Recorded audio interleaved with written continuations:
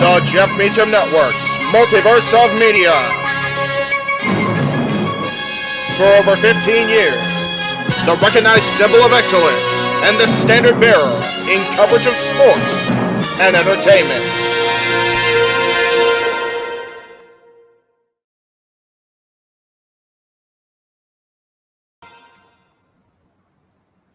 It is Friday night across the Jeff Meacham Network Multiverse of Media, and while that usually means we have a little bit of a lighter schedule, nay, the crazy bastard that is Tony Khan has decided instead to continue on with this new era of Ring of Honor as we present to you across the Jeff Meacham Network Multiverse of Media our exclusive coverage of Death Before Dishonor. And welcome in, everybody, Noah Foster, the Superman Spectacular Voice, the He-Man himself, James Hebert. Gentlemen, it is Ring of Honor's Death Before Dishonor. We have, much like they have throughout certain establishments throughout the world, a stacked roster of people on this card tonight. And boys, I am here for it. How are you on a Friday?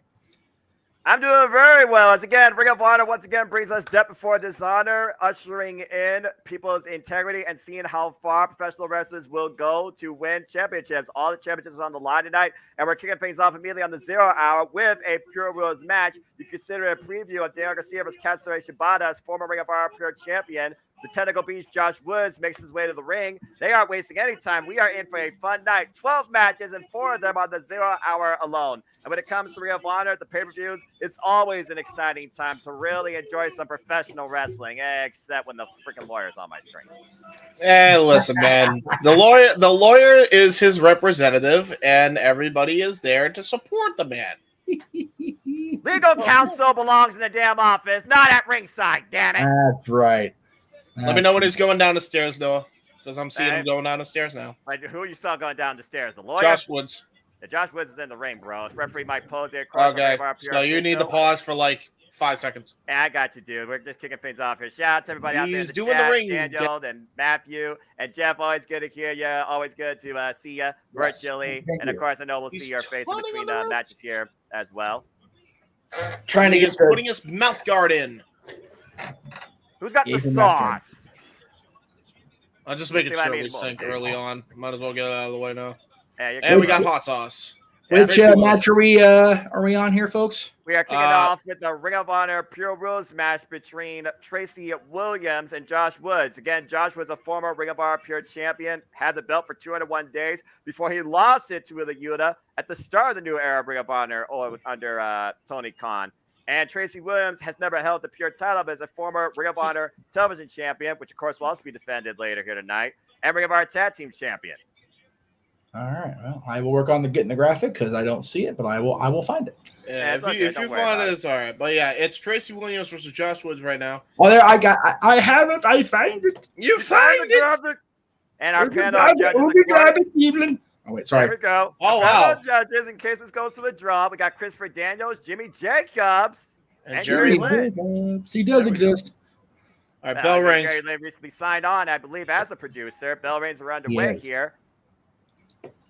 And again, for those that don't know the rules of a Ring of Honor Pure Rules match, that's a mouthful. It is a standout. It is a standout, of course, in Ring of Honor that really has been pretty much part of this company since its beginning, going all the way back to the very first Ring of Honor Pure champion, AJ Styles. There you go. Real quick. What does the timer say on your end, Noah? 56:09. All right, Nice. so Ankle there. Trying to destroy that calf. Ankle wrench there. It's a cover. It's the 1 count. For those that don't know what a Ring of Honor Pure Rules match is, basically you have up to 3 rope breaks. After that, pinfall decisions and maneuvers are legal within the ropes. You cannot use a close fist to face. First one gives you a warning. Second one yields a disqualification. But shots across the rest of the body are legal. Oh, nice roll up there. 1 count, except for low blows, of course. There's no title on the line, but there is a time limit. Where's the clock, by the way? Where's my scoreboard? And of course, this goes to time limit. Our panel-free judges will decide this based on points, which has not happened since the new era of Ring of Honor began. I wonder, Dan Garcia. Oh, great submission technique here from Josh Woods. He's called a technical beast for a reason, James. You know this. Remember how much that Josh Woods became obsessed with getting the Ring of Honor Pure Championship from Jonathan Gresham? Yes, I do. Very well. And let's see here while you all are in the chat here. When they're coming back to Grand Prix for Collision and Ring of Honor taping, hey, Daniel, just keep. I know you are very excited for that, so keep in mind, they're coming to Cleveland, Ohio for the first time ever. Looking forward to that. Wrestling Fortune 44 in the chat. What's up? Good to see you. Good to hear you. Matthew, Tony throwing together an Irish pay-per-view card in one day. Call it what you will. This card is stacked, bro. And a lot of this stuff stems from everything we've been seeing on Ring of Honor television weekly. While the Zero gives you a little bit of preview of everything. You see Woods right now. Looking for a deadlift. Oh, bam! Springboard gut run suplex from the bottom rope. Here's the cover, hooking a near leg, and a 2 count only. Brilliant technique and brilliant balancing there by Josh Woods. The pure athleticism mixed with the raw power. That's what makes him the technical beast. Again, folks, this is the Championship Network Multiverse Media Live Watch-Along event special. Tonight, we are covering and giving you our play-by-play, our reactions, and overall results to Ring of Honor Death Before Dishonor exclusively. Please like, subscribe, comment, and tell a friend. Again, you can actually watch the Zero alongside with us on Ring of Honor's YouTube channel. And if you want to enjoy the pay-per-view yourself, support it for your local pay-per-view provider, or for the first time, watch ROH.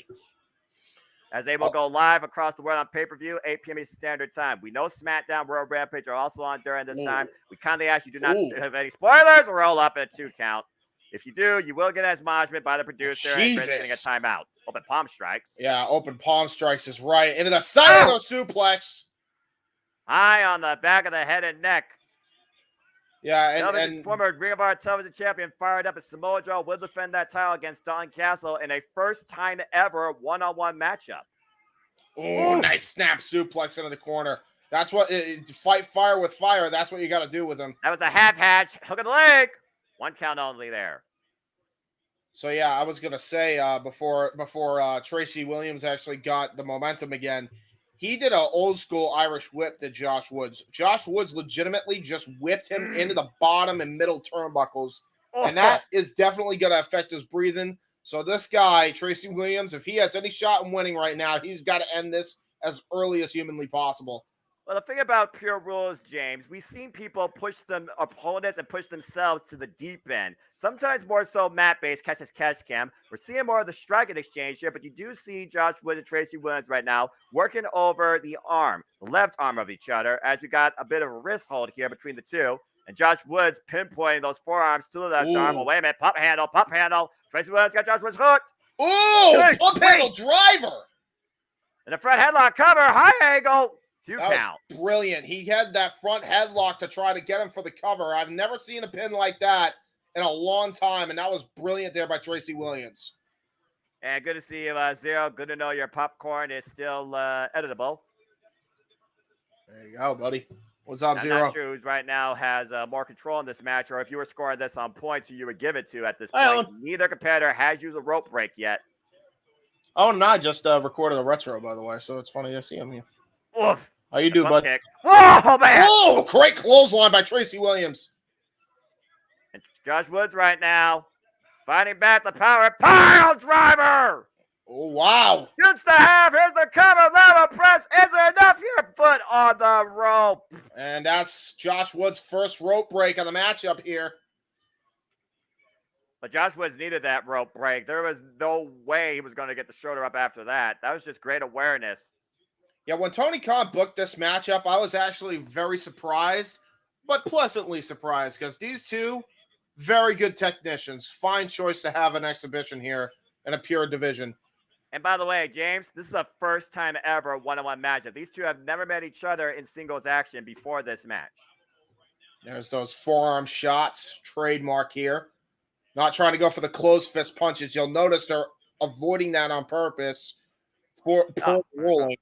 The front headlock, tried to go for a suplex, but again, damage done. Ooh. Once again, Josh Woods attacking the midsection, the core of Tracy Williams, dropping him to his knees with those strikes. Oh! And just right to the jaw with another one. And back to the gut wrench. Oh, look at the power of Josh Woods here. Hooking Tracy Williams up and down. Yeah, Dr. Bomb. Too. No. Ooh, and now look at that, though. All transitions into Tracy Williams. Yeah. I thought he was going to try and reverse through, but he couldn't. Yeah, going for a reverse figure 4 leg lock of sorts. Got the body scissors and all. Tracy Williams is in a real bad way here. Finally gets to a rope break, and that is going to be the first rope break for Tracy Williams. And you see Christopher Daniels, Jimmy Jacobs, and Jerry Lynn, they might be nodding in approval because that sense of urgency right there was the only thing Tracy Williams can do in this situation to prevent himself from losing the match. Yeah, they're really paying attention. Again, we've had pure matches end in time limit draws before, and it has come down to a decision in most cases. So it's not the first time. It sure as hell probably won't be the last. So they're very astute here. Both men right now jogging for position in between the ropes on the apron, looking for a deadlift, suplex. Both men now up on the apron. Tracy Williams, Josh Woods. Josh Woods, though, looking for the waist slap. Might be looking for a suplex here. Yeah, Tracy trying to Williams go for a fine German. bat, though. This is not count as a rope break either because both men are outside the ring. Wait a minute. Tracy Williams. Oh, boy. Oh, will it really be? Territory for both. Oh! Whoa! German suplex on the apron. Finally got all of it. Drives Williams down hard on the hardest part of the ring as he falls to the floor. Josh Woods needs to get back inside and try to go for the counter at this point or bring his opponent back in. Needs to capitalize. I had no idea that it was going to be on FS1 tonight. Shit. Anyway. Hey, there must be some sort of conflict with something else. Who knows? That's not a prediction. That's a spoiler, apparently. But hey, there you go. Let's take a look at this one more time, James. Look at the way he transitioned. Look at the way Tracy Williams lands. Oh! Yeah, and you'll notice, too, he used all of his weight, but he made sure he didn't take the brunt impact, Josh Woods I'm speaking of, on that apron. He made sure that his core was fully low, which means that was just more impact on the upper back and neck of Tracy Williams. And now, oh, Jesus. Trying to go for a fisherman.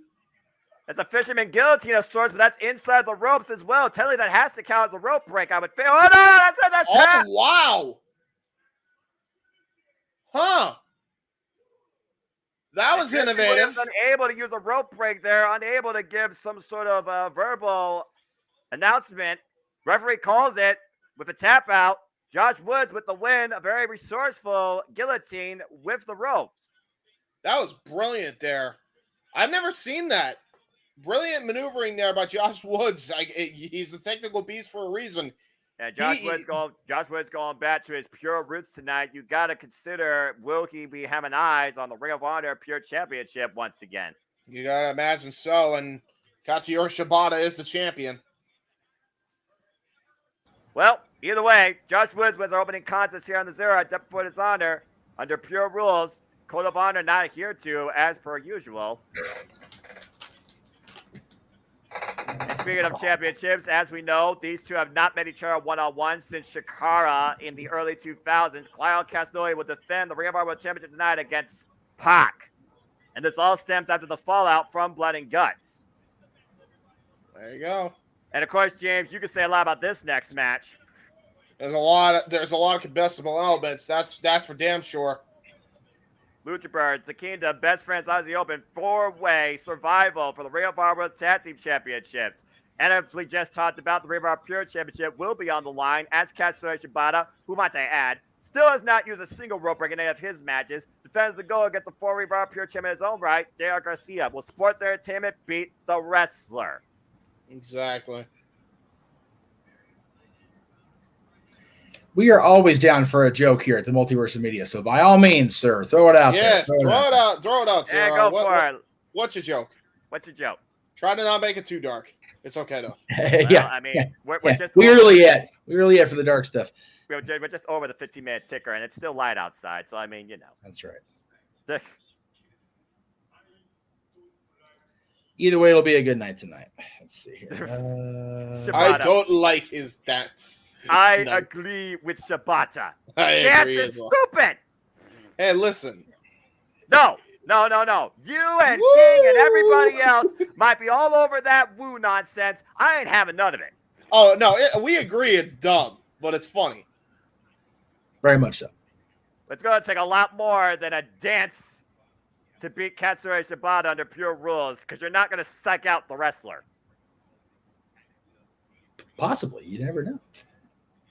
Like I said, Daniel Garcia is a former Ring of Honor pure champion. He beat with a unit for the title, but then he lost it to with a unit in a very short span, less than 100 days. And this is a first time ever one-on-one matchup. These two only met each other at the Fatal 4-Way at Forbidden Door and the tag match beforehand. But it's one-on-one, and there are no added parties. And it's just those two and the Ring of Honor Pure Championship. We're going to see how technically sound this sports entertainer can be. Oh, well, we know he can go. We know. There's no denying that. I won't deny that. Again, Brian Danielson referred to it during the independent scene. He and the unit went upwards to an hour. Yes. Speaking of hour, we start back to come here on the 0 hour as we go to tag team match in the continued rivalry with the Workhorsemen and Shane Taylor, taking on AR Fox, Action Andretti, and Darius Martin. That's good. Okay, that's good. That's good. That's some good shit. Damn. All right. Good one. Yeah, all right. Well, anyway. Starting out hot, kid. There we go. Well, I mean, hey, you gotta start out hot, right? Things will cool down eventually, maybe. Probably not. This is Ring of Honor we're talking about. Yeah. God damn it. Push these fuckers. They're Workhorse cool. man coming in with a record of 0-3. 2 of those losses at the hands of their opponents tonight. But again, to make your way for the tag team division, you got to get some wins. The Workhorse, man, they've been heavily involved in the tag team division, but they have not been able to put it together against various opponents, including the Best Friends, who are part of the Fatal 4-Way tonight. It's accurate. Talk about yourself, James. You want to see these two men push. You like this hybrid style. I have since I saw their DPW match when DPW first launched. Right. I am working on a graphic. That's why you're seeing my we wish faces. him all the best. Get well soon, as we saw what happened with him during the Super Card of Honor, as Darius Martin Action Andretti come in with a record of 3-3, including a victory over the Kingdom in a fight without honor. A makeshift tag team with a very good dynamic of high flying. Well, I mean, when you really consider it, I mean, how makeshift is it really when one is named Action Andretti who flies, and another member is part of a tag team / trio named Top Flight?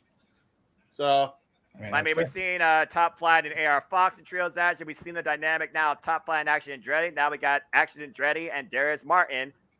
And let's not forget, we still have AR Fox and Shane Taylor to come later in one-on-one action. And the Workhorse men going immediately for the quick, cheap shot.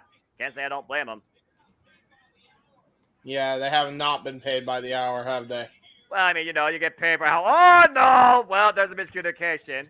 Yes. I mean, I'd like to think that you do get paid for how fast you work, but also how hard you work, too. And the Workhorse men, they definitely are hard workers, but they haven't been able to get the victory. And already one miscommunication by Action Andretti, Darius Martin just sent the Workhorsemen to the outside of the ring. Well, these two men are definitely doing a lot of good stuff here. Over the top, lands on the apron. Ooh. Oh, JD Drake catches the boot, though. And the Workhorse. Oh, Action Drake hits the leg. Yeah, sweep the leg while JD Drake was just holding it on Action Andretti. And now we got Darius Martin going to the top rope keep here. Keep a wide camera angle on this action. As we got, exactly. I believe Anthony Henry and Darius Martin are the two legal men in this match. I don't think a tag's been made. Good balance there. Darius Martin on the apron, though. And then, oh, wow. Brilliantly scouted by Anthony Henry with the double stomp. And a catapult face first to bottom turnbuckle. Oh, that's going to leave a mark. Action Andretti, though, sent over the top. Oh! Ooh, back body drop, bullhammer elbow combination while JD was just waiting on the outside. And Action Andretti might be laid the hell out. Well, after the initial miscommunication, the Workhorsemen finally pulling it together, isolating one half of their opponents. Short range clothesline. Oh, neck twist. Crank. Senton. Over the top senton. Yeah, by JD Drake of all people, the over the top senton. I mean, this guy, we've seen him do a freaking moonsault, okay? So I don't think an over the top senton should surprise you, James. Yeah, that's fair, actually. Oh, knife edge chop. It still hurts. Ooh. Oh, wait a minute, though. Armbringer. And falls in with another chop. Wow. Using Darius Martin's own momentum against him. And then dropping in the headbutt, Kokeshi style. Here's the cover. Hook of the leg. 2 count only. Yeah, see, that's the thing. Like, you want to talk about unorthodox fighters in boxing. JD Drake is the most unorthodox wrestler I've ever seen in my life. He can technically wrestle you. He can just do the most outlandish shit when it comes to maneuvers, sports entertainment style. And the dude can fly. So, you know, and then you add that with Anthony Henry's style, and you got a formidable duo, to say the least. And JD Drake counts for like 2 people. Are you talking about just at the restaurant or just in general? Yes. Fair enough. Oh, God! Speaking of which, 2 people might have just chopped Darius Martin right in the chest. Oof. Again, isolate and dominate. Cut off the ring. Leave it in your side. Line tag by Anthony Henry. Darius Martin up and oh my God! Assistant powerbomb cover too. Ooh. Yeah, almost a version of the Grand Amplitude of former American Alpha trope, but instead of going for the back suplex, they went for a sit-out powerbomb variation of it. Well, again, you gotta consider how long the Workhorsemen have also been tagging together versus the makeshift duo of Action Andretti and Darius Martin. While they've had quick success here in Ring of Honor, the Workhorsemen have been tag team dynamic for years across the independents. Oh, nice leg again. Yeah, kick to the leg for sure. And now look at this, going for a heel hook now. And then an ankle lock. I would definitely say Anthony Henry is the more technical of the duo. Yeah, I would say so too, but don't count out the unorthodoxness of JD Drake. Sub kick, tag JD Drake. Darius Martin's got a moment here. JD Drake immediately grabbing the ankle, trying to prevent the tag, prevent the reach. There's a rubber tag Action Andretti. And here we go. Action Andretti with those raining forearm shots on the JD Drake. 1, 2, 3 Kid 2023. Let's not forget who pinned Chris Jericho as AEW. Whoa! Holy shit! Are you kidding me?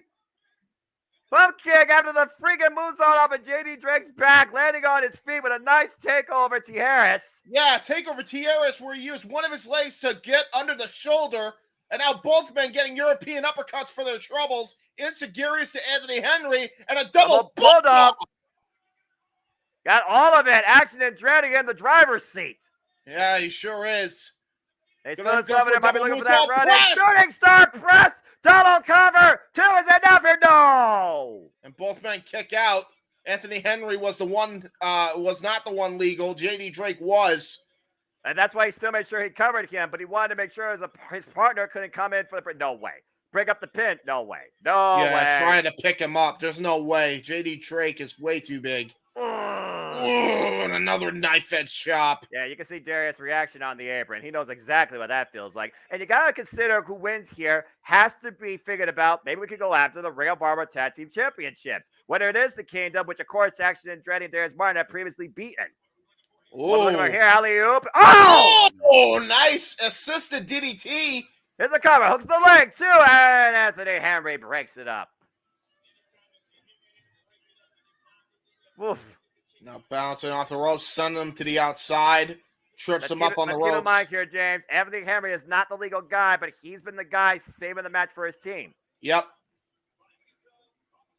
JD Drake right now. Rods, meanwhile. Oh, wow. What a counter by JD Drake into the boss man slam. Anthony Henry to the top rope. Double stomp. Good tandem dynamic about the workhorse, man, by Action Andretti. Anthony Henry up on the shoulders. Moonsault though connects by JD Drake. Darius was the legal man too. Oh! Wow! In the last possible second, the DVD, Anthony Henry, by Action Andretti, breaks the decision. I think Darius Martin may have kicked out, but that DVD was sure as hell still effective.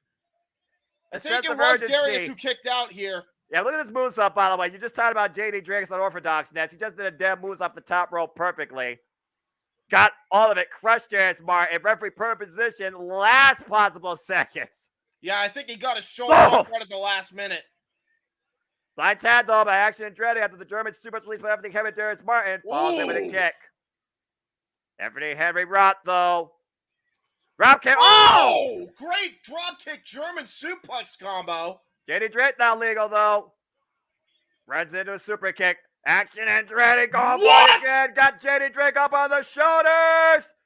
Spin out TKO. What? And cover 1, 2. That's all she wrote. Holy shit. Is Action Andretti strong as an ass or what? Action Andretti, Darius Martin take flight and come out with the win tonight on the 0 hour. Once again, proving that they definitely are worthy of Ring of Honor Tag Team Championship contention, and the Workhorsemen's losing ways continue, unfortunately. And I miss Dante as well, King Mike. Hopefully he gets better. I'll check this code after the show. Hey, you know what? I will say this. Action Andretti definitely should be a member of Top Flight going forward after something like that. Let's see. We got a code of honor here.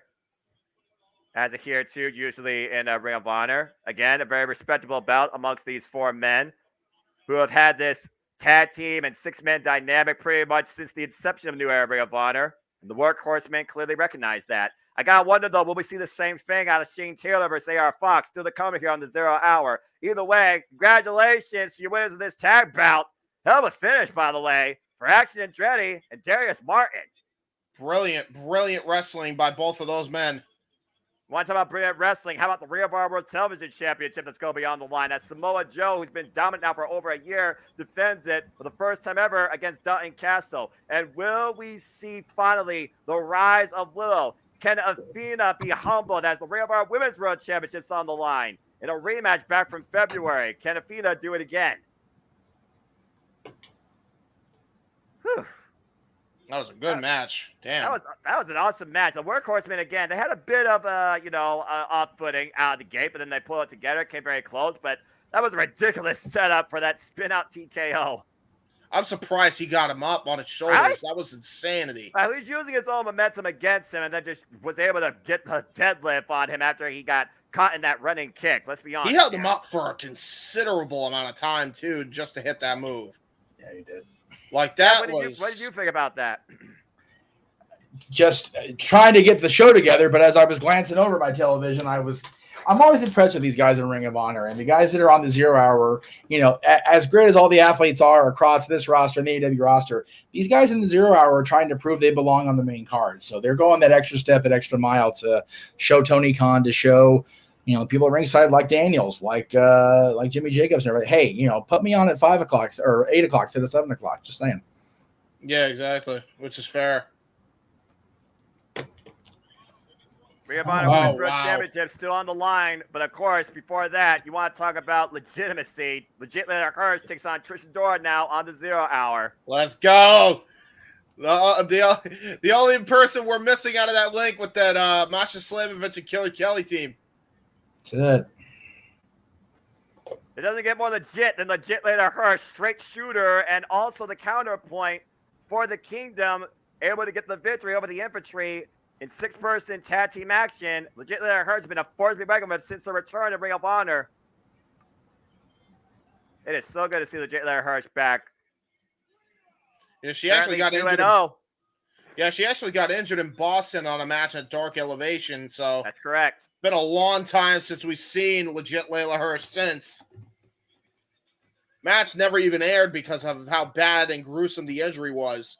Exactly. Benny, good to see you. Wheel Rail Sport Trail 1. Cheers, my friend. I got friends over in the UK. Shout out to Megan Chiba, Mara J. Please follow her on Twitter as her continued rise in the wrestling industry. Wishing you all the best, my friend. This Ring of Honor pay-per-view should be good. I got Willow, new Ring of Honor Women's Champ. Later, do you agree? Like my prediction? I mean, again, we said on City Predicting, go check that out if you want. Highlight that bit. We do think that Willow is on the rise this year, and it is her time, but we will see soon enough. And yep, FS1 is for those people that want to watch SmackDown. Again, please remain hashtag spoiler free when it comes to SmackDown Royal Rampage. Yes. Attention! Show your respect for this previous vet. Now part of the infantry, Trish Adora makes her way. Ah, I see. Also now a student of NJPW Strong Academy. She was part of their showcase show. I like the infantry, man. Although we are missing one important veteran in this whole thing. Where the hell's Flip Gordon at? Do you really want to know that question? Why? Did he do something bad? NWA. Brief, James. Why? JJ, good to see you, Why? my friend. JJ Hurst just competed. Yep. And again, as the producer is reminding you all, please acknowledge what's being said in the chat. That is your warning. Legit Layer Hurst, Trish Adora, this is a first time ever one-on-one matchup. And of course, Trish Adora has previously contended for the Ring of Honor Women's World Championship. Yes, yes. See, we got a code of honor here too, right here. Bell Reigns, we're underway. Let's get legit. And Yeah, the Legit Layer Hurst, only 5 years in the wrestling game, while Trish is 6 years in the wrestling game. yeah, and you'll notice too, she's still rocking a heavy-duty knee brace, so that's going to be a prime bullseye target for Trish Adora here. You can say the same thing about Chris Statlander, who sports 2 knee braces, and she's our TBS champion, who will defend that title against Maria Shafir later on Royal Rampage, and is also undefeated since her return. And thank you for supporting the members of the Multiverse cover. I will press 1 count. Thank you for supporting the members of the Multiverse here, Will. We greatly appreciate it. Tilda, I'm sure, appreciates that too. And I'm sure she is preparing to power up for whatever her Friday night will continue to ensue. Big G, good to see you. Always know you're happy to be here. That's an interesting equation right there. Ryan, appreciate your viewership as well. Appreciate all of you here in the Multiverse of Mia. 0 hour, just at the 29-minute mark before we go worldwide with the pay-per-view. As Trish Adora and Legit Layer Hurst square off here. You see Trish right now working the left arm. Again, Legit Layer Hurst, a previous challenger for the NWA World Women's Championship for Camille back at Empower. Oh, wow. Look at that Kimura right there. Double wrist lock. Yeah, the great Kimura. Standing Kimura, but got counted in the cross arm breaker. Oh, boy. Yeah, got counted into that cross arm breaker. Legit Layla Hirsch is every bit of an amateur legit badass. You do not want to screw with her when it comes to the mat game. Bar none. And I see everybody here engaged in the chat. Love to see it. And BG, again, have a wonderful time at Collision. I'm going to go to 1 September in Cleveland. Nice shoulder tackle there by Legit Layla Hirsch, who, of course, we've seen tag alongside Ryo Misanami. It's also fine-tuning her style. There's a drop down by Trish, though. Whoa, scouted. Ooh. There's an ankle pick. Yeah, you will notice, though, typically Legit Layla Hirsch is a little bit smoother on her feet. Still, I think, trying to get used to the new knee brace just by a little bit. Well, again, we also... I'm bringing her face down the mat. We talk about all the time, James. The worst thing that can happen to a competitor is ring rust because there is no duplicating that time in the mat, let alone taking a bump. And right now, Trish is working over that knee. She is working over that arm, which honestly might be a good strategy when you think about, again, Legit Layla Hirsch's best weapon is that Fujiwara armbar. Very good point. And right now, Trish controlling where Legit Layla Hirsch moves and might be looking for a vertebreaker. Alabama Slammer, what the heck is this? Trying to fight out of it. Woo. Yeah, that was brilliant. Yeah, she was gonna go for some sort of devastating move. Could have been an air raid crash. Could have been an air raid neck breaker. Got out of it just in the nick of time and got out to the outside of the ring. Got out of dodge. Could have been a shoulder breaker or a Nushigoroshi. Who knows what Trish Adora could have been doing. And don't forget now, Trish Adora has been fine-tuning herself in the NJPW system as well. Yep. And I agree, King Mike. It's a very fair take. And you see right now, Layla luring Trish on the outside. And once again, back inside now. Let's see if she's able to follow up. Nice drop toe there. And there's that running knee with a knee brace. Trish though back up though. This is the shot. Stalemate. This is a good face-off here. Yeah, and that was really good too. She knew As much as it's a target, she knows it's a weapon, so she's using that knee with a knee brace. Continental tab right here. Both women jockeying for position, jockeying for control, jockeying for the power game. Again, Athena defends the Ring of Honor Women's World Championship against Willow Nightingale. You got to consider that both of these ladies definitely have that on their mind as well. As Trish. Oh! That was brilliant. Man. So, yeah, we call that in the Hebert household what Layla Hirsch just did, the mashed potato. Stepping on the foot specifically, and then she stepped on her knee, giving a whole new term to the term mashed potato. And to be fair, not only attacking the leg, but the arm as well, and then an arm ringer follow-up. Now you see legit Layla Hirsch calculated assault on each individual part of Trish's body. And now she's going to play the role of a surgeon here, going to just try to dissect those two body parts. Oh, there's an arm ringer, and she's stepping on the foot, I believe, on top of that, targeting both body parts there. Again, the Fujiwara armbar is legit Layla Hirsch's most lethal weapon, but she's also known to apply an ankle lock. Now, front headlock here. Might be looking for a suplex. Trish Adora trying to fight back, though. Trying to block this suplex attempt. Shot to the lower, shot to the small of the back, excuse me. Yeah, you got to imagine both women with something to prove here tonight. They have to get this W here. Layla Hirsch just coming back from injury. Trish Adora trying to get in the winning column. Sits arriving in Ring of Honor and AEW. What a kick right to the arm. It's good. And a cover 2, no. You got to figure about the way also that Layla was covering her as well. She made sure the body closest to the ropes was not exposed. That way she couldn't go for the rope break. But also Trish had to use the parts of the body she's been working on. Almost got her there. Nice transition. Fujiwara into the roll-up. You see every point that Layla is attacking is involving that arm. One arm deadlift power bomb. That's straight from the New Japan Dojo. The strength and will. That's exactly what that was for Trish Adora. And right now, we got a stalemate here in this match as Paul Turner starts his 10 count. Trish Adora drawing some separation. Again, this isn't even our title match. You see what these two women are bringing here tonight. I talk about all the time when it comes to women in wrestling. The rise of the Ring of Honor Women's Division, the defining nature of the Knockouts Division, the potential of the AEW Division. Oh! Jesus, what a brutal back elbow strike and another one.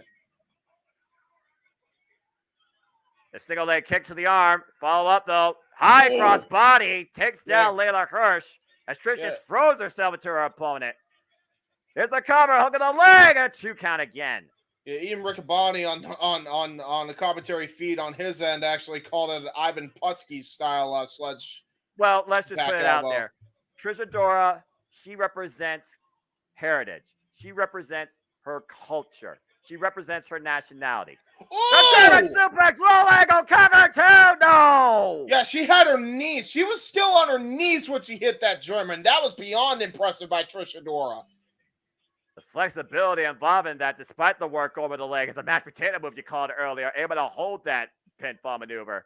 But Layla still found a way to kick out. And now up on the shoulders, fireman's carry. Oh, Layla fights out of it, pushes Trish in the corner. Trish, what a bump kick! Jesus! That might be it. Cover 2, no! I'm surprised Layla Hirsch didn't just get her face turned into mashed potatoes after that pump kick. Holy hell. This has been a hell of a battle here on the 0 hour between these two very passionate athletes of the squared circle. And Trish, falling in though, but Layla lured her in there, got out of the way. Jesus. Falls in with the forearm, takes out her legs. Vintage Layla Hirsch here. And the drop kick. Yeah, hesitation style drop kick. That was right on the point of the jaw nose right there. You see Layla, though, favoring that right shoulder, though. And what she's looking for here, trying to bring her up. Uh-oh. And Adora preventing. And catching her. Oh! Oh! Uranagi into a backbreaker. Hooks the outside leg. 2, no! Wow. Woof. We're seeing the awareness of both, but you're also seeing the heart, as you said. Legit Layla Hirsch, there is definitely more pressure on her considering this is her 3rd match since being back from injury. Yeah, it is. And now she's looking to take full advantage here. And wait a minute, looking for Harriet Tubman. Oh, that clothesline. Well, Layla, ducked underneath though. Pick the ankle. What you looking for here? Single leg up kick, creates distance. Whip for the PK. Trish starts underneath. Here's the roll up. Cover. 2. No. yeah, she kicked Two out count of only. it. Uh-oh. First feet first, like a mighty strong cradle. Got her caught his hand up here. No, not a bad way. Trish versus 2. No. Oh, that's a great transition, though, because she's got the Fujiwara here. She's got the cross arm breaker. She's got it fully extended. She's got it. She's got it. She's got it. There's no choice. There's no choice. Trish had to tap. Legit Layla Hirsch wins. That was brilliant strategy by Layla Hirsch.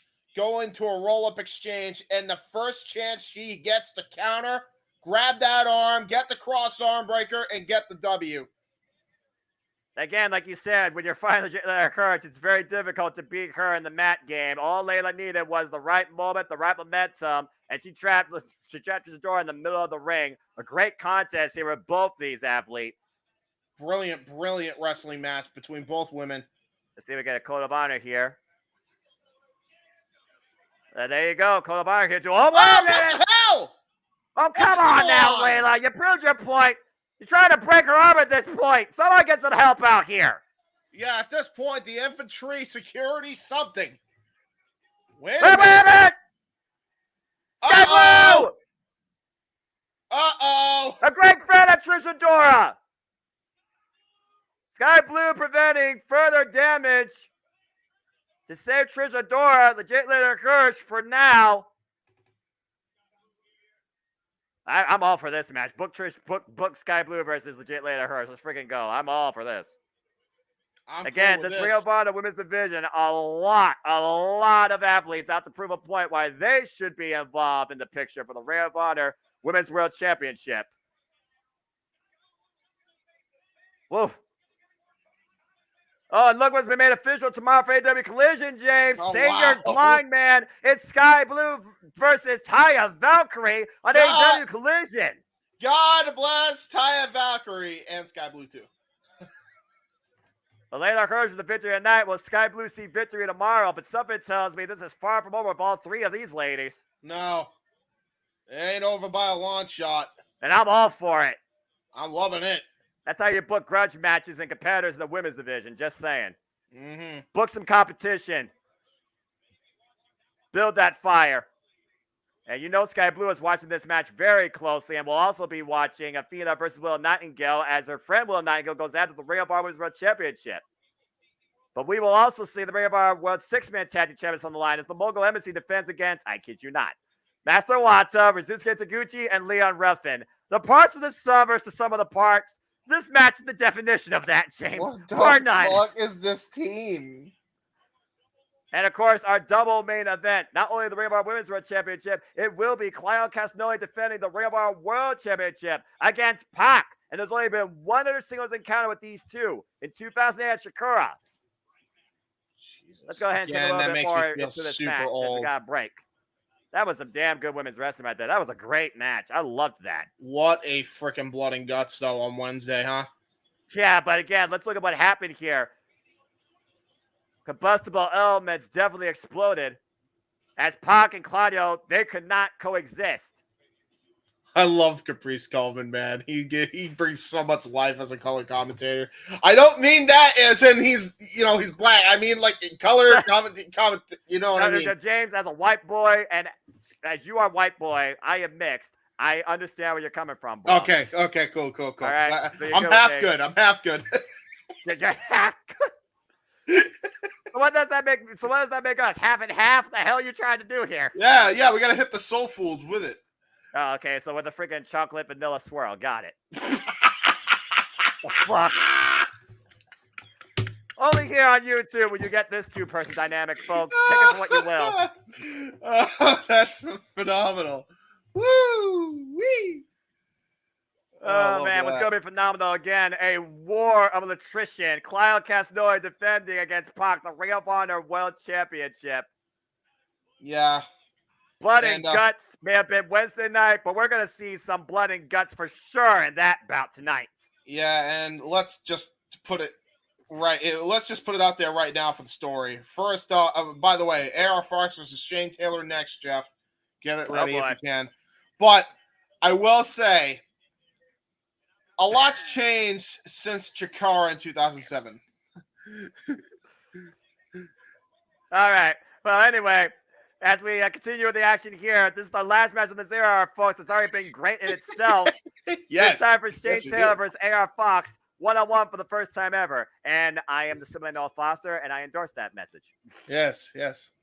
And I'm the Heed man, and I'm just fat. So I also endorse that message. And Will, I do feel like some competitors sometimes forget this isn't a flat stage. It is elevated by a stairwell that doesn't go down the middle. I do see what you're saying, but thankfully she's okay. No botch. Not yet.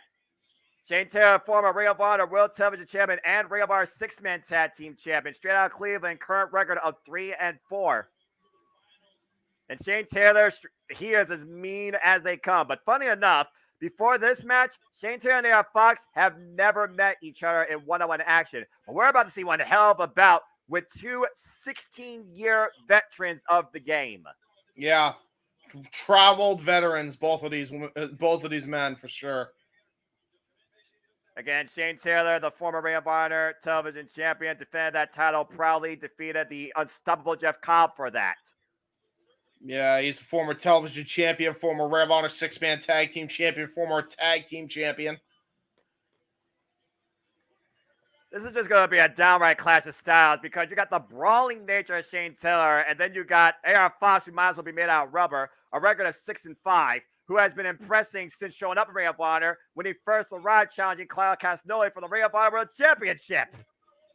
Yeah, and it really is. We got to be realistic here. I mean, this is definitely a David versus Goliath matchup.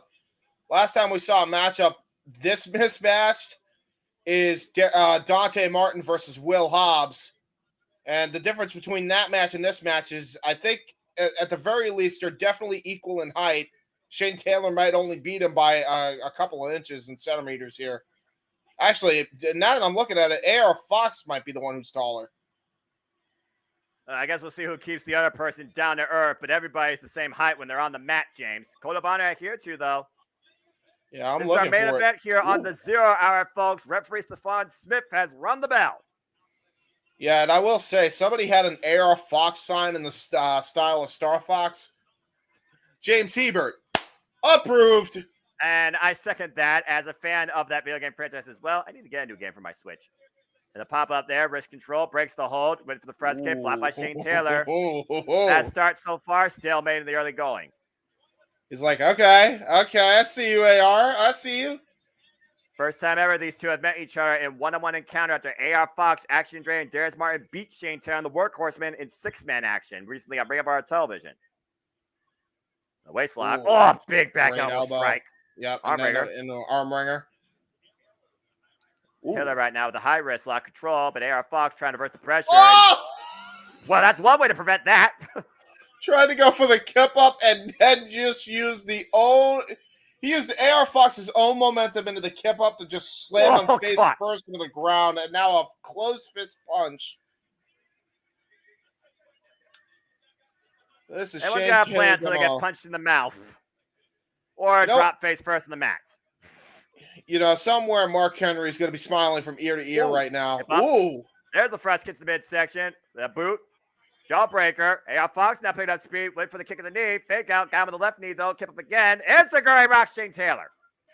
Chopping down the big man. Big man still on his feet, though. Falling up, though. Drop kick. Sends Shane to the outside of the ring. Still on his feet, though. AR Fox creating space. Can only make one thing. Goes over the ring. AR Fox flies! Wow! Gravity defying. And we have gravity still to come on the main card against Commander. We do. AR Fox looking to fall again. Second time around. Top included. That was brilliant. And this is just some of the type of dynamic athleticism you will see on Ring of Honor television and Ring of Honor professional wrestling. Take a look at this. That was a brilliant. Eat your heart out, high jumpers. Yeah, I was about to say he had a tope plancha and then a tope con hilo to follow up, And that was a great 1-2 punch because that floored the big man, Shane Taylor. Shane Taylor right now in trouble. AR Fox looking to capitalize. Outside in, off the second rope. Perched on the second rope. Shane Taylor fought in the boot. Oh, and caught the boot that time. Ritz AR Fox down and wow! Wow! And the days by Shane Taylor!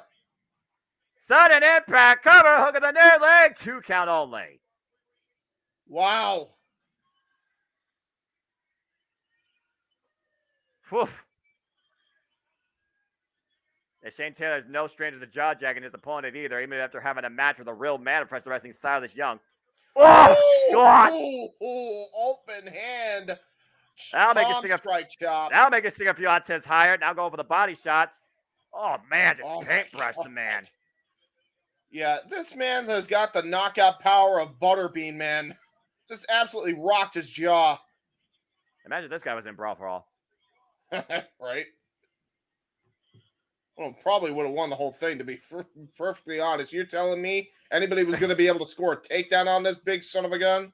I mean, JD Griffey would probably like to one-up you on that because he's not even involved in here now. Oh, hey, JD Griffey, he's a good one as well. But he ain't beating him with that right to the jaw. I was about to say he ain't beating his own mentor in a brawl for all, and that proves my point with the open hand chop again. You see the perspiration flying as he drives the knee into the throat of AR Fox right now. Yeah, what was I saying about Mark Henry would be smiling from ear to ear? What the hell does this remind you? Welcome to the Hall of Pain, bitch. Yeah, imagine Mark Henry took Shane Taylor under like some sort of mentorship. Big Beal. Oh, Jesus, Big Beal. How about biggest Beal? Can I get Shane Taylor versus Keith Lee? Just saying. Again? Let's do it. A one-on-one. I mean, one-on-one. It'd never been one-on-one. Oh, yeah. One-on-one, yeah. You know, just a thought. Shane Taylor going to the outside now. Going to keep stalking AR Fox here. Well, I mean, Shane Taylor is no stranger to using the outside to his advantage. Let's not forget about this guy's track record, including a fight without honor against Kenny King. Oof. Oh, what a jaw. What a jab right to the jaw. He got him right in the mouth, too. And AR Fox got him with 2 boots to the side, looking to build some offense here.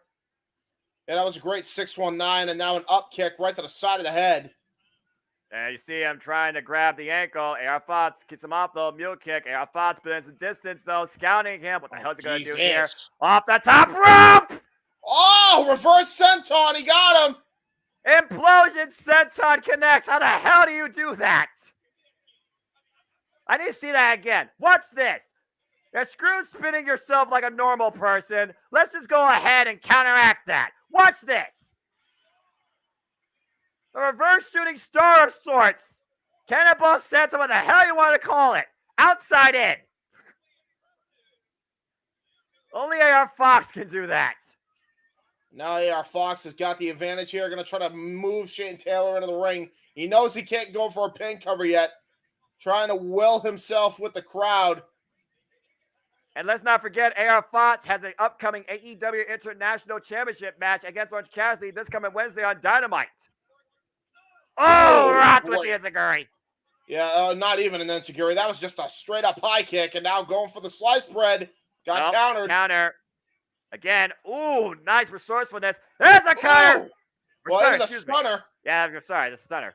I'm so used to being in the cutter position. Oh, got hooked. Wow! Oh, what a great counter. Again, he makes the escape kip up off the clothesline, catches him again with the kick to the side of the head. That's our name. Oh! What a headbutt. Oh, my God. And Shane Taylor refused to let him go down. Hooks and plants him. Yeah, what a Uranagi. And Shane Taylor looking to follow up. Big splash. Yeah, frog splash. It's enough here with a 0-2. No. That was close. Oh, my Lord. Shane Taylor came. He came here to win here. But so did AR Fox. Oof. And the thing is about this match, why the pay-per-view starts officially, it's 6 minutes and 45 seconds. If this match goes beyond that, it will stay with it going into the main pay-per-view. Ooh. Am I going to overtime here with this? I'm fine with that. I'm cool with that. Let's go. AR Fox looking for a bit of reprieve, though, trying to make his way to the apron. Oh, choking him out here. Well, he's got a 5 count. He can use that to his advantage if he wants. And Taylor scouting him, and oh, immediately. And there goes Shane Taylor's hole. And thank you everybody who's watching across the Championship Multiverse with me. This is our coverage of Ring of Honor Death Before Dishonor, the 0 hour. We are 6 minutes and 5 seconds away, going across to pay-per-view, giving you our reactions and play-by-play too. Thank you for tuning in. Please subscribe, comment, tell a friend. Oh, Codebreaker. Held up still in the ropes, so can't get a decision from there. Meanwhile, AR Fox. Oh! Final beat DDT! He landed on his head, rose him towards center, hook in the near leg, turn! No! Wow, that was such a great pin cover, too. That was deep hook of that leg, almost vertical. Yeah, he that was just resilience on the part of Shane Taylor, dude. He should be out. Now AR Fox almost in disbelief, like, what do I have to do to beat this guy? Well, you dropped the man on his head, you took the air out of his lungs, you saw him hit a leg drop on the apron to steel beam, but he's still right now on his feet as AR Fox goes for the high risk district again, off the top rope, but oh, wait! Man, feet the rope through, are you kidding me? Oh, stunner again! Stunner! AR Fox following again, springs up like a cat. Oh, counter! Brilliant counter. Oh, another Rikishi driver spin out! That's gotta be it, too! No, he grinds the rope! Wow! I was in disbelief. How close was that? How freaking close was that? Yeah, that was a brilliant counter, too. Look at this. Watch the impact. Oof. I was so excited to say Shane Taylor won this first time ever encounter. It's still not over. Yeah, AR Fox, man, he is not making this first win for Shane Taylor easy. It may not happen at this rate. Shane Taylor right now going to high risk. We don't normally see this out. Shane Taylor, as he's up in the second rope, might be looking for a big power bomb here. Yeah, either a big power bomb or the Rikishi driver from the top. God forbid. Oh, no. Oh, Lord. Or package power driver. We've also seen him use that in the past. AR Fox trying to fight back. Since emergency here. Oof. Yeah, he used the ropes to his advantage there. Right hand and an enziguri combination. And another enziguri that time. And Shane Taylor might be out literally on his feet as he sits on the second rope. AR Fox feeling something here. What the hell is this man faking? Oh, my God. You got to be kidding me. We've seen this already with one of the members of Top Flight. There is no freaking way. Look at the strength of AR Fox. He got it. Holy shit, he got it. He nearly threw himself on the outside of the ring on that, though. And now goes to the top rope. In position. 450 plus connect. The cover. 2. AR Fox gets the win. Wow. What a matchup. Wow, man. He dug down deep for that one. And Dante Martin smiling as he gets well soon. Dante. AR Fox with a win. Action Andretti and his brother Darius with a win tonight. What a hell of a performance for the Top Flight members tonight. And this was huge momentum AR Fox needed ahead of his title match coming up this Wednesday on Dynamite. But a hell of a fight brought by Shane Taylor. Impressive outing by both these incredible competitors here. Absolutely brilliant wrestling. Absolutely great 0 hour. And that's just a taste of what you can get on the 0 hour tonight. For Ring of Honor Death Before Dishonor, you can talk to your local pay-per-view provider. Make sure you support Ring of Honor Wrestling. And again, we're going to be here for the whole night for this pay-per-view exclusively. So if you haven't tuned in already for some fun coverage of Ring of Honor Death Before Dishonor, and you've just tuned in now, tell your friends, like, subscribe, comment, give it a thumbs up. We thank all of you for watching. Again, we will just give you our reactions as we do not pirate. So if you can, please support Ring of Honor and just enjoy your Friday evening. Enjoy professional wrestling. We know that there's a ton of stuff going on, but we are here for you tonight to give you our full coverage of there it is. I love that flag, by the way. Star Fox sign. Let's go. Dwayne, good to see you, by the way. Congratulations so far. You're 4-0, 8 matches to go. And again, this Wednesday on AEW Dynamite, it will be Orange Cassidy's 27th defense of the AEW International Championship against AR Fox, who goes in with great momentum after this win on the 0 hour. And of course, James, we still have so much to come. As that was just our 0 hour. We have 8 matches, including this time, gravity-defying bout with Commander. It's Gravity versus Commander. These two work in the same faction in Mexico, but their opponent is tonight. Yes. And we got the Dark Order versus the Righteous. They finally come to blows tonight. In a fight without honor. So who truly can show more aggression but be the most violent? We're going to find out once and for all. We got the Mogul Embassy as well, taking on Master Wato, Taguchi, and Leon Ruffin. Weirder things have happened in the six-man division, James. I'm just saying, man. Yeah, well, they need to stop and actually give them a legit team. Speaking of legit teams, Lucha Brothers Best Friends Aussie Open in the Kingdom for the Ring of Honor World Tag Team Championships. And, of course, we have Katsuyori Shibata defending the Ring of Honor Pure Championship against Daniel Garcia. Will Daniel Garcia woo his way once again to the Pure Gold? Will Katsuyori Shibata reminds of what it means to be a professional wrestler? Yeah, absolutely. And we got the television title on the line. The undefeated King of Television, Samoa Joe, taking on the redeeming arc of Dalton Castle. That is tonight for Ring of Honor Death Before Dishonor. The most dominant champion ever in the women's division. The Ring of Honor Women's World Championship on the line. Athena, the Fallen Goddess, defends against the winner of the Owen Willow Nightingale. It's Athena versus Willow 3 here in Ring of Honor. Can Willow get it done tonight?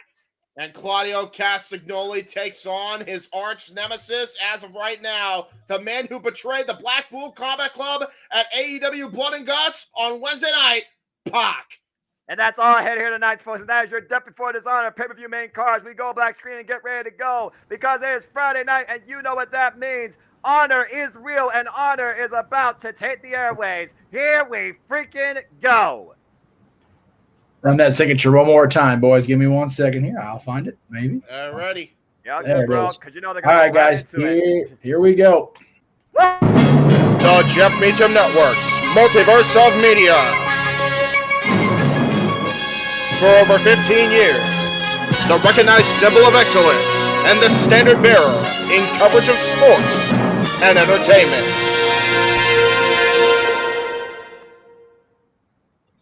And welcome, everybody, once again to the Championship Network Live Watch Live event. I am the Simple Man of the Simple Brand, the voice of the JMN, and my name is Noah Foster. With me is the man himself, his name on the fucking marquee, good old JM Jeff Meacham, and my color analyst and all things non-WWE, James Hebert at James Hebert Side 95. And this is Ring of Honor Death Before Dishonor. Gentlemen, you ready to go tonight? Yes, I am. Let's go down to Bobby Cruz and get our first match going. What kicks us off here? For over 15 years, the Jeff Meacham Network has given you all the coverage possible in the world of professional wrestling and sports entertainment, while Ring of Honor has given you what honor has mean for over 20 years. And it looks like we're going to kick things off with gravity-defying physics and antics. It's Commander versus Gravity. Yeah, look at that. Commander accompanied by Alex Abrahantes. Rand Atkinson, good to see you. Good to see you all across the Jeff Meacham Network Multiverse Media. Please like, subscribe, comment, tell a friend. Again, this is the Jeff Meacham Network Live Watch Live event where we bring you preliminary coverage and reactions and updates on the greatest and biggest shows and all things professional wrestling and sports entertainment. Tonight, we are dedicated to Ring of Honor Death Before Dishonor. If you wish to tune into the show yourself, please support your local cable or satellite pay-per-view provider. And you can also find this pay-per-view now on Watch ROH for the first time. Hey, you know, they call him Commander. Shouldn't he be leading the infantry? Just saying. You know, that's like talking about Axis versus, you know, allies, but this is not going to be a war of that sort. This is just going to be a Lucha Libre showcase. As the younger brother of Bandito, Gravity, with a record of 0-1, takes on Commander for the first time ever in one-on-one action. So, is his gimmick that he really likes space? I think he's the man that Gravity forgot. Oh, I see. Well, you do out, Pac. You do a front flip pretty well. I do like the mask, I will say. Gravity, the younger brother of Bandito, he is a 25-year. He is a 3-year vet of the game at 25 years of age. My Commander has been involved 11 years at 24 years of age. They work together in a faction in Mexico called the Golden Guns, along Rey Horus and Bandito and Rey Phoenix. Commander coming off a great win recently on Ring of Honor television against Gringo Loco, but also got knocked out by Claudio Castagnoli. Well, all I know is we're in for what Kalisto would call good lucha things. Okay, Code of Honor, of course, adhere to. Mutual respect with these two. Bell reigns were underway. Again, these two are used to working as tag team partners. They've only had one other one-on-one match in Mexico back in 2021. Yeah, that was a couple of years ago. Oof. Wow. Tried to go for a crossbody. Tried to go for a splash. And so far, a stalemate here in the early going. And it's Commander right now up the ropes, grabbing. Nice gator roll there. The front headlock to Gravity. Commander. Oh, Gravity counter. Oh, try full Nelson. Oh, the counter again. The drop down. Scouted by Commander again. Ooh. Both these men can't seem to hook one another. Yeah, it looks like he was trying to go for a dragon suplex. Keeps getting counted as Commander. Whoa! Wow. If you haven't seen Gravity, eat your heart out, Stephen Hawking. Yeah, Whoa. Exactly.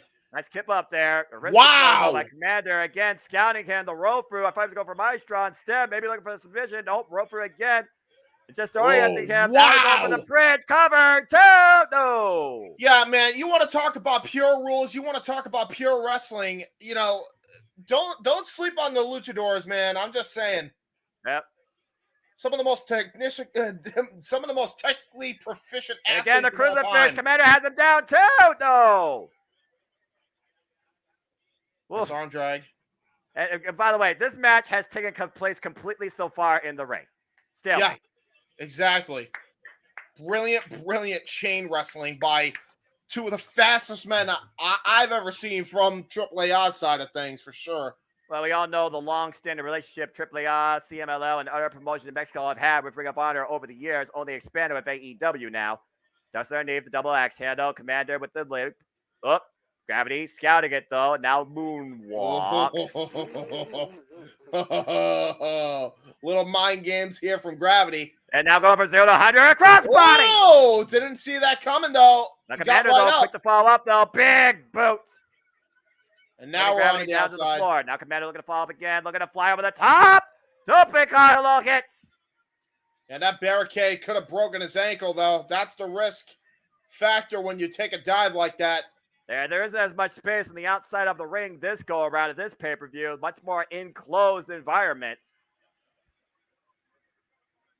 Oof.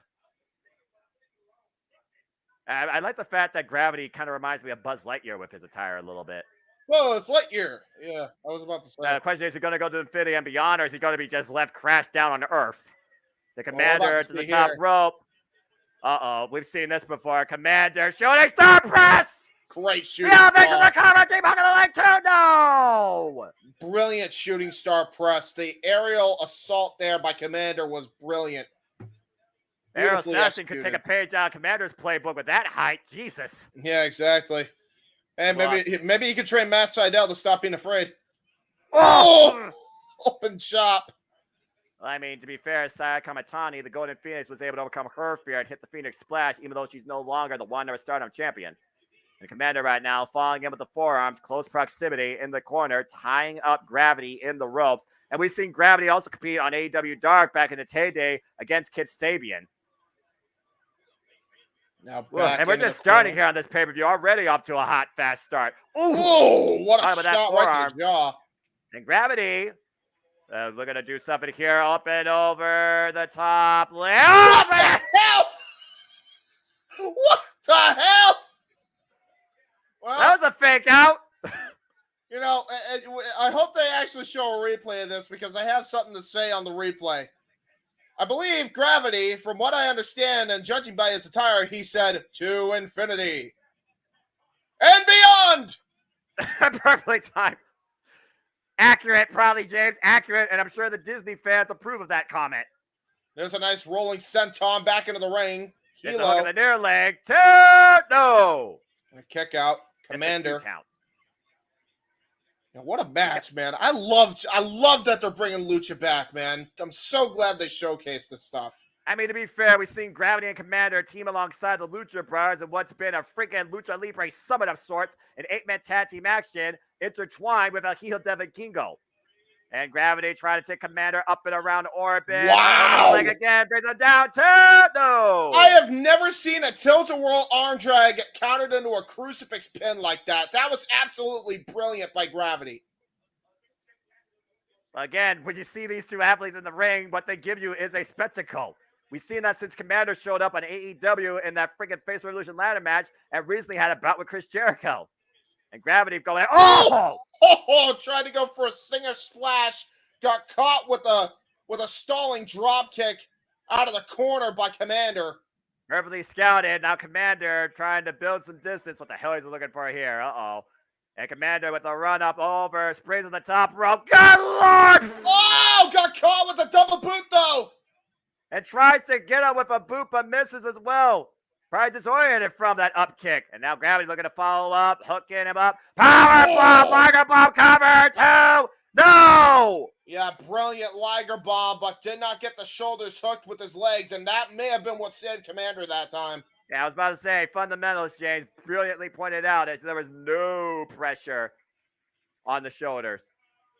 The crowd coming alive for what I must say is our opening contest of 8 matches here on this main card. This is Ring of Honor, Death Before Dishonor, Commander and Gravity one-on-one.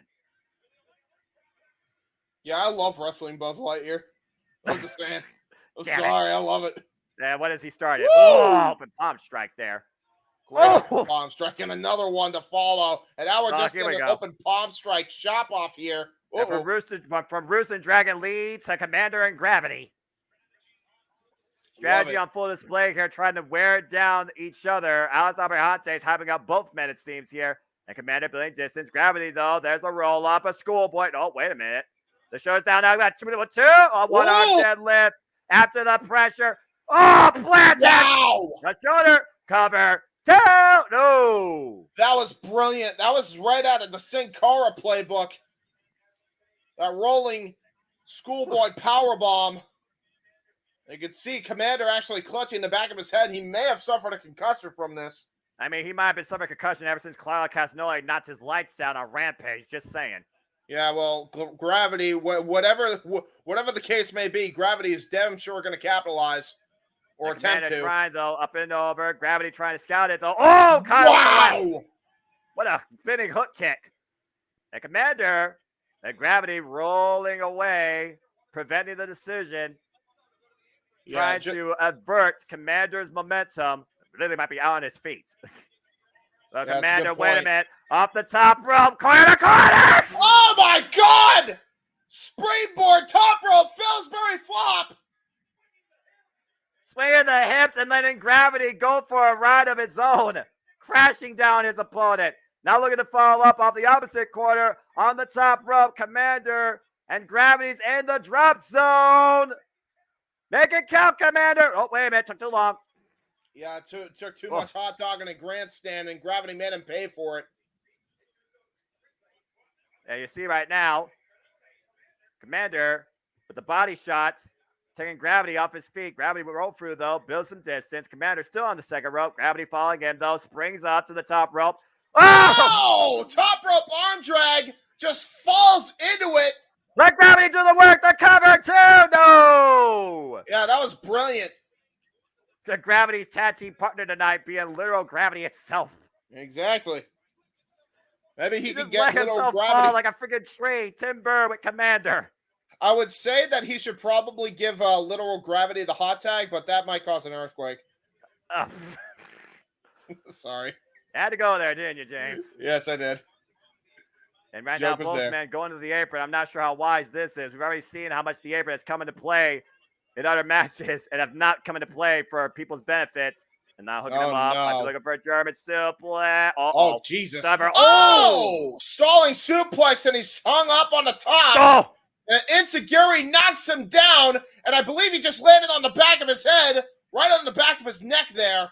And once again, Commander going to the highest of heights on the top rope. Oh, no way. What the hell is this man going to do? Oh, you got to be kidding me. The balance of this guy walking the top rope. Are you kidding me? What the hell? Moonsault, deep into the leg cover to Commander, no! Wow, there's no way. Gravity says not yet. Gravity will not be denied. Oh, big open palm strike. What a freaking moonsault. Close the gap, bring it down to the mat. Commander and Gravity up in the corner once again. Commander in the higher position.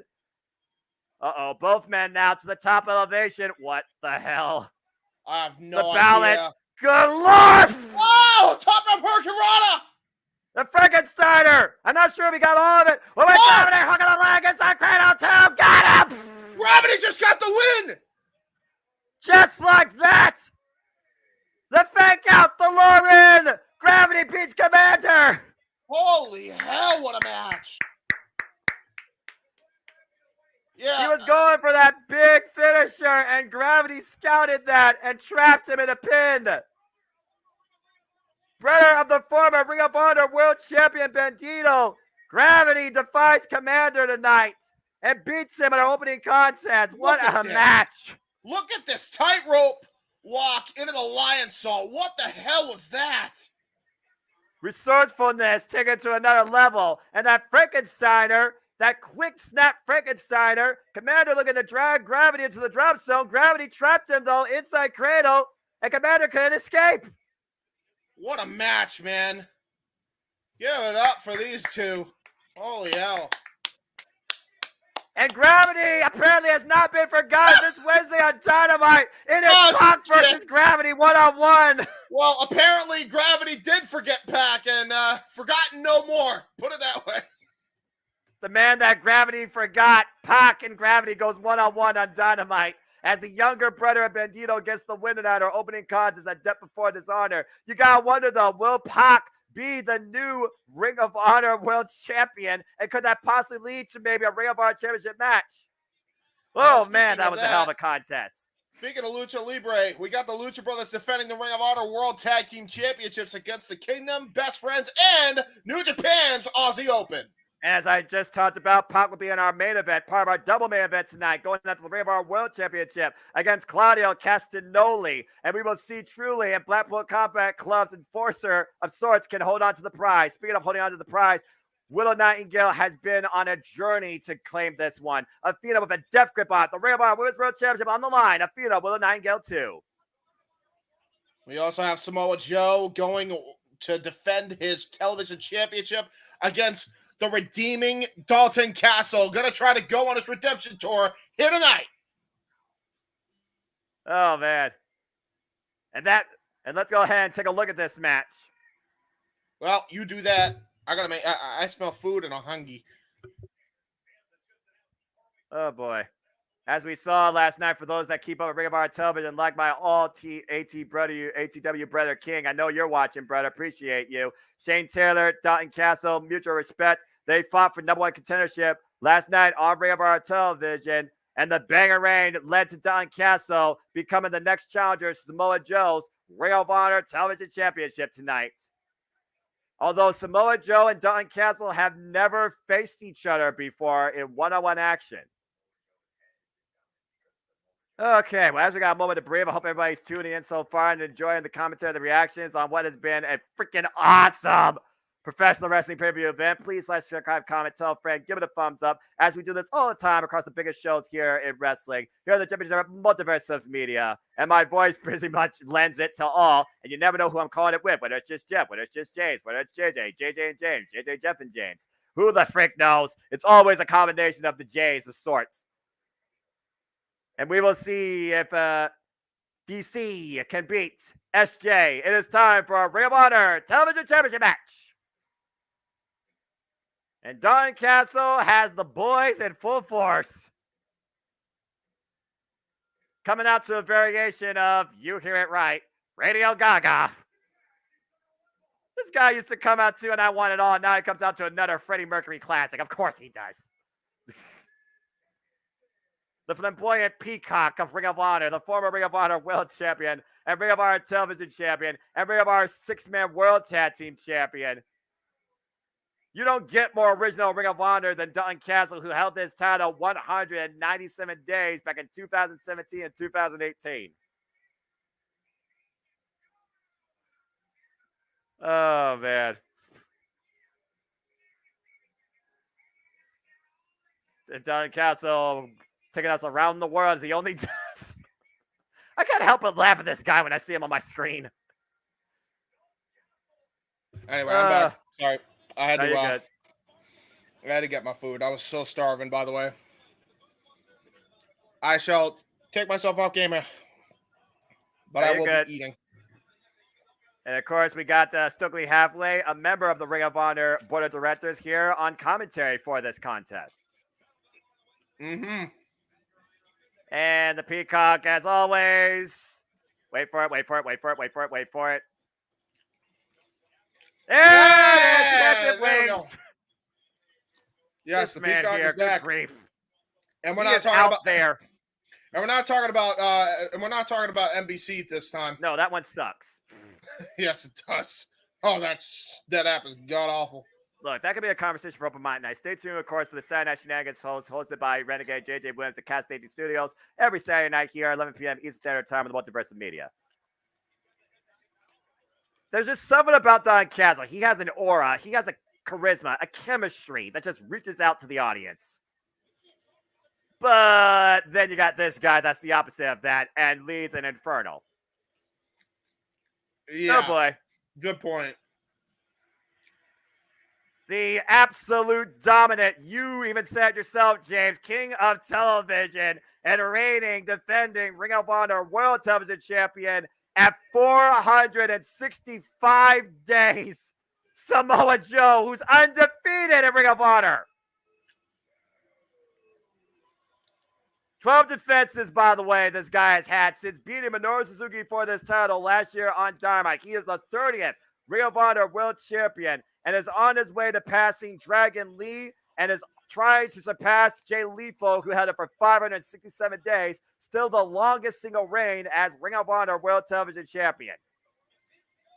And Stokely is well aware of what Samoa Joe is and who he is as well. As Samoa Joe reminded him, you don't boss me, I boss you. And of course, the odds will tell you firsthand Samoa Joe is going to kill you. But you see that ridiculous smile on Dalton Castle.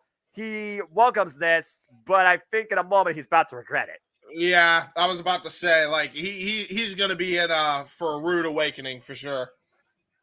The funny thing is about this, excuse me from earlier, botch. Don Castle is only Ring of Honor Television Champion for 22 days.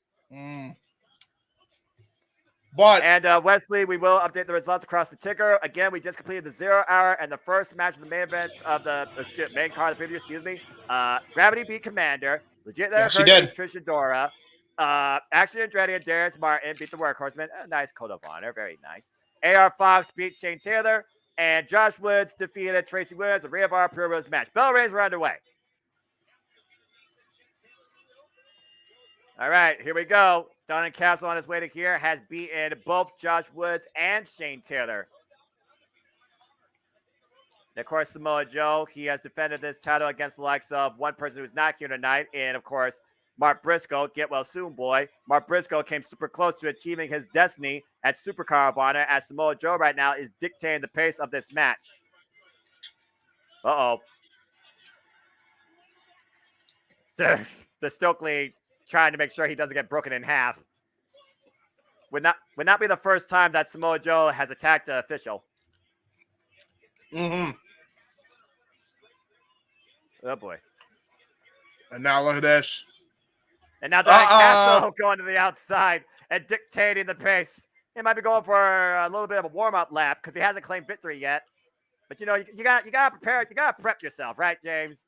He does always have to prep himself. You got to exercise legs. You got to, you know, get yourself excited. What is this? Well, this is entertaining. Or this is a man that lacks decaf. Hey, look, there's Don Castle's twin. I was about to say, he did look like Dalton Castle. The Don Castle looking in a mirror of his former self. I don't know if Don Castle still has those sunglasses. We got a waist lock here. Going to get a clean break in the corner. And again, this match, of course, does have a time limit. If it goes to a draw, Samoa Joe will retain the title. Both men trying to go for the first shot. And Samoa Joe catches. They go, oh! Ooh, nice back elbow by Dalton Castle. Balls up with a forearm and a stiff chop exchange. Again, you're going to attack Samoa Joe physically. It's going to take a whole lot to take this big man off his feet. Short range lariat, clothesline. Rising knee strike. DDT! It was messy, but it worked. Hey, sometimes it don't have to be pretty, no. It has to be effective. Well, if it's effective enough, we might get a new Ring of Honor World Television Champion.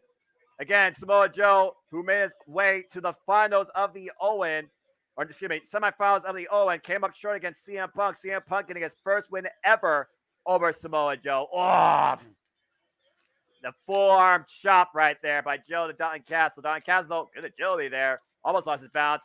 Beats Joe with a single boot. Rocks Samoa Joe. Takes out both of the legs. It just drops his body. That was resourceful there. Just a inverted splash of sorts. Don Castle just literally using his own body as a weapon of sorts, just falling onto Samoa Joe. Going for the front headlock. Hey, again, Dalton Castle's never been known to be flashy, although his attire will. I'm about to say, Don Castle never known to be flashy. What the hell are you talking about? But when it comes to his wrestling style, he's textbook, man. Sometimes I the remind textbook you, this stuff. is the guy that beat Cody Rhodes for the Ring of Honor World Championship. Just saying. But again, Samoa Joe's a whole different level of competitor than Cody Rhodes, with all due respect. Off! Big chops there by the Ring of Honor Television Champion. And Wesley, appreciate you, by the way, for tuning in as always. Appreciate you all for tuning in. Please let us know your continued thoughts and comments. Again, please do not spoil anything else. Oh, Manhattan drop! Caught Don Castle on the way in. Big boot! Takes the peacock off his feet. And now you've falls a big senton on. God.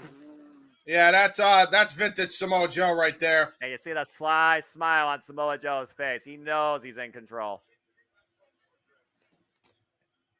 That just knocks the wind out of you completely. And let's not forget that compression strap of sorts that Don Castle wears all the time due to that exploited back over the years. Yes, exactly. Major back injury that actually cost him a proper run with the Ring of Honor World Championship. And the jabs, the short-range jabs right now, as Joe's going to kill you a chance, reigning out here of the Cure Insurance Arena in New Jersey. And Samoa Joe is suddenly applauding against Samoa Joe, former Ring of Honor World Champion. Former TNA Heavyweight Champion, Joe, X-Division Champion. This man's got more accolades than we can name.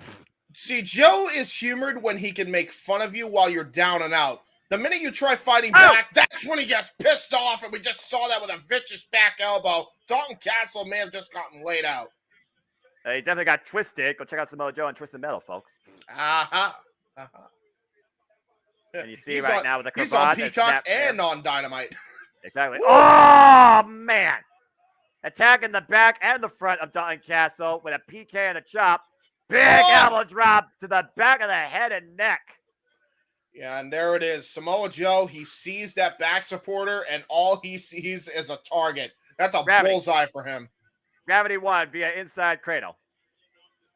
Good old JM. We'll keep you informed on the match update, folks. As always, Producer Man does. Appreciate good old JM here, as always. And by the way, Jeff Meacham, Commander, I'm sorry. Gravity was dressed like Buzz Lightyear, so he is wrestling Buzz Lightyear. And I'm sure I'll find a picture of it on the tweeter. Irish whip reversal. And again, if you want to be part, wait a minute, watch this. Bang! Oh, Jesus. Back elbow into Gary. Every time I see Samoa Joe do that, I'm like, how can this man do this? Don Castle literally might be out. Oh, man. The eyes are open, but nothing's there, just glaring. And I saw the attire, but I refrained from calling my buddy at Disney legal. Oh, that's fair. I mean, Mark Sterling probably would have fought him in court, to be fair. Who would have won? Oh, Jesus. Just saying. Well, you can't call Johnny Numbers. That's Taz's lawyer. Oh, look at this neck crank. Oh, my neck gosh. crank submission here. The cravat of sorts. Yeah, there's a reason why Samoa Joe's called the Samoan submission machine. And you got to imagine this is half a statement of Zack Sabre Jr. as well. Fair point. Oh, by both of you. Just snap back on Dalton Castle's neck once again. Slamming his head off the mat, but the crowd trying to get the challenger back into this affair. Yeah, well, the crowd's only going to do so much against a guy who cannot stand the crowd and his opponent usually on most days in front of him in that very ring. The Ring of Honor World Television Championship has also been held by the likes of Dragon Lee, Jay Leaf, as I mentioned, but also Tommaso Ciampa and Adam Cole, baby. Just to name a few others. And Rhett Titus. Ooh, and of course, nice we saw earlier, Shane Taylor and Jeff Cobb. And Castle trying to build some distance to cover, though, but immediately gets the right shoulder up. It's one of those things where I do wonder, though, would Don Castle been better off to just lay there for the extra second? You know, give himself a bit more of a reprieve, get some air back in his lungs. I think he's just trying to play mind games by kicking out at one. Maybe he's trying to get a psychological edge when it comes to Samoa Joe. We know the short fuse when it comes to Samoa Joe. I guess we've seen how it cost him before. That's fair. Again, the mental warfare with Samoa Joe usually does not play in the opponent's favor. Ask Jay Lethal.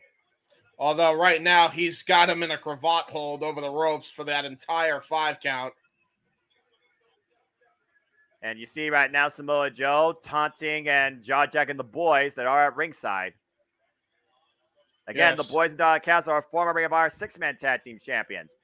As Don Castle sent to his boys, courtesy of Samoa Joe, while the boys sent Don Castle back inside the ring. I don't know how wise that was.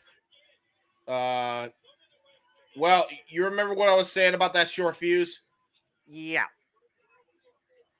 Well, maybe not. Maybe he's actually controlling his anger, but give it a couple more times where they help out. Yep, and as I say that, back inside the ring for a second time. Yeah, Joe's about to lose his cool here in a minute. Also, this gives Don Castle time to recover, a chance to get back in this match. You see Don Castle right now fighting back Samoa Joe from a downward position, but Joe back up on his feet and cover scoop slam. What a power slam cover! No! Wow, Dalton Castle able to get that shoulder up, but you can tell his ribs and back are hurting tremendously after that scoop power slam. The snap on that power slam, by the way. Even Samoa Joe's like, really? Again, the back right now and the neck. The back and the neck have been the sweet spots for Samoa Joe. That sets him up perfectly to use the Coquina Clutch or the Muscle Buster. And this is the first of 6 title matches here, James. We saw at Slammiversary every title change hands except for the World Championship. Could a similar trend start tonight with the Ring of Honor Television Championship? Joe charging in. Don Castle escapes, though. Build distance.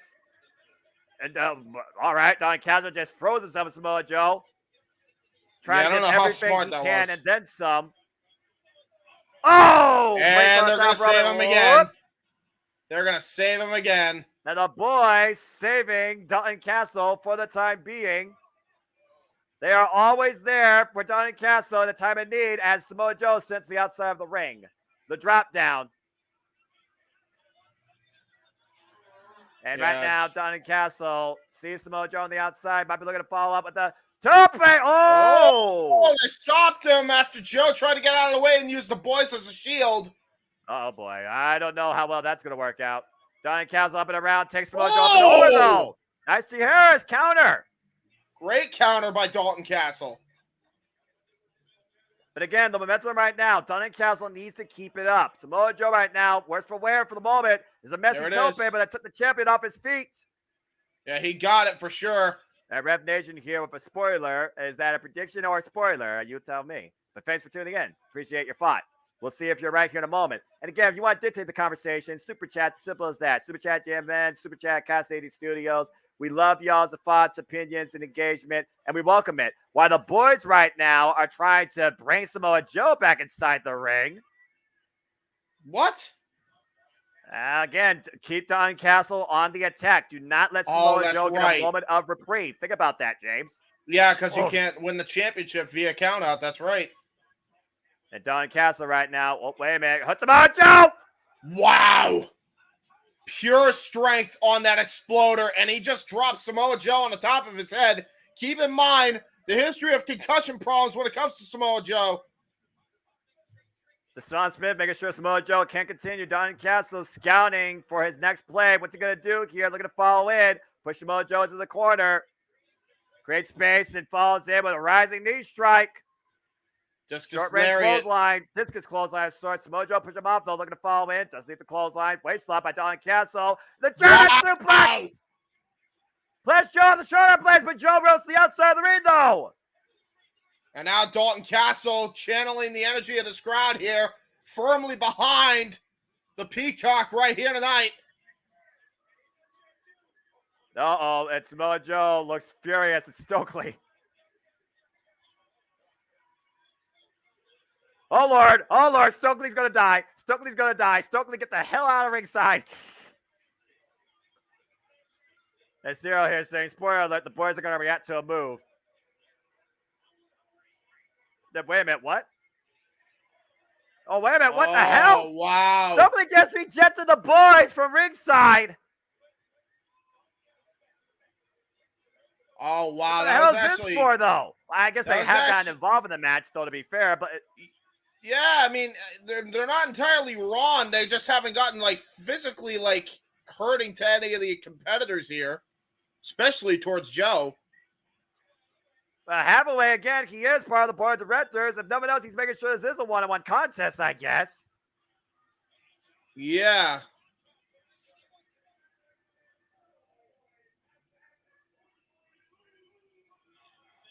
There you go. The official announcement by Bobby Cruz. Curse the heart button. Not sure what heart button you're talking about unless it's in the chat, but hey, give it 100 if you want. I know there's other emojis, but I mean, you know, it's what you want to do. So, you know, and Samoa Joe. Oh, low blow into the coquina clutch. Clutches in the middle of the ring. Come on, man. Not like this. You gotta be fucking kidding me. He's got it. Don Castle might be fading. And Don Castle literally might be up. Give me a break. Samoa Joe retains. Yeah, and you can thank Stokely Hathaway for the assist. Collusion in the highest degree. Highway robbery. Samoa Joe retains for his 13th defense. And I thought Joe was literally worse for wear at some points in this match. And the moment that Don Castle had a chance, Stokely Hathaway made sure that it worked in the champ's favor. And again, at this point, Samoa Joe, he said himself, you're not the boss of me, I'm the boss of you. If nothing else, Stokely Hathaway lives to see another day in that suit. Yeah, well, he is a suit. Well, Joe retains here tonight at Death Before Dishonor. Don Castle denied in this first time ever one-on-one encounter. Well, so far one title has remained in the possession of the champion. Will another one remain in possession of the champions as we look towards our four-corner survival match for the Ring of Honor Tag Team Championships? Well, damn it. Damn, Dalton. He got screwed. My boy got screwed. And it's not the first time, to be fair, in his Ring of Honor legacy. Just saying. Yeah, I know. I'd be mad. And Samoa Joe, Don Castle. For those that don't know, again, Don Castle, former Ring of Honor World Champion, Television Champion, Ring of Honor Six-Man Tag Team Champion, and OG of Ring of Honor, and a very popular crowd favorite. But he got denied tonight thanks to Stokely Hathaway, who I don't think had an agenda of his own, but made sure to fulfill the agenda of Samoa Joe. I guess Samoa Joe's not taking a break after all. Well, as we got a bit of a reprieve here, again, folks, thank you for tuning in as we prepare to see what happens in this four-way survival match for the Ring of Honor Tag Team Championships, as Lucha Brothers will defend the Golden Knight against the returning Aussie Open, the OGs, the Kingdom, and the Best Friends. Titles are on the line. Champions do not be involved in the decision. Kingdom, Aussie Open with another opportunity. The Best Friends still looking for a tag team accolade. All right, I'll be right back. I'm going to get a drink. Let's take it down to Bobby Cruz for this.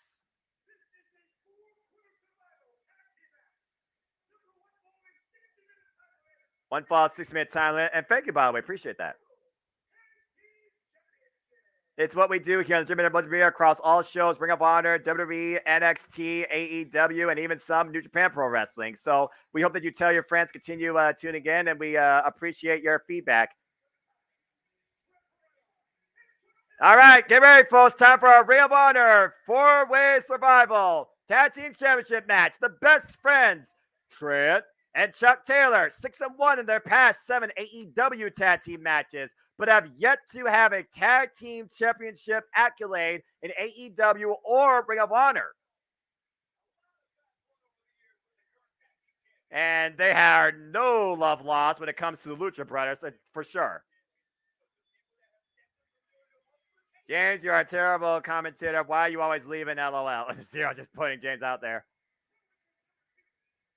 And here comes challenging team number 2. Golly.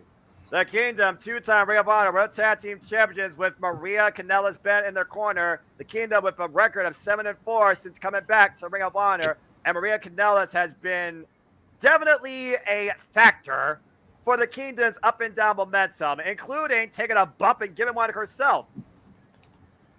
I want to know. Sure, though, we know how much love that the OGK, the Kingdom, has for Mark and Jay Briscoe and the wars that they've had with the Briscoes in the past over the Ring of Honor Tag Team Championships. Go ahead, Jeff. I want to know what the ladies of the early 2000s WWE era are doing with their diet and their wardrobe, because they look better than they did in the WWE. Look at Maria Kanellis here. Great googly moogly. Like, ugh. Jeff, I would say Maria Kanellis. Thank you. Maria's out there. Trish Stratus looking better than she's ever looked on WWE television right these days. Like, damn, man. Whatever's in their travel diet, I'm here for it. Hey, some people just know how to make sure that body doesn't age. And you can say the same thing about Kyle Fletcher and Mark Davis. Right? Ozzy, back to take over the world. Ozzy Open are back. Crowns up. United Empire represents. And He came again, back I don't believe in Meltzer ratings. He's just a fan. So don't let it get to you, Rep Nation. Welcome He's back. back from injury a lot. Yeah. Go ahead. No, you're good, man. I was just saying, welcome back, Dunkzilla from injury. Again, Yeah. Jeff, we literally we called it on Resurgence. Kyle Fletcher vacated the IWGP Heavyweight Tag and NWW Strong Tag Team Championships. Aussie Open were on top of the world this year since the Sakura Genesis. And we thought they were going to be Ring of Honor Tag Team Champions back in Supercar of Honor in that Reach for the Sky ladder match. And they came up short. Now Mark Davis is back from injury, and Aussie Open has another chance. But they got a hell of a field to deal with. They really do. You have to think, maybe not they're the favorites, but they're definitely in discussion. They were denied their opportunity because of the untimely injury, and they had to forfeit 2 other championships in the process. Aussie Open definitely out here with something to prove. And did the return from injury occur too soon? Is he back too early? Have to wait and see, I guess.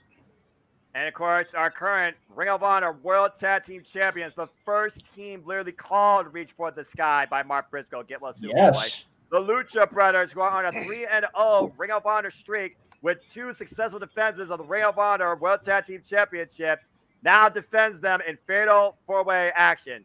Meltzer rates the list 11 out of 5 stars. Meltzer's on a different level, man. But star ratings are what you call them. I just go by your own pure simple rating. But Meltzer. We again the Multiverse media thank Chris Van Vliet for outing Meltzer for what a subjective nut job he truly is. Anyway, down to ringside. I do want to also point out, he's not the only one kind of coming in with an injury. Mark Davis being, we also got to consider Penta El Zero Miedo. He just had a brutal ambulance match with QT Marshall at Triple Mania not too long ago, so he's feeling all the effects of that. And then you want to talk about the Forbidden Door elements. You think of the Ring of Honor team here, it's got to go to the Kingdom.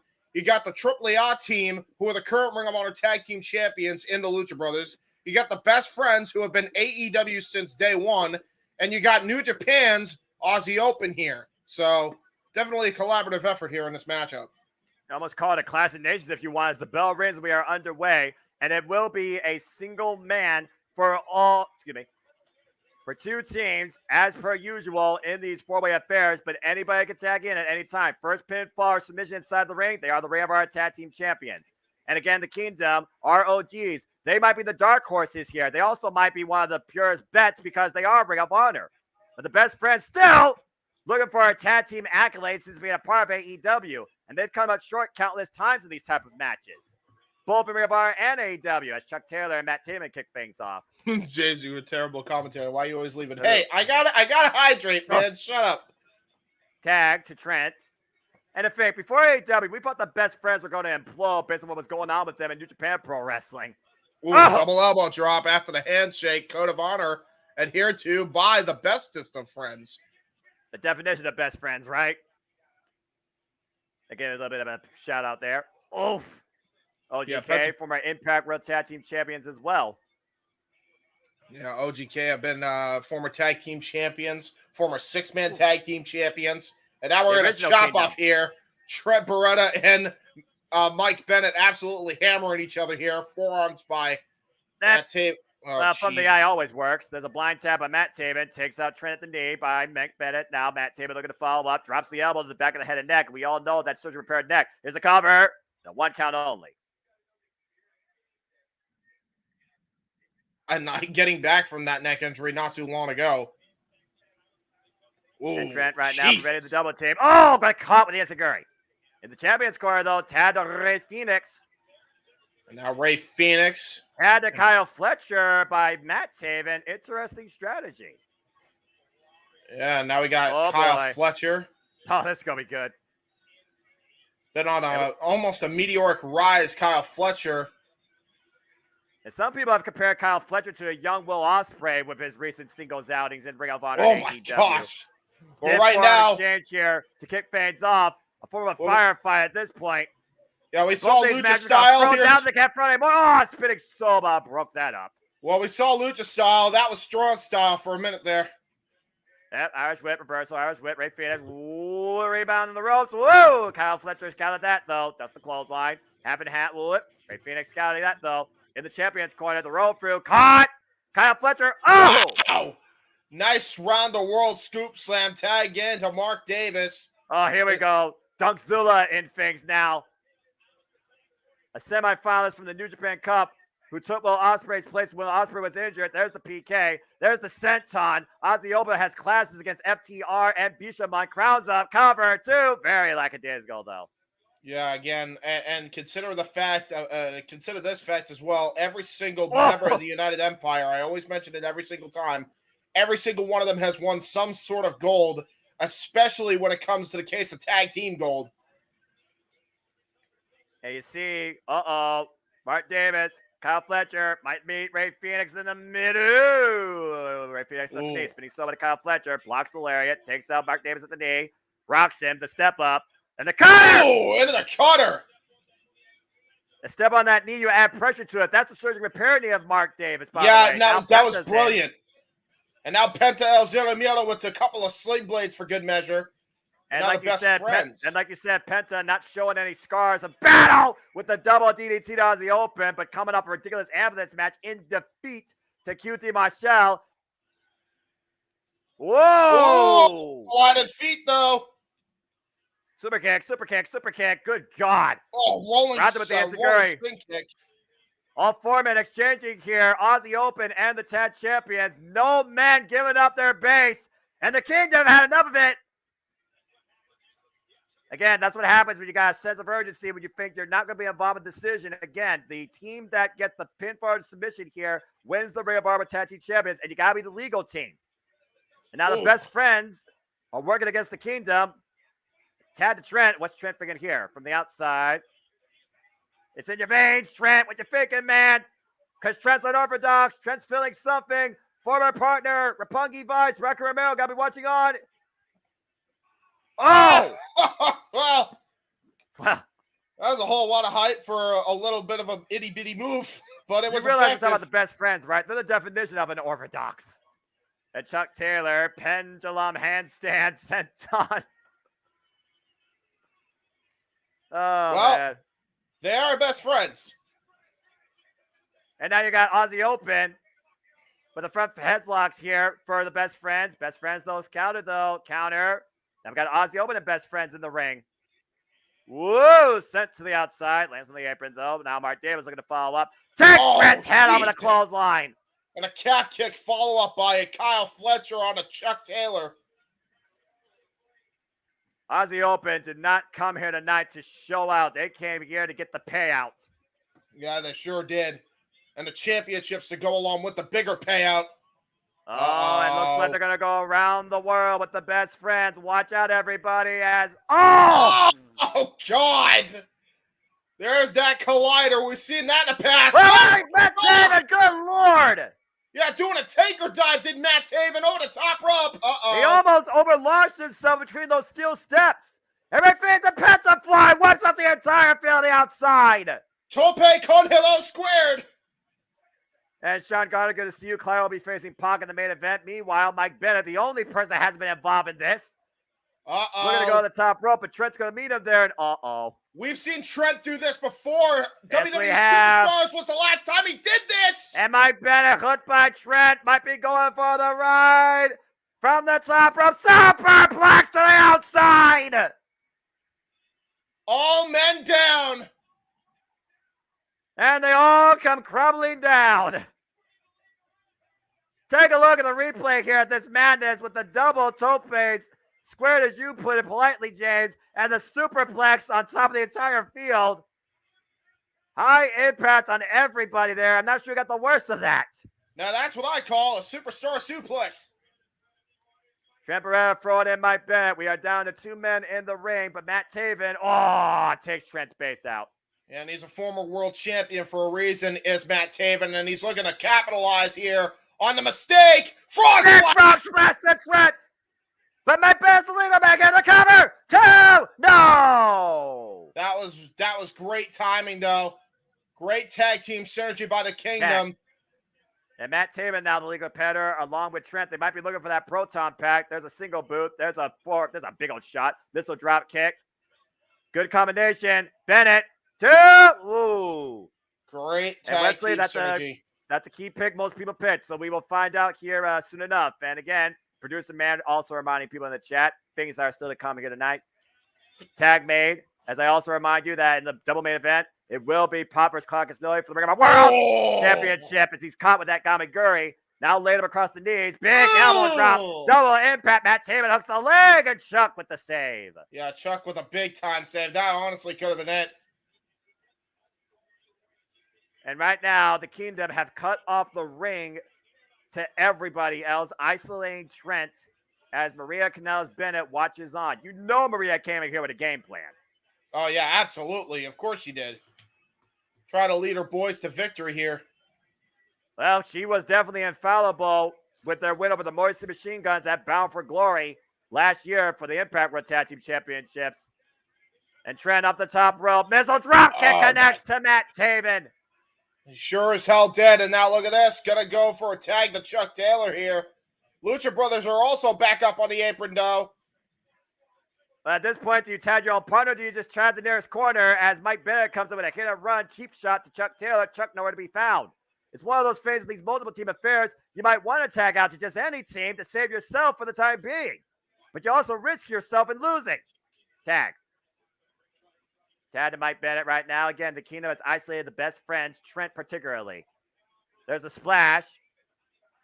The high impact up on the shoulders. Torture rack. Up Trent fighting back though. Hook it up, Matt, and hook it up. Tornado DDT on Mike Bennett. Yeah, using Mike Bennett as a launching pad, or Matt Taven, excuse me, as a launching pad. That tornado DDT on Mike Bennett. You want to call it that. And you see right now, Penta egging Trent to tag somebody, tagging him Penta, who flies high cross body. Now reverses. Oh! And security to the back of the head. Thrust kick to the midsection. Cyril Miero, Ray Phoenix, and Penta might be looking for that Fear Factor package pile driver, double stomp finisher. Matt Taven Roth, though, there's a PK up to the super kick. Oh, man, that's the side of the head. And now hooking him up. Made in Japan? Made in Mexico! Cover! 2! No! Oh, that was close. A second away from retaining their titles. Whoa. And right now, the champions are in the driver's seat. The Lucha Brothers in the Kingdom, a rivalry as old as Ring of Honor itself. That's in trouble here as Penta looks to once again that package powder. Back by drop though, the roll through. There's a blind tap by Kyle Fletcher now though. Ozzy Open in play. Oh, what a kick. And Mark Davis. Oh my God. And right now, Ozzy Open against the world, as they always say, taking out the entire field. Oh man! God. Aggressive cutter there. The slingshot uppercut to Trent after Ray Phoenix taken out. Now Chuck taken out with double boots, single leg kicks by both Ozzy Open. Ozzy Open have isolated themselves with the champions, particularly Penta. Falling up in the corner with the clothesline. Now Mark Davis looking to follow up himself with a sliding elbow strike. Yeah, how good did Mark Davis look after his injury? I think you're getting your answer. Yeah, I think he looks fine. Oh, boy. What the hell are they looking for here? Pendulum bomb! Oh, my God! That might be enough for a cover. 2 new champions, Matt Taven with the save. Matt Taven had, like, the quickness of a cat right there. He had to. He had to at that point. And Matt Taven looking to follow up. Oh! And Sagiri sends Mark Davis to the barricade. He crashes face first on it. Kyle Fletcher isolated with the Kingdom here, though. Mike Bennett, Matt Taven. Kyle Fletcher looking to follow up, though. Nice agility there. Oh, it's a forearm. And what they're looking for here. Oh, here we go. Rockstar! He got it. And my bear hook in the near leg too, and Chuck with the save. Yeah, Chuck Taylor coming in that clutch. Again, this is how important it is to make sure that you truly are the only other team involved in this match, because as long as someone else is available, they will come in for the save. Now looking right for the now, proton back, I think. Proton pack. Or they might be looking for the Hail Mary here. There's the scoop slam by Mike Betts, Kyle Fletcher. Almost said Davis, excuse me. There's and Mike Chuck Taylor trying to go to the high-risk district. Meanwhile, tag to Trent by Kyle Fletcher. Best friends now legal. The legal teams right now are the Best Friends and the Kingdom. At least for right now. I know you're holding up for but they're not right now legal here, so you're in danger. And by the way, I picked Aussie Open for those that are wondering, because again, it's Aussie Open versus the world. And what the hell are the Best Friends doing here? Assisted superplex for electric chair position. Yeah, that was an electric chair superplex, and that was right for the high rent district. Best friends are in love with the Kingdom. Best friends are in love with Matt Taven and James. They very well tonight. Never mind. Oh, Matt denies the people getting from what they want. Wow. A subtle, a suck it to everybody. Yeah, that's my Billy Gunn called. He wants his gimmick back. Rising knee strike. That's a skip for that. There's the soul food half combination. I think we'll get it now, Noah. And meanwhile, as I was trying to say earlier, with the Best Friends, I live with the Kingdom. Yet we knew Matt Taven sends Trent to the outside. Now we got Matt Taven and Chuck. And wait a minute. Oh, blood push trauma denied. Meanwhile, Chuck Taylor might be looking for the ugly waffle. That power driver. Hello, Maria. The Maria right now. Oh my word. What the hell is this? Is Chuck married? Well. Yeah, go ahead. Give the people, give the people what they want. You don't give Maria what she wants. You give the people what they want. Although you're wrong for that. There, I said it. Ugly waffle pile driver. Kyle Fletcher now back in, though. Hooking up. Oh, that pile driver to Chuck Taylor. Now Trent with the kick to the midsection to Kyle Fletcher. Has Kyle up. Got him hooked. Pile driver to Kyle Fletcher. And Mark Davis now with Trent. Oh, what the hell is this? Pop up. Oh, my God. Pop up pile driver. And the Lucha Bird say Mark Davis out the knees. King of the mind. Man, the double super kick. Side of the head. First kick, excuse me. And they might be looking for that package. Pile driver double stop. Fear factor. It might be at the cover. To the champions. No. Wait a second. Wait. The decision. Yeah, it was actually, I think Penta actually got tugged out of the cover there by Mike Bennett from the knee pad. Stopped the count entirely. Oh, look at the Kingdom trying to take a page out of the Champions playbook. Deep trouble, Penta. My God. Covered by Mike Bennett. What? At one? Penta kicked out at one. Oh, my God. Super kick. Double super kick by the Kingdom as Maria Kanellis is screaming from ringside. Finish him. And they finally might be looking to hit that proton pram. Meeting of the minds, though. Oh, spinning soba bends Matt Taven over. I have no idea who's legal at this point. I believe it's Penta and Matt Taven. Tag made by Trent over Penta. Champions no longer legal. It's the Kingdom of his Best Friends. Leg literally catches Penta. But Trent's legal with Matt Taven. And they got him hooked. Strong zero. Duncan has covered too. No. Great Phoenix the referee out before he can make the decision. The champions saved the titles. And Penta just sent Trent with a chair. Yeah, Penta just used a steel chair and knocked out one of the audience just got Ray Phoenix as a souvenir. Holy Matt Taven hit the climax. 2. And Mark Davis with the save.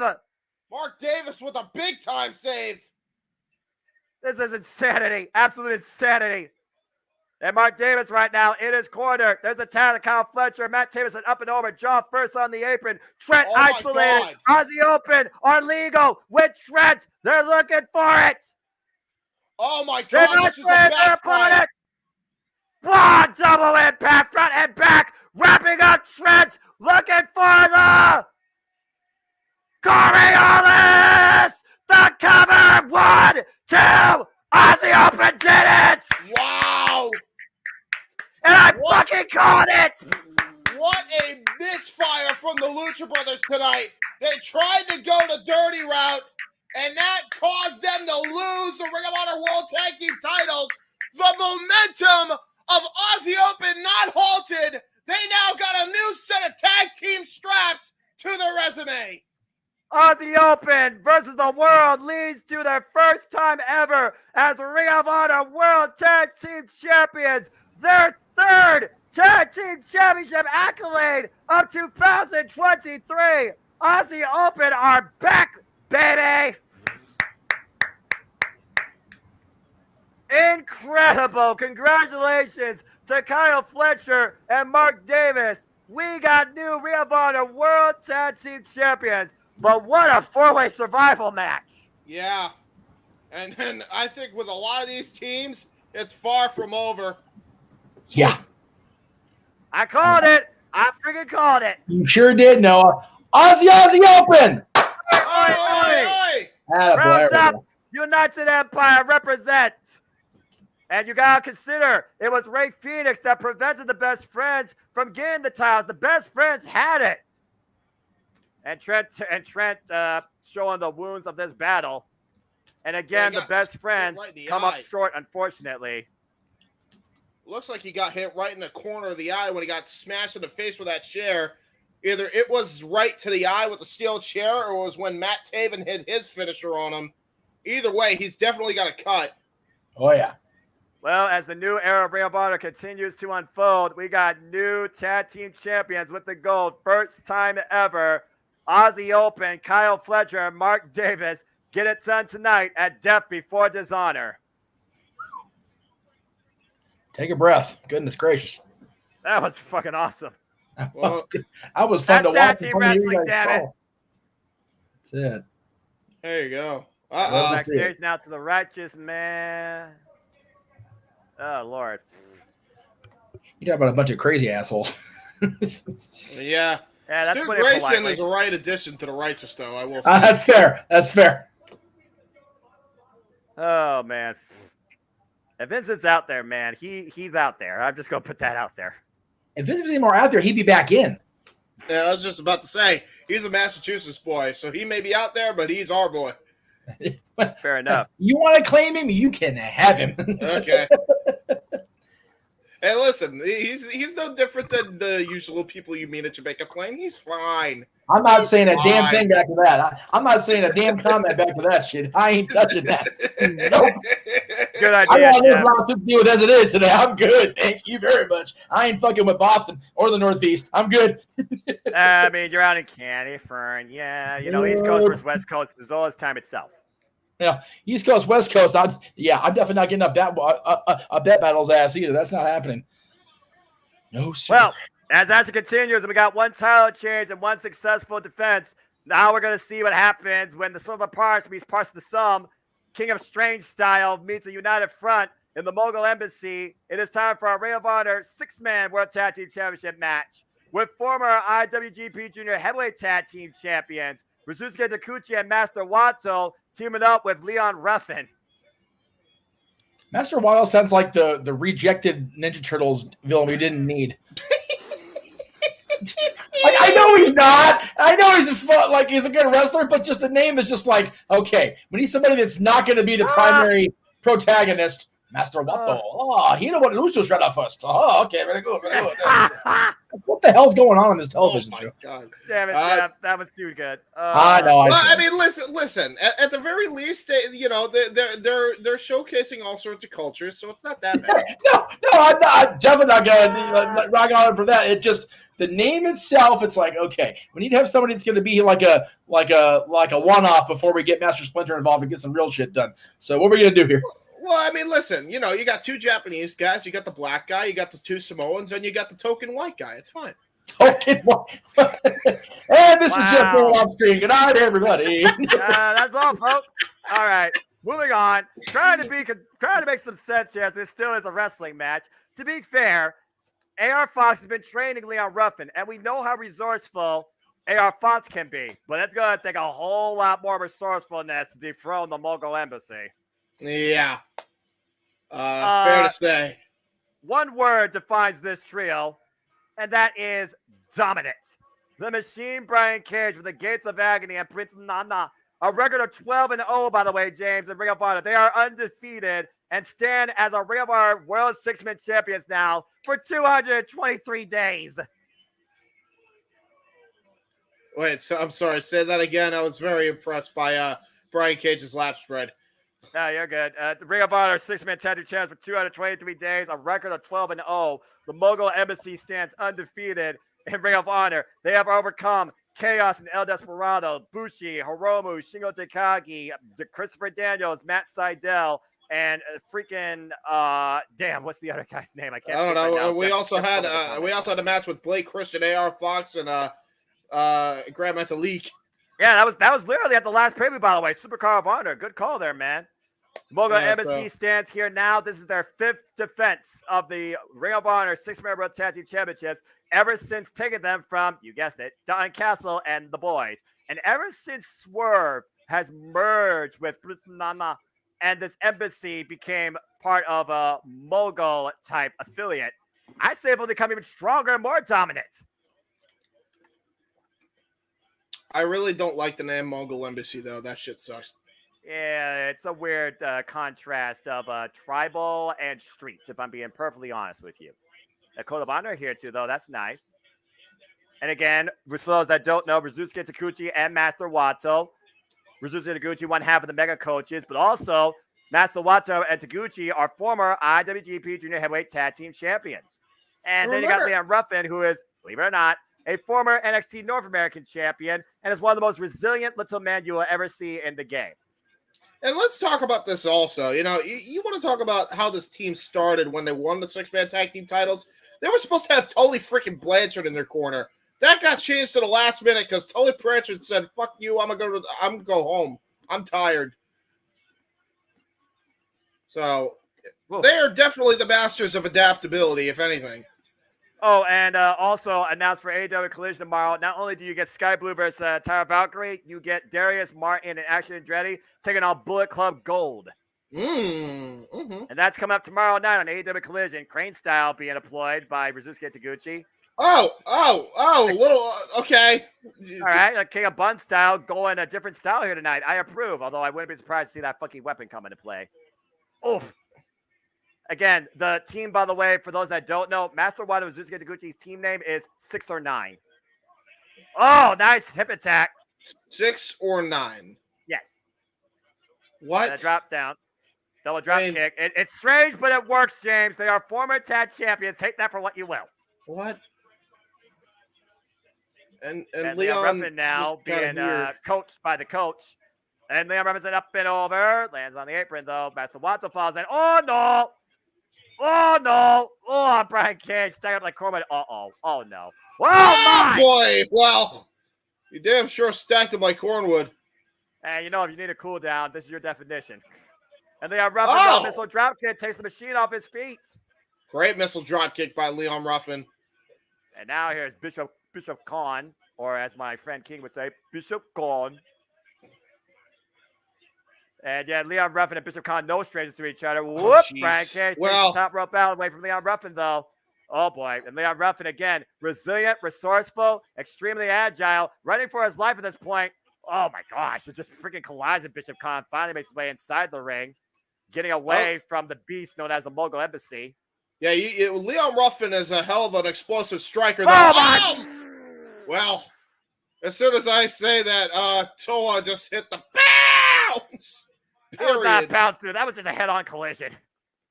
Tag. Yeah, that was Bray Wyatt style tag to Toa. Speaking of which, the other half of the Gates of Agony, by the way, here again, Leon Ruffin. We've seen his resilience. We've seen his heart. Taguchi trying to reach out for the tag. Oh my God! Yeah, well, this is about to become a day that Leon Ruffin may regret. Yeah, well, I mean, when you got 3 meatheads going up against like 3 of the scrawniest dudes I've ever seen, what the hell do you expect? Yeah, this is one of those definitions of size actually matters as Prince Nana gets some deep shots in. And I originally thought A.R. Fox's Shane Taylor was a mismatch. This is just a mugging at this point. And Nana just getting his in. Again, Prince Nana always seems to get his way no matter what incarnation of the embassy he has been the head of. And now he's not even the head this time. God! He's the co-head. Swerve Strickland's the head now. And technically speaking, I think they're partners. Cover 2, and Taguchi had to break it up because Leon Ruffin was dead to rights.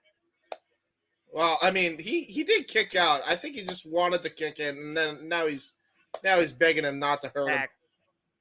Again, we've seen Leon Ruffin. We know what the young man can go through. We know what the young man's willing to go through as well. Again, he's being trained by A.R. Fox, so that's got to count for something. And so Brian Cage about to use it for curling practice. Jesus. Oh, yeah, that's did he ever? Ridiculous. Oh, this is just mean. This is just mean. How many of these we're going to get tonight? Oh, my God. Well, we got 9. And then they just literally tossed the man like yesterday's trash. Again, James, who better than the Wolverine? Oh, Big Bill. Big Bill? Bill? What is Big Bill doing watching this match? I don't know, but he might be sitting on Capitol Hill. Is he vetoed? Oh, the body shot. I don't know if he's vetoed yet. That may happen when he teams up with Enzo again, though. So don't. I don't know about that. Do you not remember Big Bill and Brian Cage tagging in the blind tag eliminator tournament? They were quite a dominant duo. Cover 2 and reduce Cage Taguchi again with the save. You wonder if Big Bill might be thinking maybe I should become part of this Mogul Embassy, or maybe Brian Cage is above the Mogul Embassy. What if Brian Cage and Big Bill become a tag team? And that literally is East Coast and West Coast coming together. How about that? I'm just gonna say, so are these 2 New Japan guys? Are they like friends with Toriano or something? Because they look like it. They look like they might hang out in the same. Why are you bringing that name up here tonight? I'm in a good mood. Oh God! Hey, listen, man, they might hang out in the same Dungeons and Dragons circles. You never know. All I'm gonna tell you is this: Toriano's part of Chaos. Taguchi and Wato are not. So I'm gonna say no. Okay. Blackadance will cover with 1 boot after that ridiculous clothesline that folded up Leon Ruffin like an accordion, which gives a 2 count. Man, if I'm Leon Ruffin, I'm thinking to myself, man, I picked the wrong tag team partners. Did he pick them, or was it he to have a choice in the matter? Yes. The shoulder blocks right now by the Machine Brian Cage. Oh. And Leon Ruffin, again, will fight the world as he's trying to get back into this and immediately gets taken off his feet. Yeah, did he ever? He just got bounced off the middle turnbuckle, too, head first. Pinball tilt. Oh boy. No. That's one way to collapse the lung. Yep, sure is. This has literally become a handicap match at this point. It's 3-on-1. Leon Ruffin needs to get the hell out of the ring, hell out of the building. It is likely in this moment that Leon Ruffin knows he's done fucked up in partner choosing. That is accurate, and probably most likely 100% accurate. As Bishop Khan looks to send Leon Ruffin for the ride, Leon Ruffin with the knee strike still to the side of the head. He's not giving up, though. Again, I got to admire the young man's resilience. And off the top rope, springing, evading. What the hell? Oh, the corner! DDT! Suspended DDT. Shades of Dolph Ziggler off that move. Definitely get Master Wato, and he's the freshest man right now. Even Taguchi's saying tag Wato. And he finally does. The winner of this year's Best Super Juniors, might I add. And came this close to being IWGP Junior Heavyweight Champion. Oof. And the forearms being delivered by Master Wato here. Trader Hiroyoshi Tenzin. Irish whip counter by Bishop Khan in the corner. What does Master Wato mean? There's a bulldog. Means way to the Grand Master. Meanwhile, got you. Reversal, Irish whip, counter the strength. Nice leg lariat. I would say it's 100% accurate without question, but as you said, I don't want to spoil your good mood as a reference to greatness. Well, I mean, I'm in a good mood. This is professional wrestling, damn it. I couldn't be in a better mood if I wanted to be. Oh! Zigzag! Get him down. It's the leg, too. No. Well, he's The definitely Mogul Embassy proving right himself now. here a little bit. On the back burner, Master Wato putting the match a little bit in his team's favor. I did not know this guy won Best of the Super Juniors, but okay. Yeah, dude, he won the Best Super Juniors this year. You didn't watch that finale. It was quite a finale between him and Teton. Oh, nice roll through cover, too. I'm sorry. Him and who? Oh, the stretch cover. Whoa, it's a mission. Great submission, yeah. Who the hell is Teton? Member of Los Camaradas de Japón and luchador out of CMLL. Dude, you got to get caught up with New Japan Pro Wrestling, bro. Apparently so. And again, Master Wato tying up the machine Brian Cage while Toa Noah breaks up that hold. And now look at Sam for the ride. Belly to belly! Yeah, belly to belly suplex with authority. And Toa right now. What the hell is he looking to do here? Got Master Wato up on the shoulder. Master Wato fighting back though. Blind tap to Taguchi. Taguchi now on the top rope. Yes, the funky weapon comes into play with the hip attack. Okay. King of Strange style, by the way, for those that don't know. Oh, And no! here we go. Oh, no! Well, that's Oh, one way no! to use your body. The hips don't lie. This guy's hips don't lie, James. I see. Well, Buns of Steel on full display here at Ring of Honor, Death Before Dishonor. And Rick This Rude, eat your heart out. this is what happened if Mitsuharu Uh-oh. Misawa took a lot of acid. Oh, Ah! no! Well, Taguchi leads the Mogul Embassy to a meeting of their own minds. Gets caught with the waist slot, though, picking the ankle. And the ankle lock is in! oh, wow, okay. Khan towards the center of the ring. Well, he got a move in that wasn't involving his hip. He got a great ankle lock. Fair And play. Jerry, good to see you. And by the way, Taguchi, a former... Oh, God! Taguchi just got clotheslined. NJPW six-man tag team champion. Oh, And that's the is one he? on the top rope. Ooh, Big great. elbow strike, flying elbow. Why? It's a super kick for the machine. Yeah, And does rocks he him ever. with that. Now Brian Cage. Are you Whoa! kidding? 619 area code shot. And Brian Cage scouting Taguchi. Taguchi dropped toe hold. No way. No way. Now Taguchi looking to fall in with a 619 of his own. Oh! Robin drops it from the sky.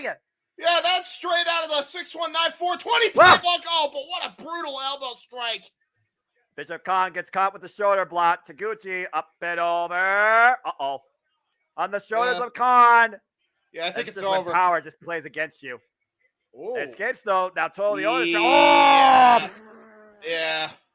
Oh! Oh my God. Up kick. Turnabout's fair play, James. It's What a the hell? kill. It's a What the kill, hell? too. Oh my God. Woo! So close. So damn close. Buddy, fairly represent. Yeah, BFO, Jerry. We are the Alley Discord for life. God bless you, brother. Appreciate you. Tag made. Oh my God. I thought Taguchi won the titles for a moment. I almost damn near had a heart attack. Trouble in Paradise kick by Master Watto. Leon Ah, Ruffin tagged discus in. lariat by Brian Cage. Leon Ruffin dusts underneath. Rebound. Clothesline. The machine's still up on his feet, though. Leon Ruffin up and over off the second. Oh! Cutter with a cutter. Yeah, did Wow. I swear I just heard Prince Nana say, oh my God. Oh boy. Well, Yeah, look at the eyes of a monster, Leon Ruffin. Toa Leola. The up kick. The super kick. Toa not moving, though. Wants more of it. Oh! Jesus. That rots him to a knee. Side headlock here. And Leon Ruffin off the ropes. Oh, no. Ah! Oh, catatonic backbreaker. That might be it. Cover two. No! Wow, this dude has so much heart. Are you kidding me? I There's thought no Blake way. Christian was all heart as the Mogul Embassy takes out Taguchi and Master Well. Watto. And now Leon Yeah, Ruffin's heart might get stopped here in a moment. Up to, oh my God! Oh my God! That is the highest lift I've ever seen. Cover, Mogul Embassy retains. Yeah, that was Jesus. like damn near like launched up to 15 feet in the air. Brought up high and sent down crashing to earth. Laid broken before the Mogul Embassy. Mogul Embassy retains the Ring of Honor six-man tag team championships. Oh my gosh. Their reign of dominance continues. but Jesus, that was super close. Hey, I'm just going to put this out there. House of Black, you might want to watch your back here. Well, the house always wins, but I guess tonight you can say the embassy always wins. And again, still to come in tonight, we will see who is more pure, the wrestler or the sports entertainer. Katsuyori Shibata defends the Ring of Honor Pure Championship against Daniel Garcia. Oh, my God. Gotta wonder if Jericho's going to be in the arena trying to support who he thought was his protege, but on Dynamite on Wednesday, giving the cold shoulder along with Sammy Guevara. Yeah, about to say, after the fallout we saw on Dynamite after Garcia and Guevara came up short in the finals of the blind tag eliminator tournament against Adam Cole and MJF, I do consider the future of the Jericho Appreciation Society. And also, as Shibata says, I don't like his dunce, and I agree. Wait, stop that! Anyway, I gotta consider if Daniel Garcia falls short here, where does Daniel Garcia go from here? I love how he doesn't like Daniel Garcia's dance, but he loves Orange Cassidy as a person. I'm just pointing it out there. Here's the difference. Orange Cassidy's not a sports entertainer. He's a professional wrestler. That's fair. Because as long as Daniel Garcia keeps calling himself a sports entertainer, you know Katsuyori Shibata is going to look at him even lesser than before. And might I add, for those that have not heard me countless times, since Katsuyori Shibata has won the Ring of Honor Pure Championship, he has not used a single rope break. Doesn't need to. Exactly. If Daniel Garcia is going to beat Katsuyori Shibata, he's going to have to out-wrestle the wrestler. And while Daniel Garcia says, get ready for the fight of your life, I think Daniel Garcia, you might as well be looking in the mirror. For those that don't know what a pure wrist match is, here's how it goes. Each wrestler has 3 rope breaks to stop submission holds and pinfalls. After a wrestler exhausts his rope break, submission and pin attempts on or under the ropes by the opponent are considered legal. There are no closed fist punches to the face permitted at all. Open-handed slaps and chops to the face are permitted. Punches to the rest of the body are allowed, excluding low blows. The first use of a closed fist receives a warning. The second use of a closed fist to the face results in disqualification. And again, title can change hands via disqualification. And if anybody gets involved on either party's behalf, they risk suspension or termination. Let's go down to Bobby Cruz for introductions.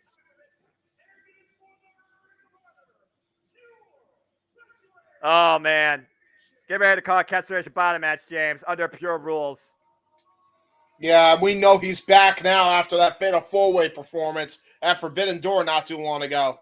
He's in full force now. That was made clear that night. Previous Ring of Honor Pure Champion Daniel Garcia, who held the title for 94 days. Stop dancing, you idiot! With a Ring of Honor record of 5-1. And if he's going to come out here with the Ring of Honor Pure Champion, he's going to have to make sure that dancing is the last things on his mind. And of course, as we know, if this match goes to a draw, our panel of judges stand at ringside. Christopher Daniels, sitting at ringside, Christopher Daniels, Jerry Lynn, and Jimmy Jacobs. And I will say this as well, you know, he beat a very game Wheeler Yuta for this. So I will say, if anybody can beat the wrestler, Daniel Garcia, sports entertainer or not, is the most capable athlete to do so. But we're dealing with a whole other animal right now. We're dealing with a man on a mission to prove to the executive board at New Japan Pro Wrestling, hey, I'm back, whether you like it or not. I'm coming for gold, and I'm going to hold this championship to prove it. The wrestler, the definition of pure wrestling. When pure wrestling was made in Ring of Honor, this guy was the friggin' blueprint to what it means in Ring of Honor Pure Wrestling. Katsuyori Shibata with a 112-day reign and undefeated at 5-0. Successful defenses against Lee Moriarty, Alex Coughlin, and Christopher Daniels. He is the 13th Ring of Honor Pure Champion in this company's history, going into his 4th defense. This title being held by the likes of Samoa Joe, who held it for 112 days, Wheeler Yuta, who, of course, held it for the second longest amount of time, and, of course, Bryan Danielson, AJ Styles, Nigel McGuinness, Doug Williams, and even Josh Woods, as the pure official Ring of Honor, Mike Posey, holds the prize above his head. This is going to be good. Yeah, the pure championship. The mood. We're going to change the identity. And, of course, as regulated in pure rules, code of honor adhered to before and after the match, as it should be. Of course. And no code of honor from this sports entertainer. Of course it's not. Why would it be? Again, this match has a 60-minute time limit. Our judges again are Christopher Daniels, Jimmy Jacobs, and Jerry Lynn. Bell rings. We are underway. You see the scoreboard at the bottom of your screen if you're watching the pay-per-view of us. And look at this. Look at this crouch down here by Shibata. Shibata knows that if he goes the amateur wrestling route, Daniel Garcia is going to have a hard time countering that.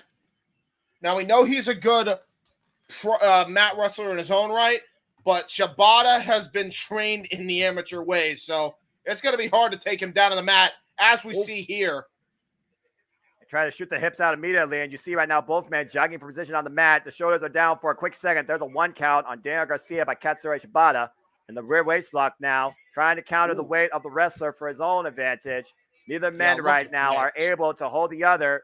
Daniel Garcia was waiting to see if Shibata was going to go for a strike instead with the waist lock. And Daniel Garcia trying to break the hold, kick the ankle, bring the wrestler down the mat, try to pick him up with a heel kick.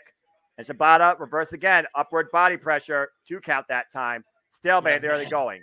Right away.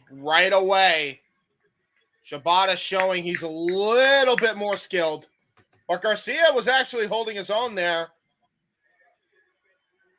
And again, we are at 1 minute and 15 seconds. You are not going to play with Katsuyori Shibata, all right? You don't play with this man, or you regret it, as Shibata now has trapped Garcia underneath his feet. Oh! Yeah, clutch your fist for your woo now, you idiot. Whip for that lethal PK, and that could be the knockout shot. Could have ended it right there. Yeah, remember, they said no punches to the head. They never said anything about Shibata's kicks. Again, that PK is lethal. He usually uses that for his finishing move. Again, he took with the unit to school at Super Cup Honor. And immediately goes for the submission. Yeah, goes for a figure 4 leg lock right out of the freaking headlock. Had a headlock applied for a minute just to make sure he loses air, and then transition beautifully into the figure 4 leg lock. Wait. Well, Daniel Garcia used a rope break, though, try to reverse the pressure. Again, we have not seen Katsuyori use a rope break yet, and Daniel Garcia had no choice. It's one of those things I wonder, James, is it wise to use a rope break early just to get in your opponent's head? A false sense of security, or maybe preserve yourself even further? We're 2 minutes and 20 seconds in. Daniel Garcia has just used his first rope break. The way I see it, if you are in a predicament like Daniel Garcia was, you have to use a rope break. You have 2 more left, and now, see what he did there. He just sent Katsuyori Shibata right into the rail, side first, and now he's going to try and take a count-out victory almost. And for those that don't know, it is a 20 count as Daniel Garcia mocks Shibata in his sitting stance inside the ring. And now he's taunting Shibata at this point. Now, Shibata is one of those people that's not easily rattled, though. You can't really throw him off his game. Garcia sent hard to the barricade, as my point just pointed out. And now going to the other barricade. And the last thing you want to do is get in a fight with a former never openweight champion that survived wars with Tomohiro Ishii. Yeah, and that's a fair point, Noah. Let's talk about that. Oh my God! Face wash, haluva kick, whatever you want to call it, just sent Daniel Garcia over the barricade. Katsuyori Shibata is the only man in history, as of recently, to hold the never openweight championship and the pure championship. And now Shibata takes his stance in the middle of that ring. And I don't think Shibata's even broken a sweat. No, he hasn't.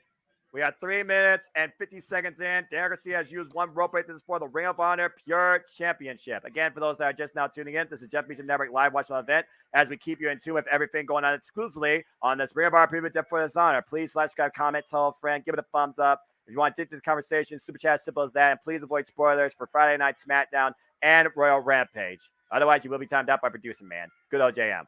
Oh, and right now, Daniel Garcia luring the wrestler in, working that arm against the barricade.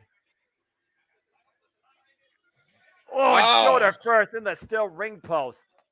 Well, this is definitely the sports entertainment method, but it's sure as hell effective.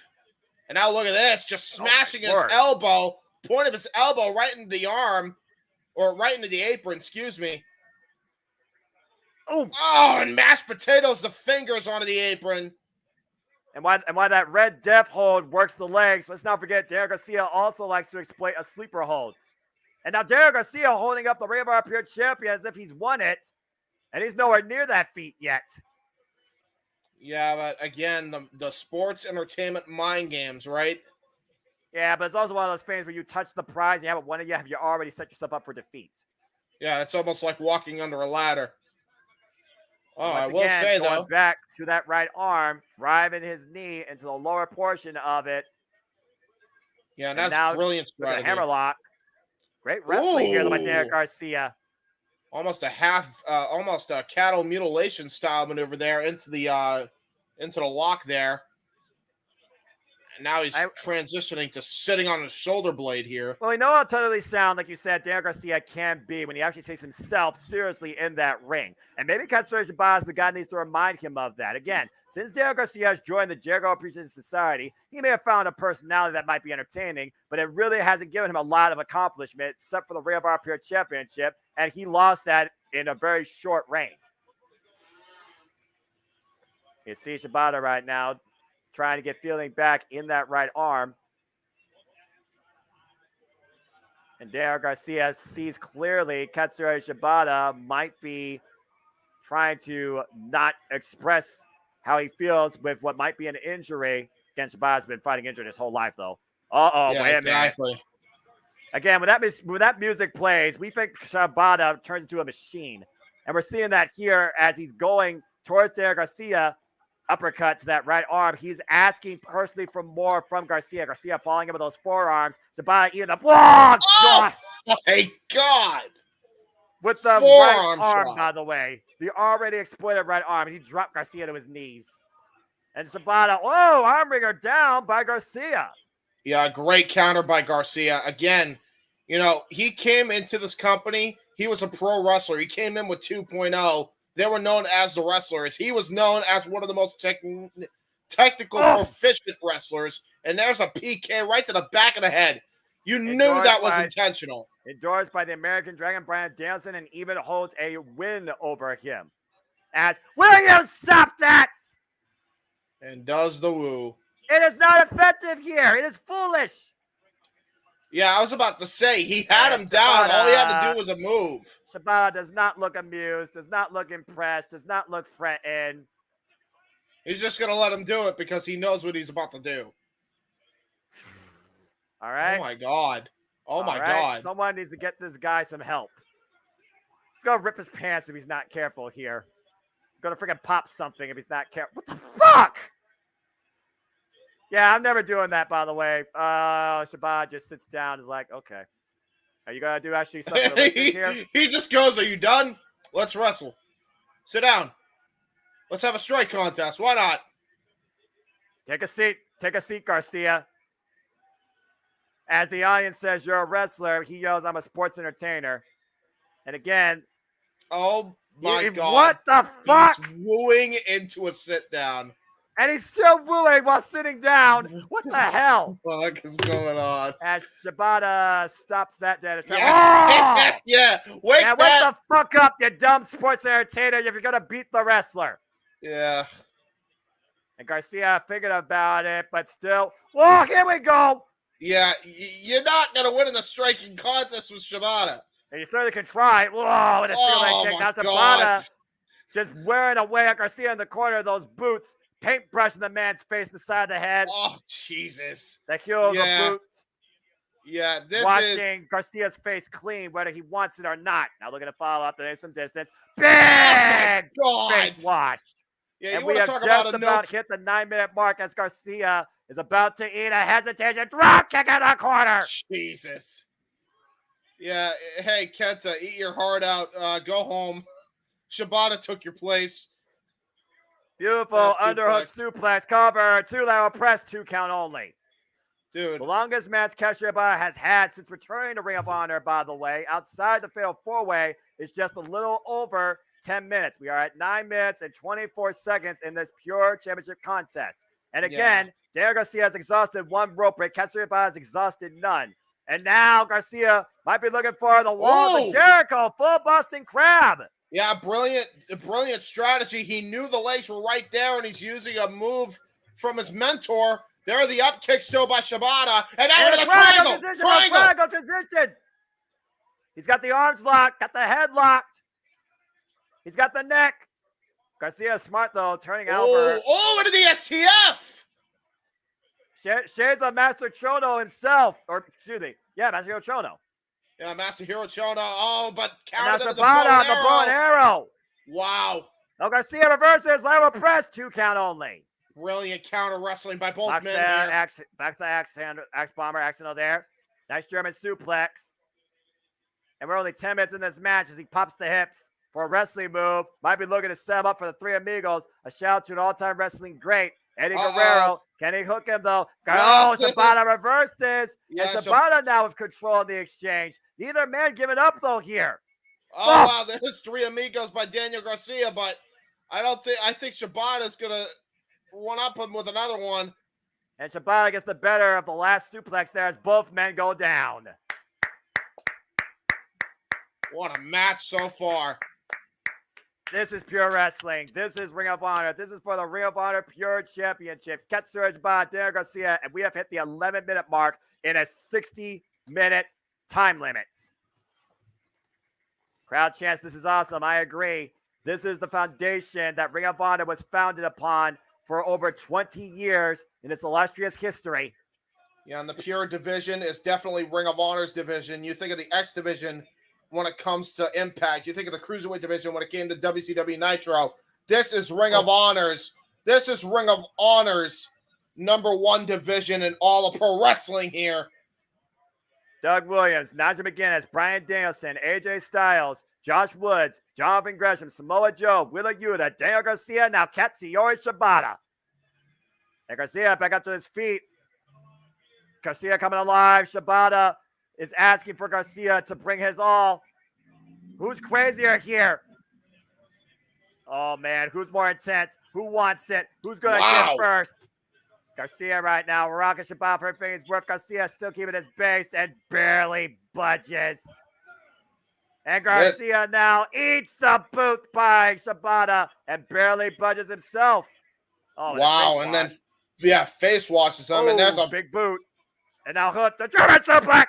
Yeah, that was a Yakuza Garcia back on his feet, falls to the clothesline. And Shibata back on his feet. There's a single boot. Ross Garcia back to his feet, though. Both men be in the middle of a clothesline. Both men collapse. Woof. Good Lord. Adrenaline makes men do crazy things in sprints, but obviously fatigue has to be setting in for both of these two at this point. Yeah, that was definitely fatigue because, honest to God, if Daniel Garcia was able to even capitalize, he would have got him in a guillotine choke right then. He was primed for it. Again, Garcia has the sleeper and the Red Death. Shibata has ankle lock, figure 4, sleeper hold, and the PK. What a pump kick! Yeah, what a pump kick is right. And there. Those Kawada kicks. What the hell, Garcia? What? No, wait a minute. Ripcord. Oh, caught him. Oh, was going to go for the Rainmaker, but got countered. The wrist lock, the roll through. And now going for the Red Death Sharpshooter. He's got it locked in. Dragon Tamer, middle of the ring. Shibata's locked in with Shibata. Submit or use a rope break for the first time in his Ring of Honor career. Yeah, but the problem is, can Shibata even reach the rope break? Back as hard as he can. Can't even reach it. Oh, wait, Shibata's got Daniel Garcia's head hooked, though. And forces Garcia to relinquish the hold. Yeah, that was just textbook reversal there. Oh, great wait a minute, though. Garcia! Backdrop suplex. What? Shibata back on his feet. Whoa! T-bone by Daniel Garcia. Shibata back on his feet. Open hand to the chest. Oh, overhead palm strikes by Garcia. Put some stank on that last one. Why? Freaking got wrapped by Shibata. Here's the sleeper.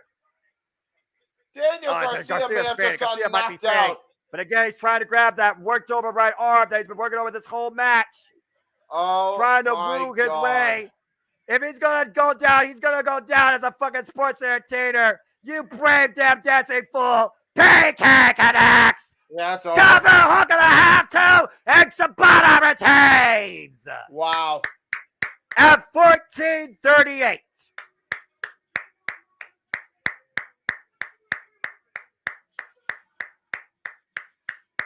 I'll give Daniel Garcia a lot of credit there. Sports entertainer, fiascos or not, he hung with Shibata and took Shibata the longest since he's returned to professional wrestling and to Ring of Honor. Gave one hell of an effort, came in with a game plan, but at the end of the day, a sports entertainer cannot out-wrestle the wrestler. Shibata one step ahead the entire time. Not a single rope break used still. And the PK connects to allow Shibata to continue his run as Ring of Honor Pure Champion. Shibata is in full force. The wrestler is making a statement. And he's using the Pure Championship as a symbol here. Let's see if we get a code of honor here, though, as we're supposed to. Customary. Daniel, that's pretty awesome. Raymond, I remember Lucha Underground. That was a freaking awesome show. A lot of people that were involved there are involved in Ring of Honor now. Are we going to get the code of honor? Wow. Oh, wow. You're going to insult the wrestler still? You're going to insult the wrestler still? I think Shibata admires that gumption, though. He was going to give the man some props. I mean, hey, he's still giving him props. The finger. Still giving him props, even though he almost broke his middle finger. Well, I guess at the end of the day, that's how you receive respect from Katsuyori Shibata. Yeah, well, I Shibata. mean, he was not exactly the fan favorite when he went up against Kazuchika Okada all that time ago, wasn't he? Either way, Daniel Garcia, you may be a sports entertainer, but you earned a lot of respect tonight from the wrestler. What a great match that was. Tremendous bout. Congratulations, Katsuyori Shibata. Aw, isn't that wholesome? And again, still to come tonight, Claudio Castagnoli defends the Ring of Honor World Championship against Pac. And these two have not met one-on-one since Shikara in the early 2000s. So who knows what these two are about to unleash. Late 2000s. And of course, James, you can talk about this match. Yeah, Athena taking on Willow Nightingale. Willow Nightingale has already beaten her in her climb to win the Owen Hart Memorial Tournament. Can she do it again with the title on the line? But coming up next, where we trade honor out the window, it is a fight without honor as the Dark Order takes on the Righteous, and Stu Grayson challenges the Dark Order to show them exactly who they are. And meanwhile, we go backstage to Aussie Open with Lexi Nair. Again, I could not be happier for Aussie Open. I called it. Oh, man. Yes, what an incredible Friday night, Daniel. And I miss Lucha Underground, Raymond. Oh, Godzilla vs. Khan and AW Royal Rampage. There you go. There's your TNT set for Friday night. And soon, Raymond. Soon. Again, you forget about FTR. They collected the Ring of Honor, AAA, the IWGP Heavyweight Tag Team Championships. And now Aussie Open are back to take over the world. Grounds up. Aussie Open is back, folks. Let's go ahead. Thank you, Lexi Nair. I'm just putting it out there, man. As I said, Bullet Club ain't it no more, man. Premier Fashion and all of pro wrestling, United Empire is where it's at. What do you think about this faction, man? Can we get like a solo shot of Noah doing this, please? No, I'm done. Please, no. No, it's perfect. It's priceless. I mean, literally, this stream, man, you talk about Vincent being out there. Dig what I'm saying? With the freaking Colonel from Hell and Stu Grayson kept. The Righteous, all right, I'm done, are now looking to challenge Dark Order to show them something. Show them who they once were. Show us how aggressive you are. And of course, Vincent and Dutch are former Ring of Honor six-man tag team champions. That is true. Yeah, you said it yourself, James. You think Stu Grayson is not part of the Righteous. Look what he's adorned in, man. He's adorned in white, just like the rest of them. Yeah, he's ready. He is ready to be a part of this. He does not give a single crap about the Dark Order anymore, man. Wait. Why have they stopped? Uh-oh. Oh, boy. And, of course, I will say this and show this. If you are still part of the Dark Order, hashtag join the Dark Order. The original three now, it seems, who put away their past. And, whoa. Stu Grayson, Wow. Alex Reynolds and John Silver going back to their roots with the mask. And Evil Uno, Dark Order with a record of 1-1 in Ring of Honor. Ever since we saw what happened, the fallout with the Elite, particularly him and Adam Page, it's almost like the Dark Order kind of like, release themselves from their past and look to start anew. Remind people exactly who they are. Yeah, and you can see Johnny Hungy. He's not Johnny Hungy. He's John Silver. There was no funny business tonight, man. They're going into war, and they know it. They're well aware of what they're getting into here. And Paul Turner, of all people, is reffing the most dangerous match in Ring of Honor history. This is a fight without honor! And we're already underway as Stu Grayson and Evil Uno haven't even locked up. And Dutch just sent Silver to the outside while Vincent is fighting with Alex Reynolds. Again, the original two Smash Brothers from Canada. Stu Grayson and here we go! Off. And this is the only way two men should settle their score, should define themselves. Well, somebody's about to hit the upbeat to get the final smash. Yeah, but who is that going to be and who's going to grab the ball? The emotions boiling over out of Evil Uno for who knows how long since Stu Grayson left the Dark Order for the Righteous. Knife edge chop by Evil Uno. And Raymond, no, Lucha Underground was its own thing. You can check out the show on Netflix. AAA is definitely its own promotion, and it's still around for the long haul. But a lot of people involved in Lucha Underground are also involved in AAA. And the Stu Grayson, the Spirit on the table! God. Holy shit!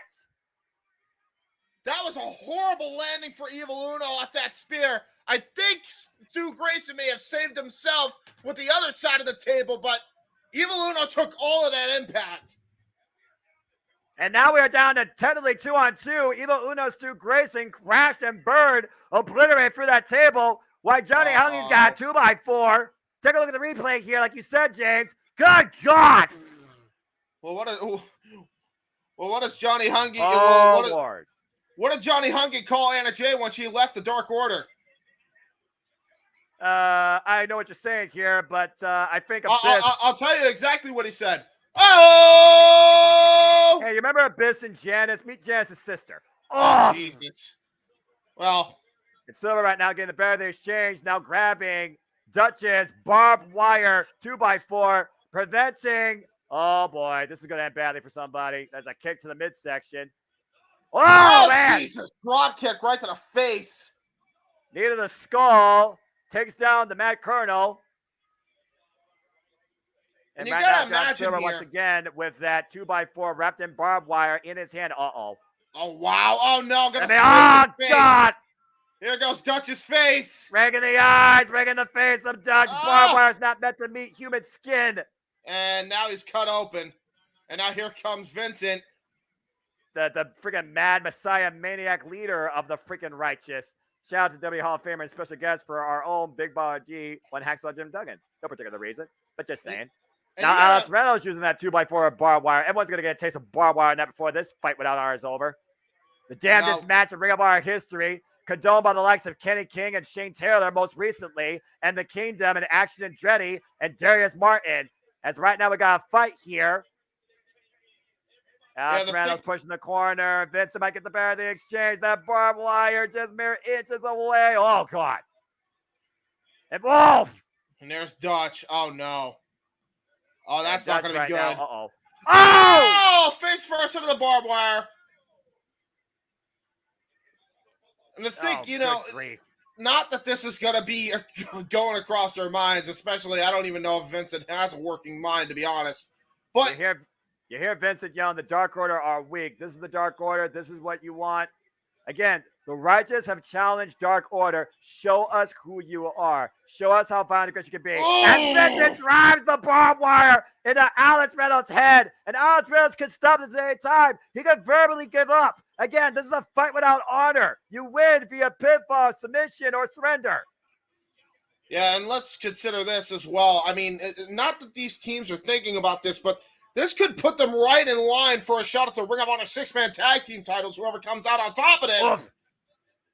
Oh, and John Silver stacking them up like cardboard. Vincent and Dutch. Stu Grayson still nowhere to be found. Oh, no. And what the hell does John Silver have in a black bag? As if I really should ask that question. Well, it is thumbtacks. Oh, God. It was raining thumbtacks inside Blood and Guts, but we got a puddle of thumbtacks here introduced inside Ring of Honor, courtesy of John Silver, looking to hook Dutch for the ride while Stu Grayson comes in finally for the save, and Johnny Hungy's back's completely exposed for this, by the way. And meanwhile, 3-on-1 assault. Oh, no. Oh, man! Oh, Boss Man slamming to the tacks! Oh! God! Cover 2! No! And Johnny Hungy has to kick out while he's still in the bed of tacks. Johnny Hungy just became Johnny Pincushion. Oh, yeah. God. I think Johnny Hungy got deflated. Yeah, well, not deflated enough as he was able to get the shoulder up, even out of shock convulsion. What a steel chair to Stu Grayson's back. Yeah, by Evil Uno. Oh, almost a metaphor in his mind, the way he stabbed him in the back. Well, again, that's the level of violence the righteous have challenged the Dark Order to bring out tonight.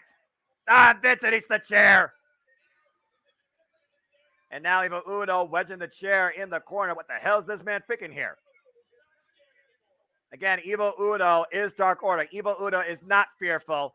Oh, Evil Uno driven headfirst to his own chair in the corner. And now there's the raining punches by Vincent with the mount and the ground and pound right now.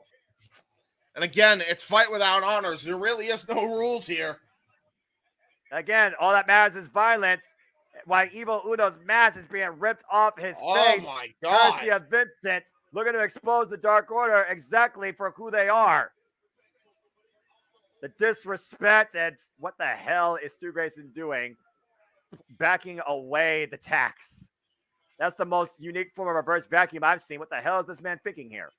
He's obviously trying to set them up in almost a horizontal-like way. Jesus. I'm going to get those tacks out of Johnny Silver's back. There's the table coming out again. On the other side of the ring, the righteous bringing the Dark Order into their world of violence and insanity. And Evil Uno is bleeding. Jesus. Why is he ever bleeding? Oh, my God. Oh, man, exposed knuckles to that open wound. You hear Vincent saying, this is what you wanted. This is what you wanted. And to be fair, the Dark Order did ask for this after the freaking righteous instigated this. And it all started with Stu Grayson. Man, Vincent is not right in the head, man. I think we've already established that he is far beyond insane in the membrane. And now look at this. Stu Grayson punching at the open wound. What the hell has this come to, man? A fight without honor. Exactly as it's freaking marked. As all three men of the righteous are literally being marked. Oh, God, with Evil Uno's blood while Dutch is drinking it. Sick fucking bastard. Oh, no. Gonna go for the nightfall backbreaker. Up on the shoulders. Oh, John Silver coming back into play, though. Uh-oh. And again, those tacks still in the back. Yeah, this is just a mugging, man. Yeah, this is just a mugging by the righteous here. Uh-oh. Like, you expect anything less from these three Yakuus? Uh-oh. Oh, what the hell are they looking for here? John Silver, you might be going for a last ride, and it won't be nice. Whoa! Oh, my God. Right to the head of Stu Grayson. And John Silver saved for the time being by Alex Reynolds in that chair shot to the back of Dutch. John Silver falls in, though. There's a Gamaguri. Now thrown into Alex. Oh! Who's in the chair. Is a Guri. Stunner. Suplex. Jackknife float over. Cover. 2. No! Wow, Dutch just kicked out with authority there. And on behalf of the control room, again, thank you to everybody across all the channels of the Multiverse Media tuning in to the Championship Live Watch on event. Please subscribe, comment, and tell a friend. And you know we're going to keep doing these things forward across all the biggest shows, across all the wrestling companies, for we love all things professional wrestling. Matt Helms, good to see you. Oh, that barbed wire 2x4 on the face of Vincent. Yeah, and that was absolutely with intention to hurt by Evil Uno. And I think they may have just awoken an Evil Uno that we haven't seen since 2019. And he's another absolutely brutalized. And another black bag coming out of play by freaking Evil Uno. What the hell's in this one? Glass? Oh, no. If there is tax, there has to be some glass.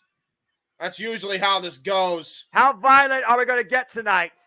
Oh, no! That's it's Legos! Oh, God, it's Legos. No. Oh, God. Have you ever stepped on a fucking Lego with a bare foot? Oh, That I makes the saw purest it. individual cuss like a sailor. Oh. And I hate Legos. God. I think he's punching him with Legos, by the way. He just punched him with a fist full of them. Oh my boy. God. And Vincent set up to be sacrificed. John Silver, What the the hell? executioner for the pendulum bomb, denied by Stu Grayson. That's Stu Grayson hooking up John Silver. Back press on on the the apron. apron. Clothesline by Dash 6 on Evil Uno. There are tables, Lego pieces, thumbtacks, steel chairs.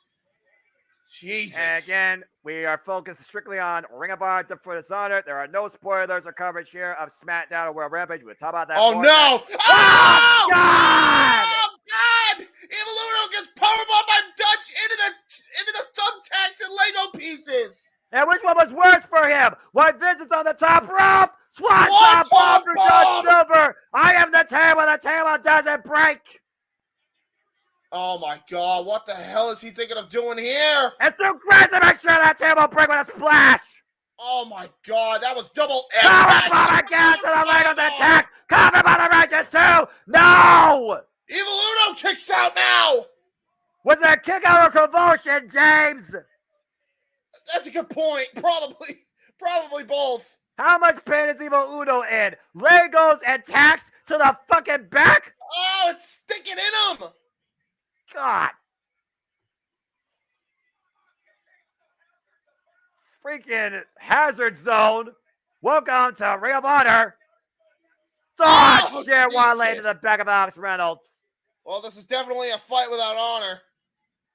Again, the most violent match in Ring of Honor history where there are no boundaries. Oh, what the fuck? Oh, a table with barbed wire wrapped around it. That's a barbed wire table. Well, we see barbed wire boards.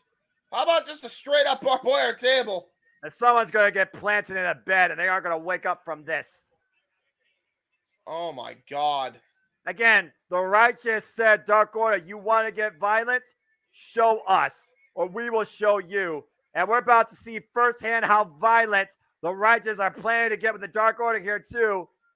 Up on the shoulders, Stu Grayson has a very prone Alex Reynolds. And I think I know what he's going for here, James.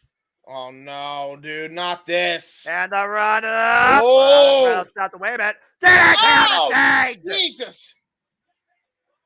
Oh, God, a splash by Dutch Alex Reynolds. Oh, no, and Dutch with that crazed look in his eye, man. Oh, my God, no. And Dutch is like, what is this? I know what this is. I'm going to play with this. Because I'm a fucking maniac. Oh, no. Counter. Oh, Dutch on the edge of the stage. Alex Reynolds pushes Dutch through the barbed wire table. And Dutch, there goes Dutch. That completely backfired. Tried to go for the boss man slam. He got countered by Reynolds. And he got sent off the stage, twirling in midair right into the barbed wire table. These guys don't need a freaking doctor. They need a psychiatric ward. And what the hell is John Silver thinking here that he's alone with it? What the fuck? That's a... Oh, my God! God! That's a thumbtack-loaded kick pad! Oh! This is what he wants! What the fuck is wrong with you? Kawada kicks with the thumbtack kick pad! Oh, what a kick! Oh my God! It's Stu Grayson now! A rising knee strike rocks John Silver. Another rising knee strike rocks Evil Uno. Evil Uno, though, still on his feet. Doesn't hit the clothesline. Another rising knee strike drops Evil Uno again in the fucking Legos. And the tax. Again, former friends, former tag partners, former brothers, now sworn enemies. Evil Uno set up on those two tables on the outside. Stu Grayson looking to unleash even more hell here from a higher height as a ladder's being brought into play. Oh, God. Look at the size of that ladder. Yeah, and that's a heavy-duty ass ladder. That's a Ring of Honor ladder if I've ever seen one. That thing's got to be at least fucking 15 feet high. And he's setting that shit up in the ring, Noah. Oh, God. What the hell is he thinking here? Take violence to greater heights? Quite fucking literally? I guess so. Oh What my the God, fuck? you gotta be kidding me, dude. Oh God. Oh my God. Oh Stu my Grayson God. going for broke, looking to leave the Dark Order in the past once and for all, proving the righteous are the definition of violence. Evil Uno somehow able to get off the table, and oh Jesus. no. Oh Jesus. Evil Uno table the ladder, Stu Grayson with a fall from grace. Oh my God! Back of the head through the damn tables!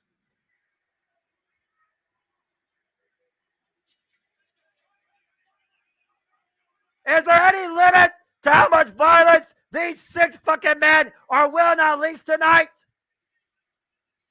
Oh my God. 15 to 20 feet fucking fall. Stu Grayson crashed and burned, exploded through those damn tables. And Evil Uno somehow in the ring, standing on his own 2 feet as the Dark Order isolate their former brother in arms, Stu Grayson, with John Silver, Alex Reynolds, and Evil Uno. They buried one form of their past. They're about to bury another. They went for it earlier, sacrifice and leave it as it was. Pendulum bomb! The cover 2, and the Dark Order wins! Huh. But how the fuck do you call a winner in a fight without honor? You don't. Good God. The emotional toll has to outweigh the physical punishment that all 6 of these men chose to endure and unleash on one another. At the end of the day, did the righteous get what they want out of the Dark Order? Dark Order brought violence, and their violence brought them victory in this fight without honor. Wow. Well, that was a hell of a fight. Well, as we try and get back into order here, we're going to take a look ahead at the first half of our double main event. And then, believe it or not, folks, it's the Ring of Honor World Championship. As we take a look back at Blood and Guts and what brought us to Claudio Castagnoli versus Pac. Again, folks, for those that are tuning in, thank you for tuning in to the Championship Live Watch event across all the channels of the Championship Multiverse Media. Please like, subscribe, comment, tell a friend, give it a like, give it a thumbs up, super chat at the Jazz Feature Network, super chat Castagnoli Studios to dictate the conversation. Super chat is as simple as that. We are strictly covering Ring of Honor Death Before Dishonor here tonight as we cover the biggest shows here on the Multiverse of Mia across pay-per-view, across all the biggest wrestling companies too. Countlessly at times, all the time here. So again, we hope you are enjoying the discussion as we have focused primarily tonight on Ring of Honor Death Before Dishonor, and we are about to get underway with our double main event, the first half of it for the Ring of Honor World Championship. And we are not providing any spoilers or coverage for SmackDown or Royal Rampage. They will be talked about post-show or tomorrow at Open Mic Night. Thank you for your participation and your understanding and consideration. Again, that was fucking ridiculous. And I thought Blood and Guts was fucking ridiculous. Although, again, what Moxley did with the fucking nail bed will not be outmatched. All right. 2-time Ring of Honor World Champion Claudio Castagnoli defends the gold against Pac, who's never been Ring of Honor World Champion, in a second ever one-on-one encounter with these two. And we see right now the challenger getting warmed up backstage, the former AEW inaugural international champion, former AEW trios champion. And you see Claudio Castagnoli warming up as well, a member of the Blackpool Combat Club. Again, this is the first match, James, since 2007. What a nice bit here so far with all the crazy antics, shenanigans, madness, wrestling. And again, this is our double main event. Can we possibly see both a new Ring of Honor World Champion and Ring of Honor Women's World Champion? We got new Ring of Honor Tag Team Champions. The Pure Champion and the Television Champion have successfully retained, folks. As I speak to not only James, but all of you here. Love to get your thoughts. Love to get your predictions. I know that people earlier were chanting for Willow, and you have not missed the main event, King Mike. In fact, we're getting ready for our double main event. The Ring of Honor World Championship and Women's Championships are all that remains. And the Ring of Honor World title right now is on the line as the bastard Pac makes his way into Ring of Honor. Let's go indeed. Oh my God. Whee. What a show so far. Double main event underway, James. You better buckle up and be ready. Oh, I'm ready. He is a bastard, and he does not by forget. definition, by character. Yeah, and he doesn't forget either. Again, that miscue at Blood and Guts was the freaking ignition point that led us to this match tonight. Oh, boy. And to think, these two have not met each other except one other time, one-on-one encounter. And Pac is no one to underestimate, with victories over former AEW World Champions Heyman Adam Page and Kenny Omega. Yep. He was the inaugural AEW All-Atlantic, now AEW International Champion. He is a former AEW Trios Champions with his brothers in Death Triangle, the Lucha Brothers, who lost their titles. He was a former longest reigning Dragon Gate World Champion when he first came into the company. Don't forget that one as well, Noah. Oh, boy. And now we listen to the 1812 Overture. Welcome, a guy on another level, Claudio Castagnoli. Oh, my God. Swiss How much Superman. water did he drink? The 36th Ring of Honor World Champion in this company's history, with a record of 20-2. Claudio Castagnoli. I don't think Claudio's doing well with this heat wave. I'm just going to put it out there. Again, Claudio Castagnoli looks like he doesn't age at all. Got a fair shot of espresso. Again, we're talking about a 22-year veteran, 42 years of age, currently our Ring of Honor World Champion. He started this era of Ring of Honor in his second run, defending this title against A.R. Fox. He has faced Josh Woods, Christopher Daniels, Blake Christian, Met the League, Robbie Eagles, Commander most recently, knocked him out. Ref stoppage with a KO shot. And let's not forget the last pay-per-view, survived 20-minute bout with Eddie Kingston. Yes. Good point. This is going to be his 8th defense of the Ring of Honor World Championship. Paul Turner holds up the title. It may be double main event. James, you know what to do. Yeah. Claudio Castagnoli, the champion, the challenger, the bastard Pac. Referee Paul Turner officiating this contest. And here we go! Oh, what God! European right out of the gate, going for the neutralizer immediately by Pac rolls the outside of the ring. Damn, James, you didn't even get to finish your sentence. No, it didn't, because Claudio cut me off at the pass. Hi, Jeff. What's up? Let's go to good old JM to the booth. I got a moment. Go ahead and talk, producer man. Claudio knows better than me root against me in my shows. I'm about to whoop his ass. You were saying cover two with the pop-up uppercut. Yeah, the minute you're talking, just keeps interrupting us. I don't know what's Claudio, you know what? Oh, there's thunder. I know what you're saying, Bucker brother. Dude, he hit him so hard with an undercut, I now got a thunderstorm in New England because that's how hard he hit him. Right. Because Claudio hits everything. Claudio versus H-A-R-D, all capital, indeed. Hard to the highest degree. There's a reason why his theme is the 1812 Overture.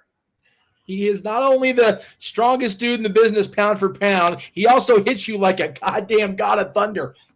Pun intended. Oh, and I know that because we own the God of Thunder now. So I was about to say, but he is part of the Princes of Pride, though. Oh my God, the power of Claudio catching Pac off the moonsaults. Yeah, and now he's about to go for a power slam. Oh no! Right onto the barricade.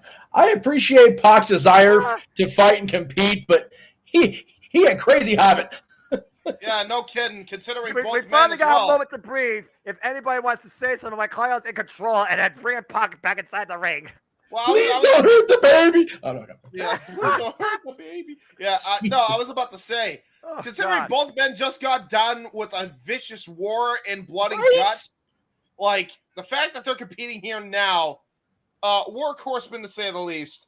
Yeah, these two guys were one of the damnedest matches you guys have ever called on Wednesday night. Less than 2 nights ago, when you think, well, maybe not less than 2 nights ago, but just under 2 nights ago, when you think about the timing of the day, and they're just Claudio's going full tilt. He gives not a fuck.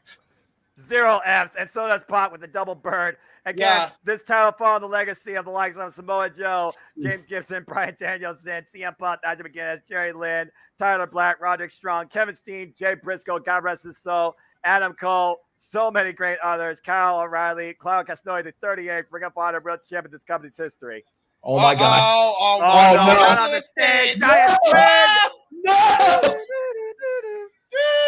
Oh Lord! Punter, you can't do a damn thing! You can't do a damn thing! Don't do the wheels. No one's in a good mood. Before the referee called for a freaking stoppage, let's not forget, Claudio Castagnoli won back the Ring of Honor World title. Jericho submitted in the giant swing. Oh no! Not again. Is there? You can't submit while on the outside of the ring, though. Oh my God! Oh God, not again. Oh no! Pac is gonna wish he was back in England after this. Pac wish he was back in the WWE Cruiserweight division after this. You kidding me? Oh God! Paco Burr. Sorry. We have lost our damn minds, and Claudio Castagnoli is super pissed off. Yeah, this is fun. Oh my God! I'm noticing. Oh wait. No, he's actually picking him up. Oh, he's going to finish him on the stage though. Here, looking for the neutralizer. Well, pop back body drop. Oh, Jeebus. Apparently, people don't remember what happens when they come in here and write spoilers for SmackDown. So we're just going to start timing kids out here as the show comes to an end. Cool. Bye, guys. Sorry, we warned you multiple times. Okay, bye. Love you. Bye. Yeah, okay. Hold on. Claudio Castagnoli has been Ring of Honor champion now for 224 days, tying the reign of Jonathan Gresham, surpassing the likes of Bandito, Matt Taven, Dalton Castle, and Cody Rhodes. I have an idea. Hold on. And what's going on here? Oh, face first in the apron. And meanwhile, there's a Punk kick. And somehow Pac, again, going to full velocity up the high-risk district, off the top rope in the corner. Perch position, moonsault connects! What's up, Claudio on the floor? But you can't win the title out of there. You got to win via people submission inside the ring. And Pac, once again, back in control for the time being. For now, I was going to complain about this violence between a Hobbit and a Swiss man, but we don't own either property, so I guess okay, beat the crap out of each other. We don't care at Disney. Go do your thing. At this point, what does Disney not own? Okay. Well, I mean, I can make a list. It'll probably take about 2 seconds. Yeah, fair enough. What are the rings we don't own? And quite frankly, that's 18 hours of walking. I'm good. You're good. Thanks. All right, fair enough. Uh-oh. It takes too long to watch it all. And Pat bringing out a table. I mean, we are on point for that 3-hour 58:30 mark so far. So far, we only have one more match of this. So, again, we'll see. And Pop. Oh, God! Separate cut by Claudio. Holy hell. Okay, wherever the wrestling companies are buying their tables nowadays, they need to, actually remember they need to gimmick them. Oh, my God. Irish whipped hard in the barricade after getting uppercut up and over a table. Uh-oh. Incoming! Oh, Jesus. These tables are not breaking worth the spit anymore across the business. No. Neither is those barricades. A woman almost got a freaking elbow full of Claudio. Yeah, well, there could be worse things in that city. That is true. They are in New Jersey. I said, okay. So I said what I said, then, didn't I? Exactly. Accurate. Accurate. And Pac once again on the top rope. Claudio Castagnoli back inside the ring. Missile drop kick connects. I would say I feel bad if you live in New Jersey, but your parents made decisions. As you're saying. I would say I feel bad if you live in New Jersey, but your parents' ancestors made their choices. They made a decision today. They did. They did, and it wasn't a good one. No. It was bad. It was very bad. It was very bad. It's like, if you're going to live in Jersey, you might as well just try for New York at least first. I mean, damn, for real. I'm sure one's got a cheaper market than the other. Oh. Yeah, well. There's reasons for that, Mr. Foster. There's very much reasons for that. I'm sure there is. I live in one of the cheapest cities in the nation. That's fair. Oh. That uppercut wasn't cheap, though. Oh, no. Up kick. Ooh. And rocking Claudio's midsection and core. All right. Oh, what a kick aside the head. As Noah calls the action, I came up with a very, very, very good strategy here. All right. Okay. All right. I don't know if will this play the audio? I'm hoping it does. I'm just gonna share the application, see what happens. Let's try. Okay? Okay. Here's what I did. Everybody, I want you to hear this announcement very clearly, okay? Okay. Let's see. Hey, Claudio. Nobody can hear? Oh, well, we lost the graphic for Claudio, so hang on. There we go. You're going to share screen. You do that. You also got to make sure you hit share screen checkbox when you share the screen. So Yeah, I did. Hold on. Perplex! Oh my God! Hold on. I'm trying to see if I. Oh. Whoa.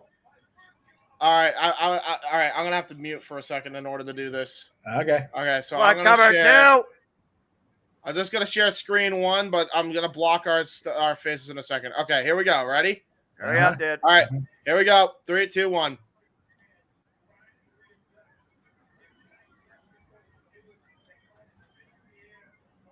Nope. Still not working.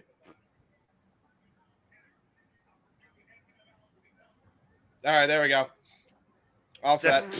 Did we hear that? Silence. Was it the sound? What the fuck? I hit the thing. Hey, Dwayne, good to see you. And yes, that will be the main event. Applaud James for effort, but also it's okay, James. Bottom line, you guys have watched our shows enough by now. Don't post spoilers to anything else on the air. All right.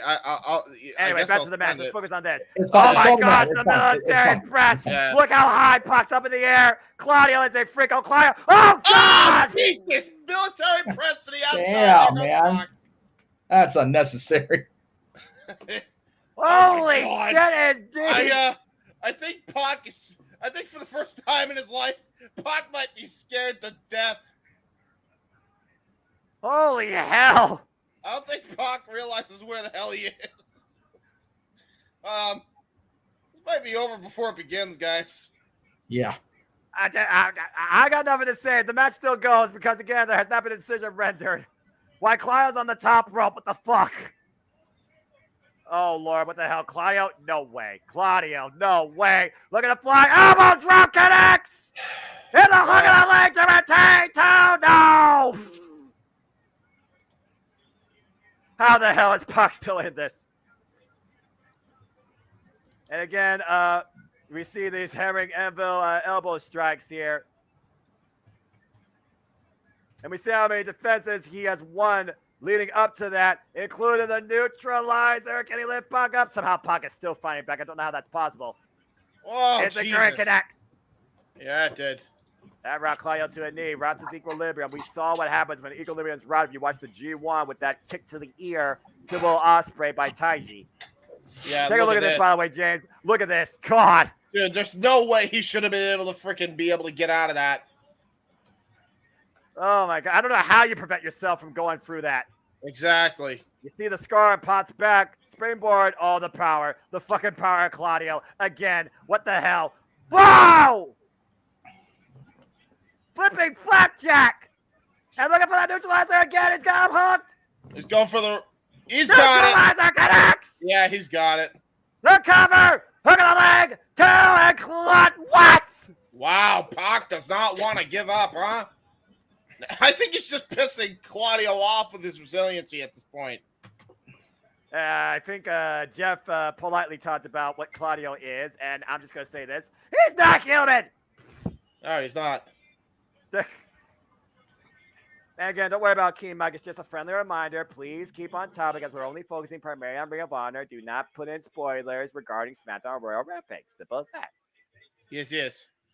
Yes, yes, a very nice, very evil Danhausen. Get well soon. Yes, yes. Oh, my God. Actually, wait. Why am I doing that? Oh, you hear Pac literally instigating Claudio saying, come on, bring it. B word. And again, the pump kicks. These just cheap kicks right now. Pop back up on his feet. This is definitely the most intense bout I've seen Claudio Castagnoli in since he's won Ring of Honor World Champion. And you see the same as the champion asked from the challenger. Looking to break Pac and show why he is the guy. He even warned Mark Briscoe if he had to do that against him, he would. European uppercut connects. Find me a guy with a stronger European uppercut than Claudio Castagnoli. I dare you. Yeah, exactly. Oh, Jesus. And Pac's still on his feet, though, going back in with the forearm strike. And then Claudio is back with a forearm of his own. Again, all right, there you go, Jeff. I sent it to you. Pac and Claudio still on his feet. Oof. Trust me, you'll love it. Especially play it on the air. What uppercut. And Claudio picking up speed here. The weights up. Oh! Kick. And Claudio still on his feet. Charging in. Rebound. Suplex. Ah! And Claudio's feet. Blow it. Inside out. Upside down. Both men are down. I'm surprised Pac is still even conscious, so fair dues. Oh my gosh. The intensity, the electricity, the attitude. This is for the Ring of Honor World Championship, the first half of our double main event. How the hell is Pac even conscious after that? And Claudio with instinct alone, that clothesline from hell. Or from Switzerland, excuse me. James, remember, dude, I can't open WAV files or anything like that on the StreamYard, so it's going to be It's okay. They understand, and I'll keep timing them out until they don't, or until they figure it out. Okay. But thank you. I made a funny meme, damn it. I know that, but it's okay. It's not funny because they keep not hearing me. So at this point, it's not funny. It's pissing my already redheaded. Oh no! Trust me. This would make you laugh. I mean, I don't give a fuck about everybody else. Oh, okay. Ain't no laughing here, guys. Yeah, no, seriously, this is getting nasty. Yeah, super kick by Pac now. Wait, it's getting nasty. It already wasn't nasty. Yeah, it's been nasty. Fair point. Fair point. Uh-oh. Deadlock German suplex attempt by the challenger. You gotta be kidding me. Well, this is turning into The a power of Pac! German suplex with a breakdown now! Wow. Well, I fucking love this shit. I love it. Again, the fact that Pac is even still able to go after that military press. I'm surprised he's still even conscious. Incredible. And right now, Claudio Castagnoli and Pac still fighting for the Ring of Honor World Championship. I'm not sure who's in the driver's seat here, but Pac is back on his feet. Uh-oh. And Pac, I don't know why or how, but he might be looking for that black arrow. Yeah, I don't even know if he can get the full rotation because he's screwed up so bad. Well, he got uppercutted, so there goes that. Well, he went north in some way. Claudio Castagnoli looking to bring Pac back inside the hard way from outside in. Second rope, looking for the deadlift superplex pop by bat, though. Yeah, he blocked it using the bottom rope for leverage to keep him up there. And right, what the hell? And Claudio is sitting on the top rope right now. Pac looking at bring Claudio back in. Might be looking for a Frankensteiner of sorts. And oh my God. Yeah, you fucked up big time. He's grabbing the midsection. Yeah, he's grabbing the arms. Cross arm. Oh my God. From the second rope. Yeah. Oh! He caught him with the Hurricane Frankensteiner. And Pac falling in with a pump kick. And Claudio's down. Claudio might be in the drop zone. Holy shit. And he has the black arrow. He might have a new World Champion. Pac sees his target. Gets his balance. Black arrow crash. Uh-oh. That wasn't smart, Pac. And Claudio takes the elbow pad off. Clothesline. Carry him inside out. And he will not stop until he finally hooks him up for the wait a minute. Up on the far shoulder. Counted into the brutalizer. Standing brutalizer, bring Claudio down to a knee. All he needs to do is get him on both knees. It's fully locked in. Yeah, but not entirely. You still got to get him on his stomach, Noah. But he's so close yet so far away, James. This very well could happen. Oh my God! But Claudio just too damn strong. Back to his feet, fight back. Oh man! Oh, he's still locking it back in. Wrenching back as hard as he can on the surgically prepared neck of Claudio. Nowhere to go. Middle of the ring. He's trying to get it. He's trying to get to that bottom rope, but all Pac has to do is roll through at this point. And Pac sees it, trying to readjust to your point, James, but so is Claudio, once again getting back to a vertical base. And now the champion ascending with Pac still trapped. What is he doing? What the fuck? What the hell's about to happen here? He's about to go for a Samoan drop again from the middle rope here. Oh! God! That was more of a white noise, I just realized. That's his old tag team partner, Sheamus's playbook. Eric Cross from the second rope relinquishes the hold. Both men have given their all and then some here tonight. This is for the Ring of Honor World Championship, and both men are proving that honor sure as hell is real tonight. Well, take a look at the replay here. Oh, You called it white noise avalanche variation. Air raid crash from the second rope. For a moment, I thought that Pac was going to try and put Claudio into an impromptu crucifix, but he couldn't hold on. No, he couldn't. And right now we are back on even ground. Both men down, middle of the ring. Pac can't believe it. I don't think Claudio can't believe it. But this is what Claudio lives for. This is what Claudio thrives off of. This is what the Blackpool Combat Club. This is why they call themselves real. And Pac right now getting real angry. Oh, wait a minute, Widow Yuta! Oh, he sees he was trying to unhook that turnbuckle pad. Oh! Got the back of the head and neck. Unprotected, and the cross jacket got him hooked. Recall the bomb cover to Claudio retains. It's over. Wow. Pac's temper getting the better of him, and Widow Yuta preventing Pac from removing the turnbuckle pad, obviously trying to set that up to use as a weapon. Claudio Castagnoli inadvertently catches Pac behind the back of his head, finally gets the Ricola bomb, and Claudio Castagnoli still retains the Ring of Honor World Championship. Boy, did he ever. Holy hell. Again, the Blackpool Combat Club, I mean, they do things their own way. They are as real as it gets. But still, Claudio Castagnoli remains the standard of the Ring of Honor World Championship. And there's the Death Triangle. I don't think they're aware of it. Death Triangle reunited with their friend Penta and Sergio and Rey Phoenix. The Death Triangle stands united in Ring of Honor. It's 3-on-2. Oh boy! Well, it might not be 3-on-2 for a long. Keep in mind, it depends on if Moxley's in the building. Right now, it doesn't look like there's anybody else coming to the Blackpool Combat Club. Not security, not staff, not nobody. Alex Abrahantes literally encouraging the beatdown here. Oh, wait a minute. What the hell? All right. Best friends have unfinished business. Yeah, again, longtime rivals of the Lucha Brothers. And we saw what happened earlier tonight. The Lucha Brothers costing the World Tag Team Championships. At this point, Sean, I don't know. Orange Cassidy! And a whole time return Orange Punch connects to Pac. Whoa, look at this. Whoa, Orange Punch connects to Claudio.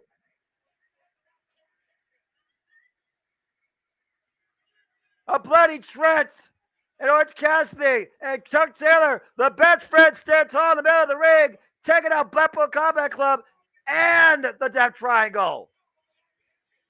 Regardless of this freaking triage of factions here, Claudio Castagnoli is still a Ring of Honor World Champion, and there is no love lost with the Death Triangle and the best friends. If I'm the Ring of Honor six-man champions or the AEW Trio Championships, I'm worried watching the end of that. Just saying. Yeah. I completely agree. And there's AR Fox. Remember, he has a shot at the AEW International Championship tonight, or on Wednesday night for Dynamite. And Cassidy's hand's not getting any more healed as he keeps doing shit like this. Just saying. You know he was trying to square up against Widow Yuta, who was a former trainee underneath Orange Cassidy. Let's not forget that. No, not for a minute. And yeah, that begs the question, Sean Garner. Once again, we come out of another show. Claudio's still the champion. Who's going to stop this guy? Exactly. He should have been Ring of Honor champion a long time ago. We should have been asking that question probably 10 years ago. So nowadays, with him more motivated than with this streak of violence instilled in him by William Regal and the BCC, look out. Somebody stop him, I dare you. All right, 9 defenses for Claudio Castagnoli successfully now. The Ring of Honor World Champion and the best friends and the Death Triangle renewing hostilities tonight at Death Before Dishonor. Again, what has been absolutely incredible pay-per-view main event for professional wrestling here. Let's look ahead tomorrow night in AEW Collision. The House of Black defends the AEW Trios Championships against the Acclaim. Can they get it done second time around? We'll find out soon enough. And I know you're looking very forward to this match, James. Boy. I am for sure. Taya Valkyrie taking on Sky Blue tomorrow night on AEW Collision. And of course, for great win on the 0 Hour, take on Bullet Club Gold, Jay White, Andrews Robinson after their 6-minute classic last week. We will also look at the aftermath, gentlemen, of the Owen Men's Tournament Final, where Ricky Starks got the better of CM Punk. And we'll hear from CM Punk directly. And we'll also hear from the AEW Tag Team Champions, FTR, knowing now July 29th, they defend those titles against MJF and Adam Cole. And speaking of which, we'll hear from the winners of the AEW Blind Tag Eliminator Tournament this coming Wednesday on AEW Dynamite. And who knows what bro session they've had since then. We just talked about a moment ago, the AEW National Championship for the 27th time will be defended. Freshly squeezed Orange Cassidy defends the gold against AR Fox. And Darby Allin renews hostilities with his defied rival for life, Swerve Strickland of the Mogul Embassy. No love lost there, clearly. And you remember the man that Gravity forgot? He forgot about the bastard. Pac takes on Gravity one-on-one on Dynamite. Oh, boy. And just made. Oh, That's what boy. we saw. You talked about trios. How about a tag team trios match? John Moxley and Claudio Castagnoli versus the Lucha Brothers versus the Best Friends. Wow. Triple threat tag team action. There you go. AEW Dynamite. I like it. But before all that, it is time now for our Ring of Honor Death Before Dishonor main event of our double main event as Athena, the unstoppable and longest reigning ever Ring of Honor Women's World Champion, defends the gold against Willow Nightingale. It all comes down to this. All right, now real quick, before we get started with that, one last attempt. I finally think I got it ready. All right, here we go. If it don't work, it don't work, but I'm going to try my last shot here. You got to be all very good.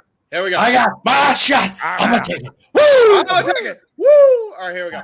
Here we go. Ready? Okay. All right. Hold on. I'm not. Oh, shoot. Okay, hold on. Nope. Give me 1 second. I do have it ready, but there's a thing I have to do now. Okay. Yeah. I fixed it. For sure I fixed it this time. All right, here we go. What the fuck? I'm not hearing any audio now. What the fuck? Oh, wrong fucking one. Attention! No spoilers for SmackDown. I repeat, no spoilers for SmackDown. Still nothing? Do that fuck shit again, and you will be timed out. I repeat, no spoilers for SmackDown. All right, there. One more time. One more time. Right. We'll show up. Wait. Hang on. Wait. Hang on. Okay, here we go. Okay, ready? And wait. Attention! What happened? What happened? All right, go ahead. All right, I'm going. Attention! No spoilers for SmackDown. I repeat, no spoilers for SmackDown. Do that fuck shit again. What happened? What did I do? What happened? One more time. All right, here we go. Attention! No spoilers for SmackDown. I repeat, no spoilers for SmackDown. Do that fuck shit again, and you will be timed out. I repeat, no spoilers for SmackDown. All right. I have no idea if the right shot's even showing because my flagging so bad, but I'm trying to put the founder title of your shit. Oh, no, you got it. We got it. Okay. Yeah, we got it. All right, cool. All right, we can stop sharing. Right. I just made sure it worked. Everybody can hear. Good. Okay. Yay! Right. It worked. Meme approved. Okay. All right. This is very much like the old Snoop Dogg days. There is no spoiling in the Ring of Honor room. None. Ever. Okay. If you understand that reference, you're in the right room. Willow Nightingale with a smile on her face. Will she still be smiling after this? It's time for our main event, guys. Let's get back on track here. It's the Ring of Honor Women's World Championship. Willow Nightingale with the strongest momentum going in, beating Athena on her way to winning the Owen. Can she finally accomplish winning the Ring of Honor Women's World Championship? Oh, boy. Uh-oh.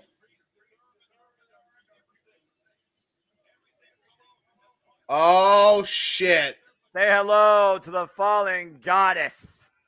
and the unstoppable juggernaut of the Ring of Honor Women's Division, your Ring of Honor Women's World Champion on a 40-plus match winning streak, Athena, before it was shattered by Willow Nightingale during the Owen. The only loss handed to Athena this year. Yeah, and this is like a combination of her Ember Moon days with her current Athena persona. This is not your stereotypical Athena here tonight. Again, we talk about the Ring of Honor Women's World Championship. Ever since Athena took it off Mercedes Martinez in her hometown last year at Ring of Honor Final Battle, she has defended this title successfully against Miya Yamashita, Emi Sakura, Yuka Sagasaki, Kiara Hogan, twice, including a Chicago Street Fight, Sky Blue, and of course, Willow Nightingale. It was Willow Nightingale's first loss in Ring of Honor handed her back in February. But since then, we've seen Willow Nightingale rise to the occasion when it matters the most, and rises her third chance now at the Ring of Honor Women's World Championship, second time against Athena. She very well could escape with the prize here. Let's go down to the introductions. Long Island, New York. 2023 winner of the Women's Owen Foundation Tournament, the inaugural NWW Strong Women's Champion, winning it at Resurgence. Willow Nightingale with a record of 9-1, the babe with the power bomb. And then you have this. The Ring of Honor Women's World Champion, Athena, 223-day reign, 31-0 in Ring of Honor. Yeah, and that's not just in Ring of Honor as well.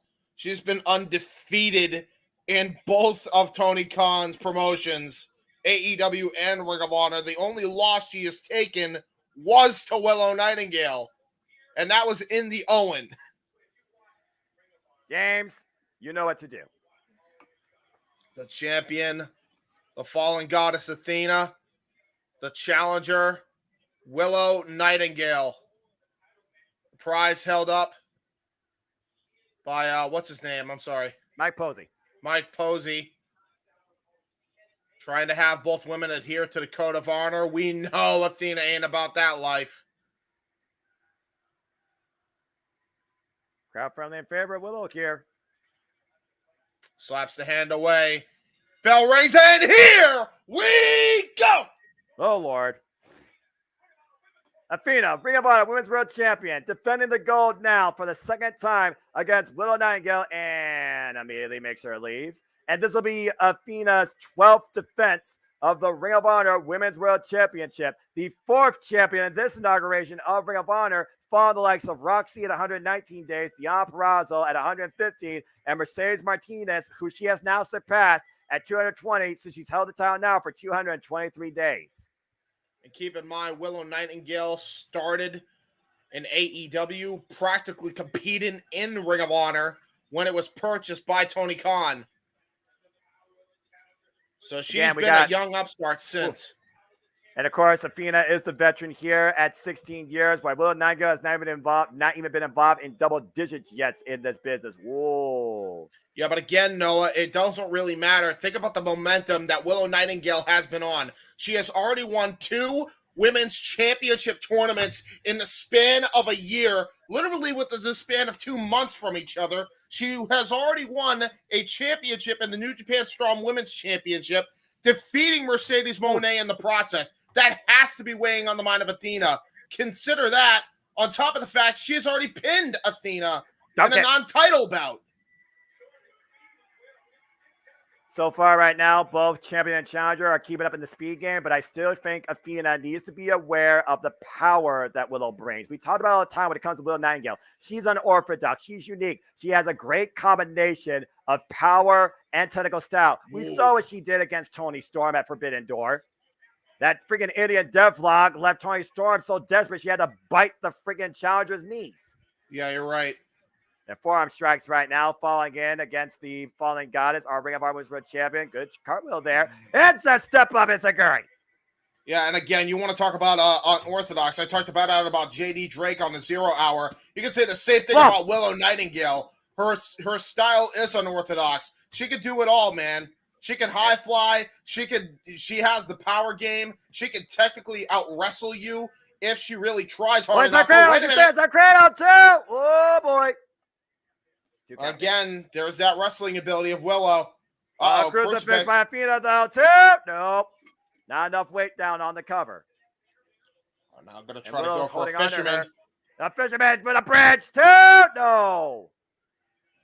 Very well done. Buster with a bridge. Nice cover there by Willow. And I understand what you're saying about the upward momentum of Willow and what she's done across multiple companies. Athena has taken on newcomers in and out of Ring of Honor, AEW, TJPW, New Japan. She has beaten everybody that stood in front of her. Yeah, but Willow herself, the women need to step up or get stepped out. Well, here's the thing. Off. I don't think Willow Nightingale is one to be stepped on. Oh, this is a shot, though. Pushed into the turnbuckles. Now hooked by Athena. Oh! And there's that backdrop driver into the apron. Vintage Athena. You see Willow Nightingale's family there at ringside watching on. Woof. Again, trying to make sure that Willow Nightingale does not achieve another moment at her expense. She literally was going to go up against Jerry Lynn, and even Tony Khan. They all unanimously agree, you're having this damn match.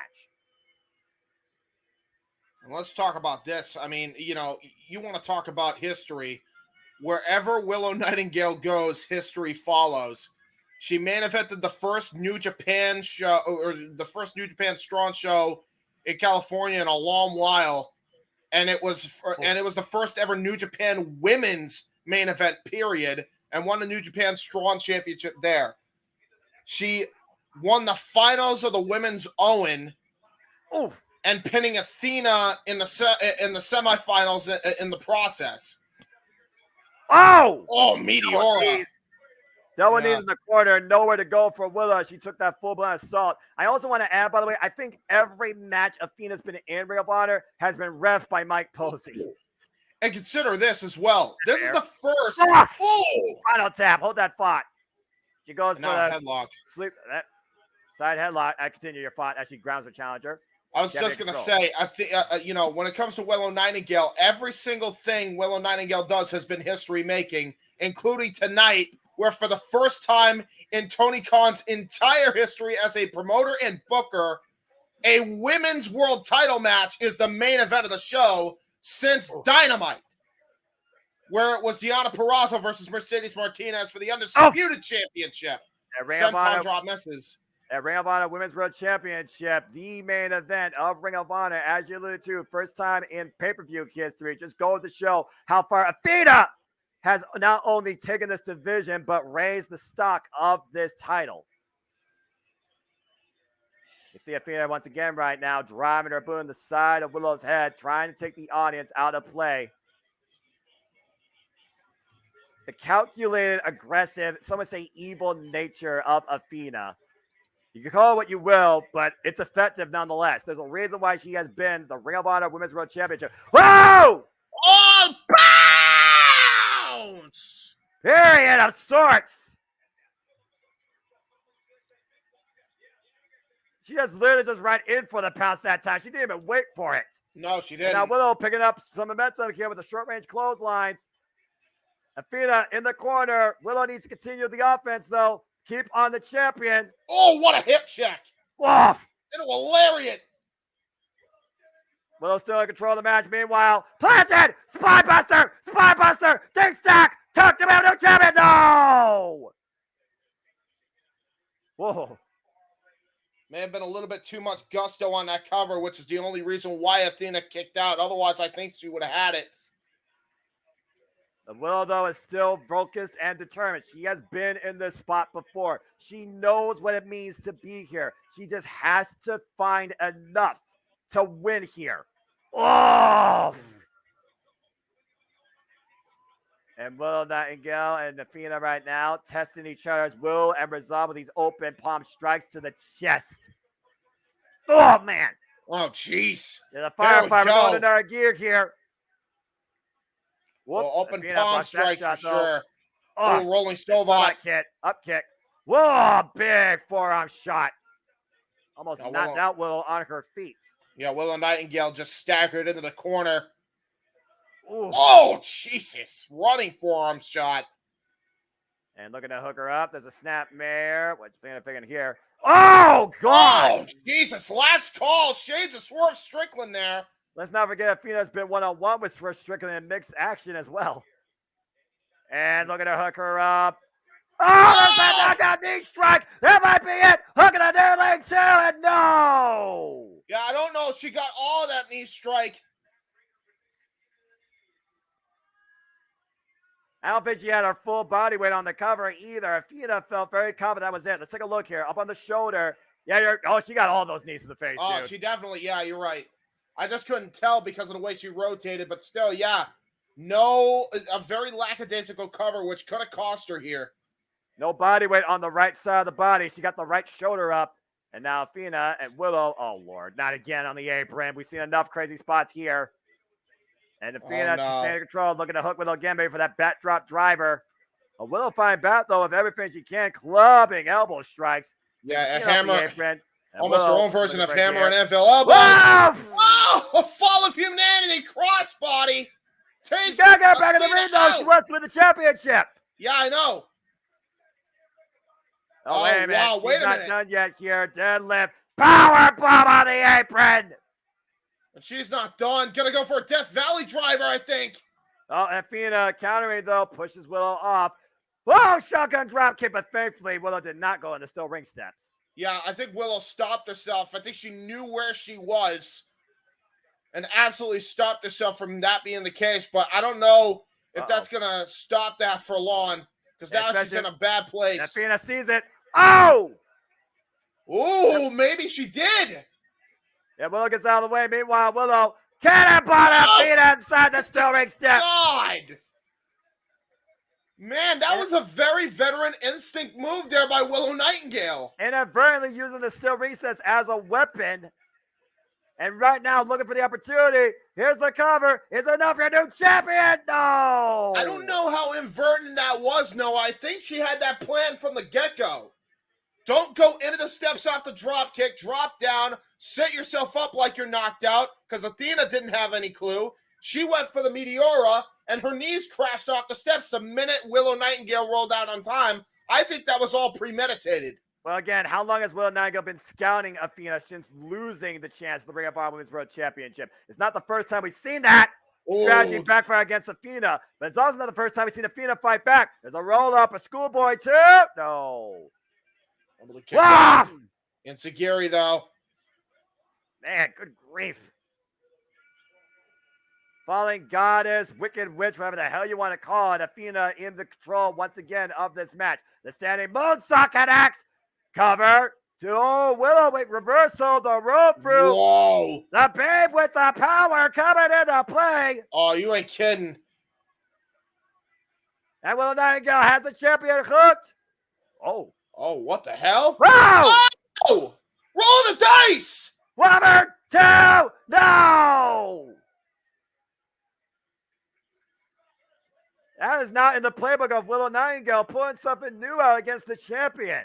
Again, this is what I'm talking about, Noah. In a big match situation, what is the common denominator? Willow Nightingale delivers, full stop. And Willow Nightingale continues to show how much she has grown. Whoa! She knows she has to bring something out that Athena doesn't expect. Oof, and Athena gets the boot up. Second her up on the inside. Athena looking for the takeover. T. Harris gets it that time. Willow, though, rolls for lands on her feet. Big boot, rocks the champion. Yakuza kick style, big boot. Oh, wait a minute. Double underhook. What the hell? What the hell? Oh, butterfly suplex. Cover 2. No, the callbacks just keep coming back. Again, you got to dig deeper than ever before if you're going to win here in the main event of Ring of Honor Death Before Dishonor and claim for the first time in your career the Ring of Honor Women's World Championship. Yeah, which is a title that has eluded Willow Nightingale in her young career. There's that butterfly suplex again. Beautifully executed there. Another angle. Great camera shot there. Again, high impact on the lower spine of Athena. Gut wrench again. Might be looking for the Dr. Wiley bomb. Oh, big heart punch. Well, we can tell she's a Mega Man fan. Big There's boot. that pump kick, though. Oh! 1%er! Cover! 2! No! Taking a page out of an EC3 old school playbook. The 1%er, but it did not get the 3 count for Athena. Incredible resolve being shown here, but great innovation by both champion and challenger as this match continues. Crowd chanting, this is awesome. I don't think Athena finds this awesome. I think Athena's just getting more and more furious. Oh, look at the champ's eyes. She is scouting her for something. Might be looking for another knockout shot. Willow back up to her feet and whoop, counter. Ducks underneath. Hooks her up. Front face lock. Oh! Oh, swinging neck breaker counter. Reverse DDT actually too. No! Shit. Yeah, that was a great counter, whatever it was by Willow. Willow again, just adapting here and doing her homework. Oof. Again, they've used what they've known and they're bringing out stuff the other doesn't know. But they're also looking back to the greats of the past from previous rivals in their history. And the pair with the powerbomb looking to follow the corner. Oh, hip check actually. Look at a page out of Tony Storm's playbook. And meanwhile, oh, Jesus, there's that brutal forearm strike. And again, we've seen Athena in this situation before. We've seen her in a big match situation before. When the going gets tough, when the women's world title is on the line for Ring of Honor, she delivers and keeps coming back. And now it looks like she's going to go for a heat seeker pile driver. Oh! Jesus! Obliteration, Avalanche X Factor. And Athena saying she is done. That this is the end. Looking for the desert. You gotta be kidding me. No way. There's no way. No way. Oh my Holy God. Shit. What the fuck? Oh my God. Cover two. No. He kicked out. The champ with the power bomb. And Willow still refuses to stay down. Look at the eyes of the champion. Woof! That. It was a that top obliteration move, that X Factor facebuster out of the corner, and the power bomb perfectly executed by Athena. 2 9/10. Yeah, and she almost had it, man. I'm shocked. She probably should have gone up for the pin after that. It was basically a Pepsi plunge variation. She should have gone for the pin off that. And now it looks like she's going to go for the Eclipse here.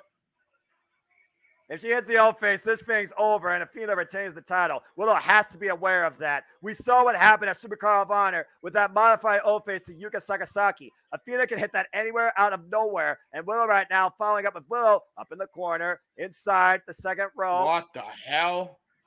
Oh, God. Up on the shoulders. Oh, my Lord. Oh, my God. From the middle rope. She's got to roll over. Hit her arm. Hit her cover. 2. No. Wow. What a competitive women's world title match, man. Again, she only could grasp one arm over on that cover. How much did that take out Willow? Was that her last best shot? They're both exhausted. I'll tell you that right now. But this is where the going gets tough. This is where you channel the spirit. If the New Japan system has taught Willow Nightingale anything in her short stint with the New Japan Strong Women's Championship, it's that you have to channel the spirit of the crowd. You have to channel the spirit of the fighting, of the people you are fighting for, your family, your friends, everybody. That is what Willow Nightingale is fighting for tonight. And Bobby, you might be right, but this match still continues. King Mike, Willow is still in this fight as both women now on the outside. Athena slowly ascending the stage, and Willow preventing her from going up any further. Again, she just lured her challenger to full security. There's a throat thrust there. And what the hell? Oh, Jesus. Up on the shadow, up on the shoulders. Oh! Wasteland onto the outside. Again, not hitting the map of the floor, and then thrown in the steel ring steps. Athena unleashing a whole nother level of aggression here to make sure she leads with the Ring of Honor Women's World Championship. And now, once again, going to the top rope. Willow in position. Athena scouting it.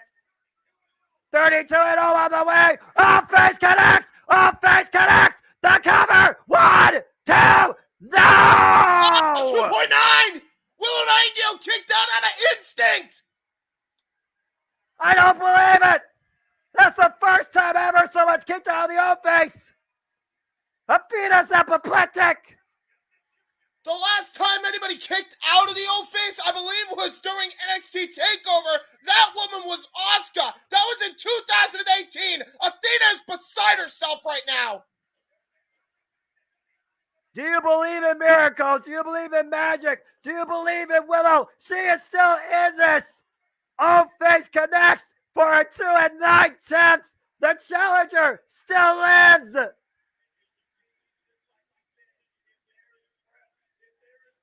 Oh, man, but what is Athena willing to do now to hold on to her championship?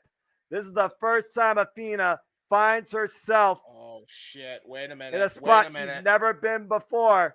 Arguing with the ref. Like, oh, well, look at him following the schoolboy, the road fruit. Wait a minute. Oh, wait a minute. We have road fruit. Trying to hook her up to the gut. Red Span with the powerbomb cover. 2, no! Kick out by Athena! I thought we were going to get a champion. Was that Willow's last shot? Was that Willow's last shot? This match has been unbelievable so far. And the crowd are ushering Willow on. Telling her to get it one more time. Champion of Alamo State. Again, definition of insanity is trying the same thing over and over again, expecting a different result. And Willow Nightingale clearly understands that after dealing with Julia's beautiful insanity. What is Willow willing to do here to finally put down the fallen goddess and win the Royal Rumble World Championship from the second rope? Got wrecked. And now look at on her. for dear life. Just wailing on her side here. Trying to get oh, God, a knockout shot. Gonna try to go for the O-face for the second time here. Will she connect this time, though? Willow up on her feet. O-face connects again! Oh, now going for a submission! Going for the submission! And she can't see, she can't breathe! The crossface is in! Willow Nightingale crawling! Willow Nightingale reverses the cover too! Athena rolls through! She's trying, she's clawing, she's trying to find something! Oh, Athena grabs the foot that was about to hit the ropes. Willow preventing herself from tapping out with every fiber of her being. She does not want to leave tonight without the Ring of Honor Women's World Championship. She's crawling. She's fighting to stay in this, man. She's got to do everything possible to relinquish the hold of the champion. Athena wrenching back, though, as hard as she possibly can. It's Willow going out. Will Willow's body give out her before Willow's spirit? It's done. It's done. The referee's got to call it. What the hell? There.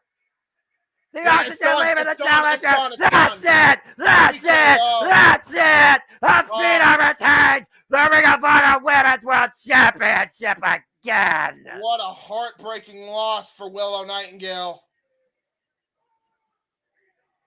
Wow. Holy shit.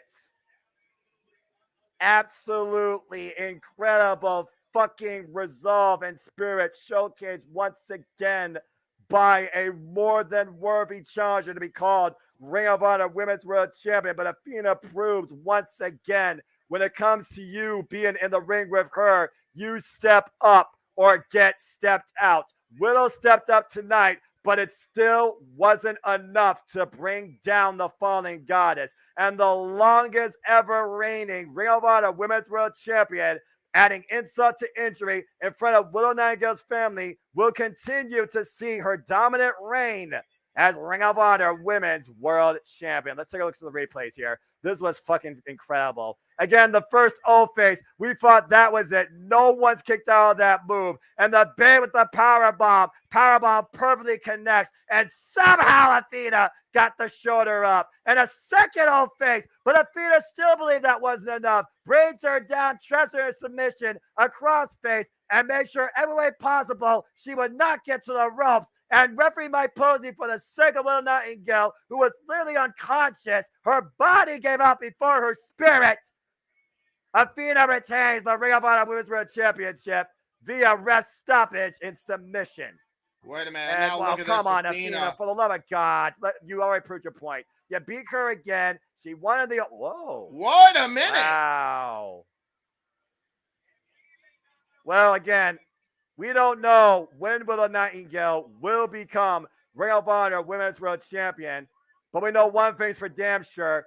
She earned Athena's respect for sure. respect. No doubt. And that right there is a prize worth something in itself. The first time Athena has shown somebody true respect post-match. And again, we hope that you all enjoyed and respected what we brought forward here tonight with you, with our play-by-play coverage of Ring of Honor for our pay-per-view 2. For the Renegade JJ Williams, for the man who's named about key Jeff Meacham, for my color analyst James Hebert, I'm the Subman Noah Foster. Once again, reminding you, happy wrestling as always, everybody. Thank you for tuning in to Ring of Honor Death Before Dishonor. What a fucking incredible pay-per-view. That was awesome. Wow. Talk about putting your best foot forward after what was probably the most rushed build in history, by the way. And Tony Khan, the fucking madman, does it again. I didn't have one problem. What a card! What a match card! Just barely missed that 358, but I'll take those extra 2 minutes any day of the week, brother. I'll tell you what. Yeah, that was This great. is worth money. This is professional wrestling. That was a fucking damn good show. That was so worth the money. Wow. That was one of my top 5 shows of the year. That was so damn good. That was awesome. Was that on BR at Ring of Honor price, if I may be so bold to ask financial questions, Noah? What's up? Was that at normal AEW BR pricing? Yep, $40. $40. Wow. Yeah. Give me this every quarter. I'll take it. I was going to say, you know what? 40 for that? Yeah, I'll take it. Okay. Yeah. Yeah, they did great. Yeah. They did awesome here. They nailed it. They hit a home run. Once again, Honor is real. Honor is back. What a fucking show. And Willow, mad respect. That was awesome. So damn close. JJ is finishing up Royal Rampage. He's going to come in here and keep it spoiler free, but he does want to join us. So Yes. he'll be here soonish. All right. What a camera angle. Even in defeat, the first time Athena showed somebody true respect since becoming. How can you not respect Willow Nightingale, man? She gave Athena every bit of it. First time, like you said, first time since Asuka, which is 5 years that anybody's kicked out of what used to be called the Eclipse. Yeah, it was wild, man. That's crazy. That was so great. Welcome in the Renegade, JJ Williams, the Fab Four. Well, not the Fab Four because the Beatles are going to be talked about on Friday, but the Core Four are here, ladies and gentlemen. There you go. There you go. The Core 4 plus 1, because I do have our pyramid contestant. Okay. Well. Hello, Natalie. Well, let me just get right to that right now, then. Okay. Well, I'm going to have to relay to her because you're not audible for her. No, I got you. I have done everything short of whore out a spot based on my own preferences to get somebody to compete here, and nobody seems willing to step up. I think they're scared of Natalie whooping their ass, to be honest with you personally. So I don't know if we want to postpone, if we want to just. I am open to suggestions from the room as well as the chat room. What would you guys like to see if we are unable to get a second contestant for Pyramid? Do we just want to what would you guys think would be the best option?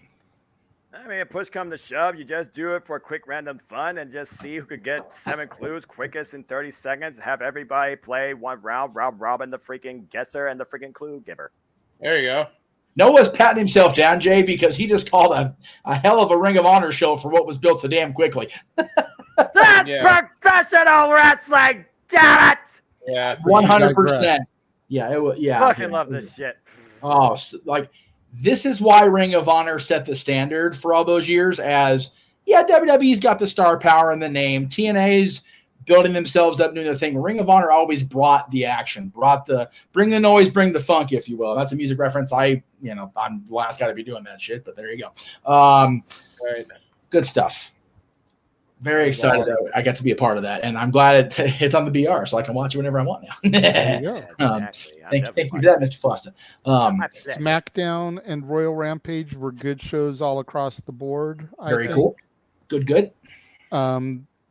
There was one thing on SmackDown I had a little bit of an issue with, but I'll wait till tomorrow to discuss with you guys. That way, those of you that want to watch it, I know the top row won't be. Noah might watch some highlights, but I know Jeff is going to watch it. Those of you that can't follow effing instructions and not spoil SmackDown during this broadcast, you dumb shits. You want to replay? You want to replay that freaking? No. It was a cluster lot trying to get it done. No, I'm good. Thank you. I'll discuss that tomorrow. But yes, other than that, it was a good couple of hours of wrestling. Natalie watched it all with me. Nice. SmackDown, of course, is something she normally watches anyway. Of course. Rampage, she usually doesn't watch, but she watched the whole hour with me. Pretty much enjoyed it. Cool. Very cool. Well, we've got a lot of cool stuff coming up. We've got open my. Oh, he's listening to her talks all there. She was saying, tell him about the Green Ranger, Nick Wayne. His tights were very Green Ranger vibe-ish tonight. That's okay. We had the Green Ranger on Rampage. We had Buzz Lightyear during Ring of Honor, and I pointed out to James that don't worry, I've contacted Disney Legal. They have been notified of the IP violation. I know Rampage is taped, but I feel like I was having a Raw Nitro moment because all members of the Mogul Embassy were in the Royal Rampage, and I know they were defending their ROH Trios titles tonight.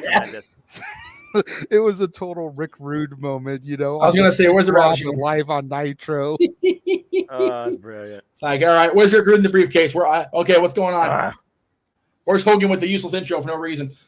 There you go. Good. I'm glad you guys had a great show this evening. We did. Look forward to, if not watching the show back, at least watching your callback eventually so that I can see what all went down. Yes. Hello, Pop. I still somewhat have a voice. Getting ready to come home because he is going to be part of the live Dad's Not Always on Wrestling next week. Nice. When we discuss the top 10 solo era Beatles songs. Ooh. Yes, sir.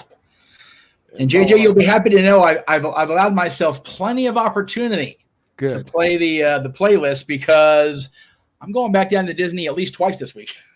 So, you might want to take out the I'm trying. I got a lag. I got to latency is a real mother bugger in this freaking program. It is. Yeah, Jay, I'll be down there on Sunday, and then apparently I'll be down there on Thursday this coming. So the day before we go live with Dads, I will have the Beatles solo songs fresh on the brain. Nice. So, well, the night before, which is a Beatles reference. Night before we do that. Yes. Myself and Natalie are going to be going to a concert in the park up here where A Hard Day's Night will be performing a tribute concert. I don't know why that. Okay. I literally clicked off the thing and it clicked on this logo. I definitely need to reset this whole computer before I have a stroke about this shit. I swear to God. Yeah. So that's going to be cool. Me and my daughter getting to see a Beatles tribute band concert in the park just before we go live doing that. Absolutely. I may try to get a little bit of video footage if they do a couple of solo songs that I know are going to make my list. That way we can throw to that and not get copyright pinged. Larry, well, it depends how covers usually get away with it. This is not copyright. Well, it depends how acapella they are too, because they've got the full music. We still may get. That's blah. So we'll see what happens. We'll see how it goes. But golly. No, do you not have AC in that room yet, Noah? Jeez. Oh, I don't have AC ever in this room. I just have a ceiling fan. All right. Yes, Pop. If you can post your list in that group chat with me, you, and Jeff before the broadcast, that way we can try to find images of either the album or single that your songs come from for. Yes. Let's just say you don't want to see the shirt underneath the blazer, James. That's all I gotta say. That would be appreciative, Pop. As far as the comment from King Mike there, JJ, you'd have been proud of Willow, man. She brought Athena to the limit. They actually had such a hard-fought main event. They actually went over Tony's mandated 3-hour 58 by 2 minutes, and it was an awesome main event. Again, another Tony Khan-initiated women's main event. First time Ring of Honor history, as far as I know. First time, I think, since Dynamite, anything women's related main event at any show. Well, the Exactly. women Well, actually main evented Rampage tonight. Yeah, Chris Oh. Statlander versus Marina Shafir was the they've main also event. main evented in the past in women's Oh, tag team yeah. action with Okay, those so, street yeah. fights. But In this Ring of is big Honor, it's for definitely the pay-per-view. first. Ring of Honor is definitely definitely the first. Yes. As it should have been, and you didn't have to advertise as a big thing either. They organically just like, you're a main event. I just know that somewhere, I don't know if he still stays in Houston between shows or not, but somewhere the Book of Man's, loving the fact that Roxy's in a prominent spot in NXT and his other girl is main event in the Ring of Honor pay-per-view tonight. So there is that. So That's true. I love every bit of this too, Stephen Ashby, man. We all love this shit. That's why we're here on the Friday night. I love it. Friday nights maybe for fighting for Sheamus and Ridge and Butch/Pete, but Friday nights for hanging out with our buddies and calling the best. What in the business, Noah? What'd you call the night? Oh, what? Oh, that's a funny question to ask. I mean, simply put, this night was just professional wrestling. Damn it! There you go. But We you all guys love it got- here. That's right. We all love it in this room. Okay, now let's not give Noah heat stroke anymore. Yeah, No. I'll be fine. I'm gonna pass on anyway after this. I think we're gonna Fans put 2 p.m. Noah to enough work tomorrow with the super chat goals for his karaoke. I will leave this feed. You will not. No, You a lie. You a lie. liar. Papa. You a lie. Lie. When are y'all watching SmackDown? I'll probably be watching it in the morning because I'll still be here tomorrow through the end of open mic night. And then because I'm a glutton for punishment, I'll be up ass early on Sunday. But I have reasons for going to Disney on a Sunday because I get to take a tour that is offered to the guests at dollars per person. But the cast has been availed if you want a drawing or whatever, a chance to take a walk in Walt's Main Street steps. Ooh. Yeah. So, yes, I've been in the apartment before. I've told that story about 542 times now since Christmas. But I get to go have drinks on the patio of the apartment after the tour. So, Ooh, fancy, Jeff. fancy schmancy. So that'll be Sunday, and then I'll be That'll going be in. his new profile picture. Very likely if they let me take a picture. I'll tell you that because I still haven't changed the one for this week because there were so many damn pictures I took this week. That's why they were all collages in the post because I don't know what to choose. And the kids we went with on last week didn't want to take pictures because they're too cool for it. They're too cool for pictures.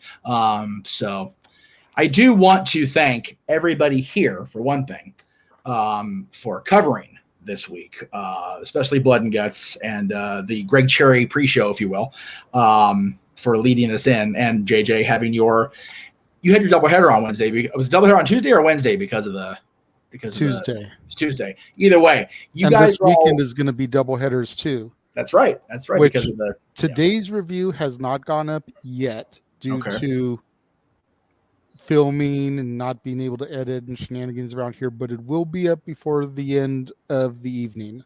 Okay, cool. Which is the 2011 Winnie the Pooh.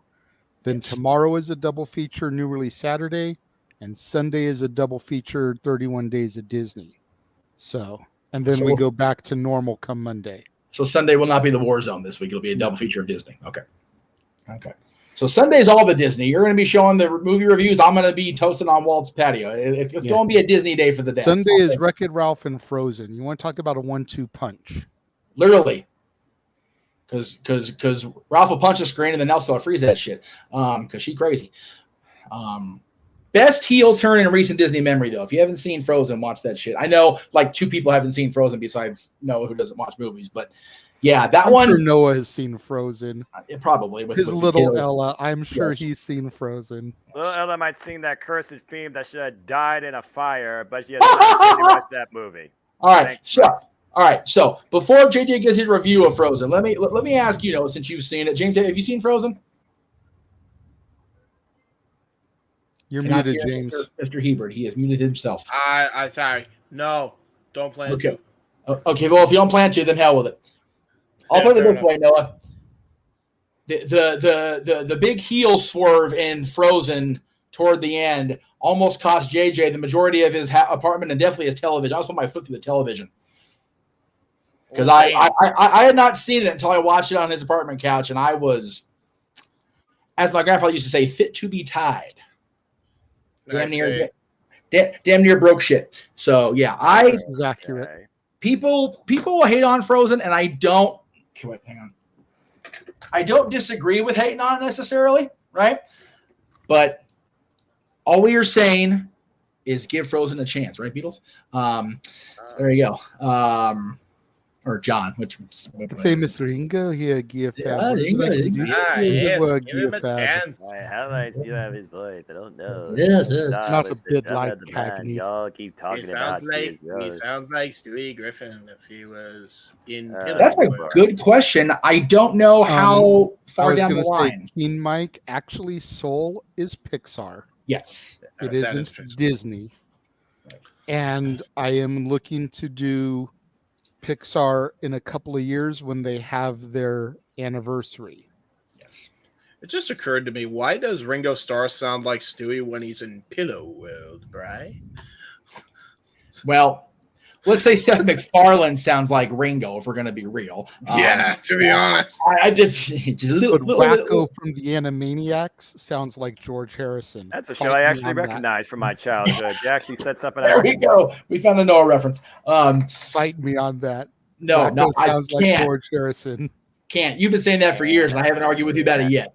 But yeah, there is so much cool stuff coming up. I do want to again thank everybody for this week's and helping out with the coverage, because Lord knows I've been an absentee partner this week. I do want to thank everybody that over the course of 8 days and 4 full day visits that I went to Disneyland with, gentleman to my left on screen here and his stepsons to be, and I even want to thank Dylan's mother and her family for a pleasant outing. God help me. I want to thank Travis and Cassie and Marissa and Christiana for Monday and the anniversary. Being at the park on our anniversary is always cool. It was a cool experience. Got to have storytellers do the whole thing. And then I want to thank especially Jessica and Ashley for Wednesday. So thank you. You guys aren't going to watch right now. I'll tell you all about it. You can watch this segment of the show, but please watch the whole thing so we get more views. And Yes, Definitely. and Do like and- Josh did. Go back in the archives. yes, always go back in He there. watched our Star Wars top 10. He did, and then he ranked, and he wants us to roast him. Josh, we will accommodate you tomorrow, sir. Yes. Because to be perfectly honest, I don't have a whole lot to talk about No. open mic night. No. Yay. I mean- literally have 2 topics. Yes. That means no drama in the Well, IWC. well, No. no, Because no, one of the no, topics no, is no. definitely drama. Oh, yeah. Oh. But it'll be okay because But it just means there's only one drama topic. One is more of an opinion question, something that came Alright. to me over the course of the past week. And That's fair. I'll go ahead and give you the question now just so your brains can start percolating. Please yes, do not answer right now. Save it Nobody. for tomorrow. yes. Okay. Are professional wrestling sports entertainment companies diluting certain markets? Ooh, Mm. like that. That's a good question. Okay. That was going to be my main event topic tomorrow. But if we only have like 2 topics, It'll really But be an it's- open mic night. yeah, it's something I really want people to think about. And Yeah. when we get there, I will give my reasoning for the question because I've got Yes. some sound reasoning here. Yeah. But Yeah. there was some stuff that came up that really kind of, maybe I had noticed it, maybe I hadn't noticed it, but it really just clicked in my brain this week, and it was like, this is something that needs to be talked about. Yes. So It's let it kick around your head over the next few hours, the next 24. Get yourself a good sleep, dream about it. Wait, You do I got know. G1 on tomorrow morning, or is that Sunday morning? Let me see here. G1 is, I think, Sunday morning. And especially if we end up not pulling another contestant for Pyramid, it's like, Right. then we'll definitely be pushing for some Noah karaoke. Yeah, honestly, probably. I'm not even gonna lie. No, you might have to bail us out here. So I'm gonna throw it out I was there. going I'm to bed gonna early. throw this out there for $100 between me and Jeff's channel. Look, Noah together. will sing Rob Conway. Just look at me. Oh, Yes! that's what Oh my God! No, hold on. I That was what we decided on. Hold on. It gets better. Uh-oh. For the $150 mark, Uh-oh. Noah will woo and do the Daniel Garcia dance. And if we can get to $200, which I know we won't hit, No. but if we can get to $200, Noah will sing Bianca Belair's song. Fuck that shit. Oh, it is July 23rd. Damn it. Oh, wait. That's actually a good thing. I get to sleep in on Saturday. Okay. So that means, ladies and gentlemen, if you donate $50 to each channel tomorrow, you'll get Noah to sing a dubious theme song at best. You get 150 between the two, so that's 75 between the two channels. You will see a probably very authentic recreation of Daniel Garcia's dance-off moment from Wednesday. Fuck. But then 100 per channel. Chris Ross gave it away for free on Simply Predicting. I had to put in the comments. I was like, dude, save that for super chats. Right? Don't give that away. We had the best tips tonight. If for whatever reason you guys get the itch to take your wallets out and get both of us well over the mark to get paid out next month, then by God, he won't do whip and Nene, but he'll whip his lack of hair around, do the Bianca Belair songs. There you go. Unfortunately, Owen will not be able to donate to that cause of Rob Conway's Just Look at Me because he is unfortunately very, very broke at the moment. That's okay. Whoever he is. We're gonna comment in a recession. None you motherfuckers got any money. That's right. Emmanuel Arlene, if you're watching on demand, you know what to do. I will let them know in text. I'll let them know what's going on. Look at Noah. There's another meme screenshot. That one. I know, right? Yeah, we'll get that back and we'll run it back. Is the one that I put in there from the other day still loaded? I didn't delete a thing except what was already not needed to be used. Everything else is in there for Wednesday. So yeah, Noah's in there, James in there, mine's. We tried to use mine in there with the SmackDown announcement, but my flag is so real. King Mike, as far as the top 5 WWE songs list, much appreciated that Aaron put that out there. But we already did an open mic night. We did a top whatever it was, like how many songs? You did a random 15. Yeah. JMN Generic Multiverse Media open mic night panel that's recommended songs. Now I think available on Spotify, YouTube. And if you go to Classic Dad's YouTube, me and Jeff have not one, but 2 Dad's top 10 lists where we discuss underrated WWE theme songs. Yes. Not even WWE, just wrestling theme songs in general. Fair enough. So yes. I will say this much. The very first show that we did, my number 1, and it was a hot take, but I'm curious what you guys think. My number 1 underrated theme song of all time for the first list, Maven. The original non-dubbed one. Yeah, exactly.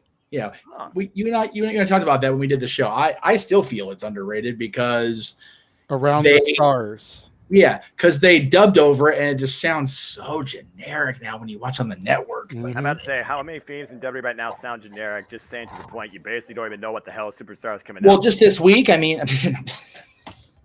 I'll tell you what though, I forget what he actually used when he came back, but Sid Vicious's dub over on the network.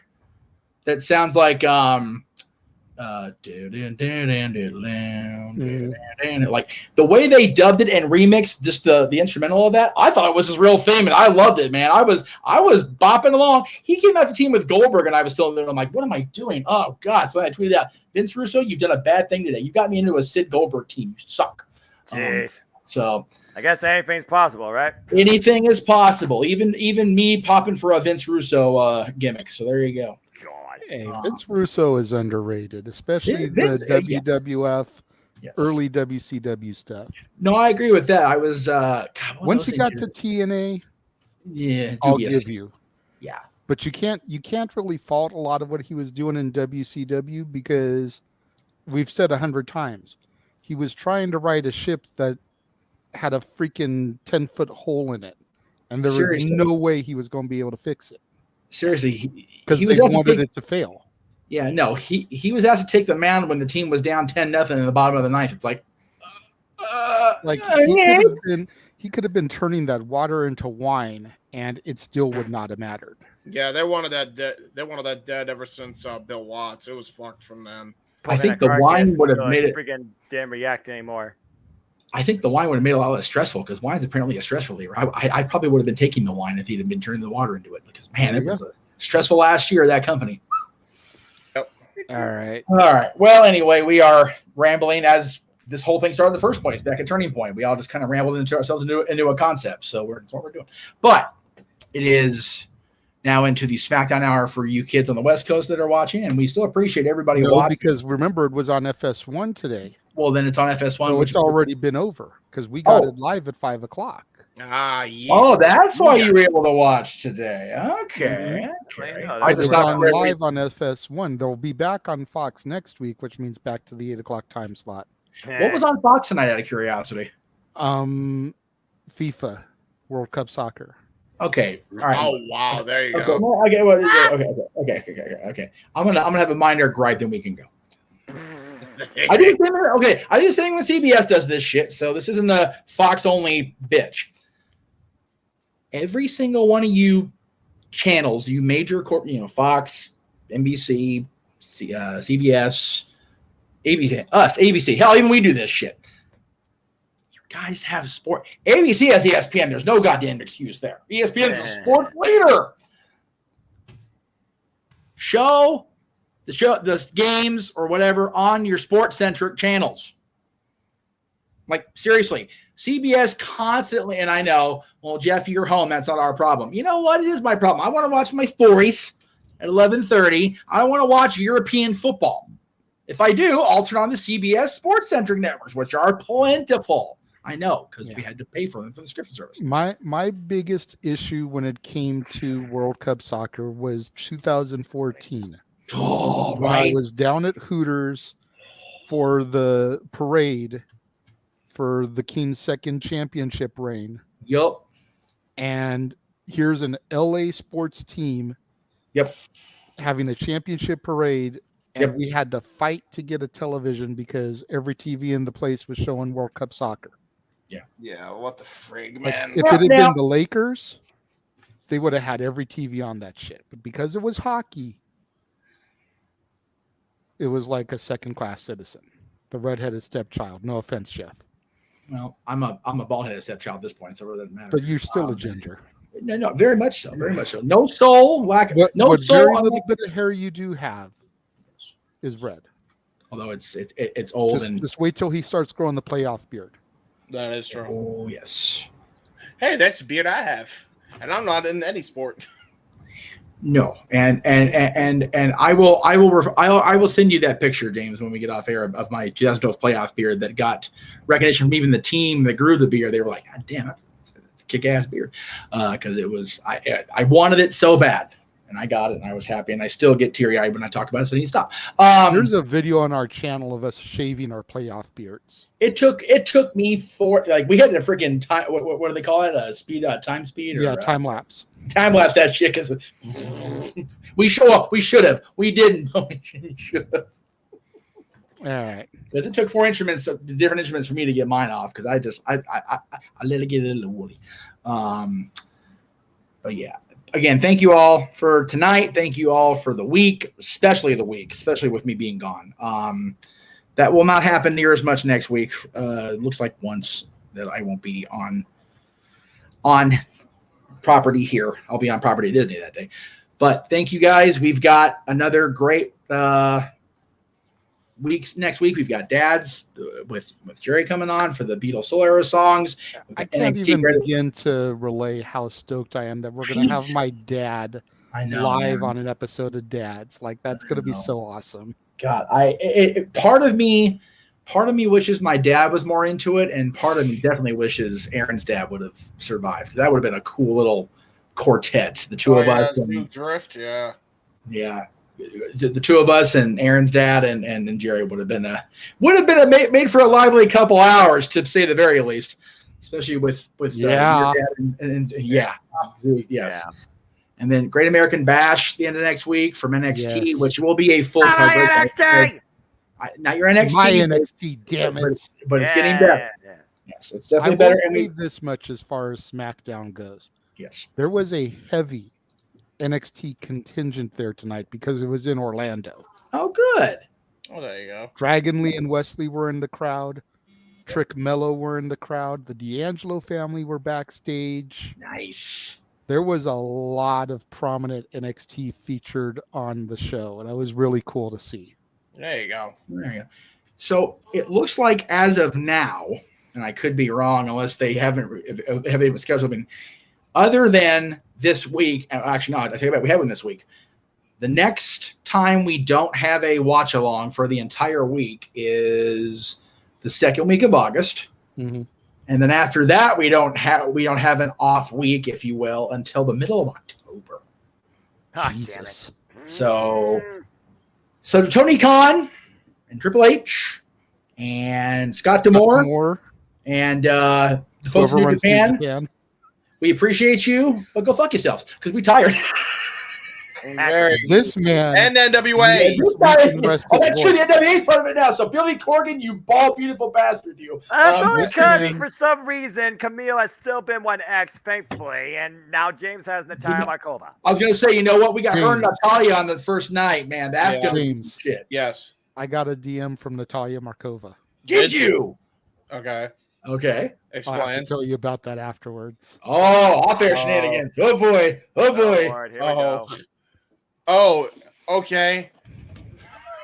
We're gonna wrap now in that case. Yeah, please. So, for the Renegade popping in, letting us know what's going on in the world of WWE and AEW, for our beautiful Ring of Honor commentary team for the night, the Simple Man and the Heat Man. I am the founder. He's the boss on the bat phone. We will see you guys tomorrow for open mic night. Maybe Pyramid. Help guys. Hopefully. If not, it's going to be a true open mic night tomorrow. Make that man in that upper left sing. Make that man in the upper left dance. But more importantly, make us all laugh because, goddamn it, we need to laugh in our lives, folks. Exactly. I am the mage. Tony Bennett. Yeah. Yes. We'll do that. Tony Bennett. Hell, why don't I do a Tony Bennett song tomorrow if nothing else? Till then, Noah, sleep on that, and then may God help you and all of us tomorrow.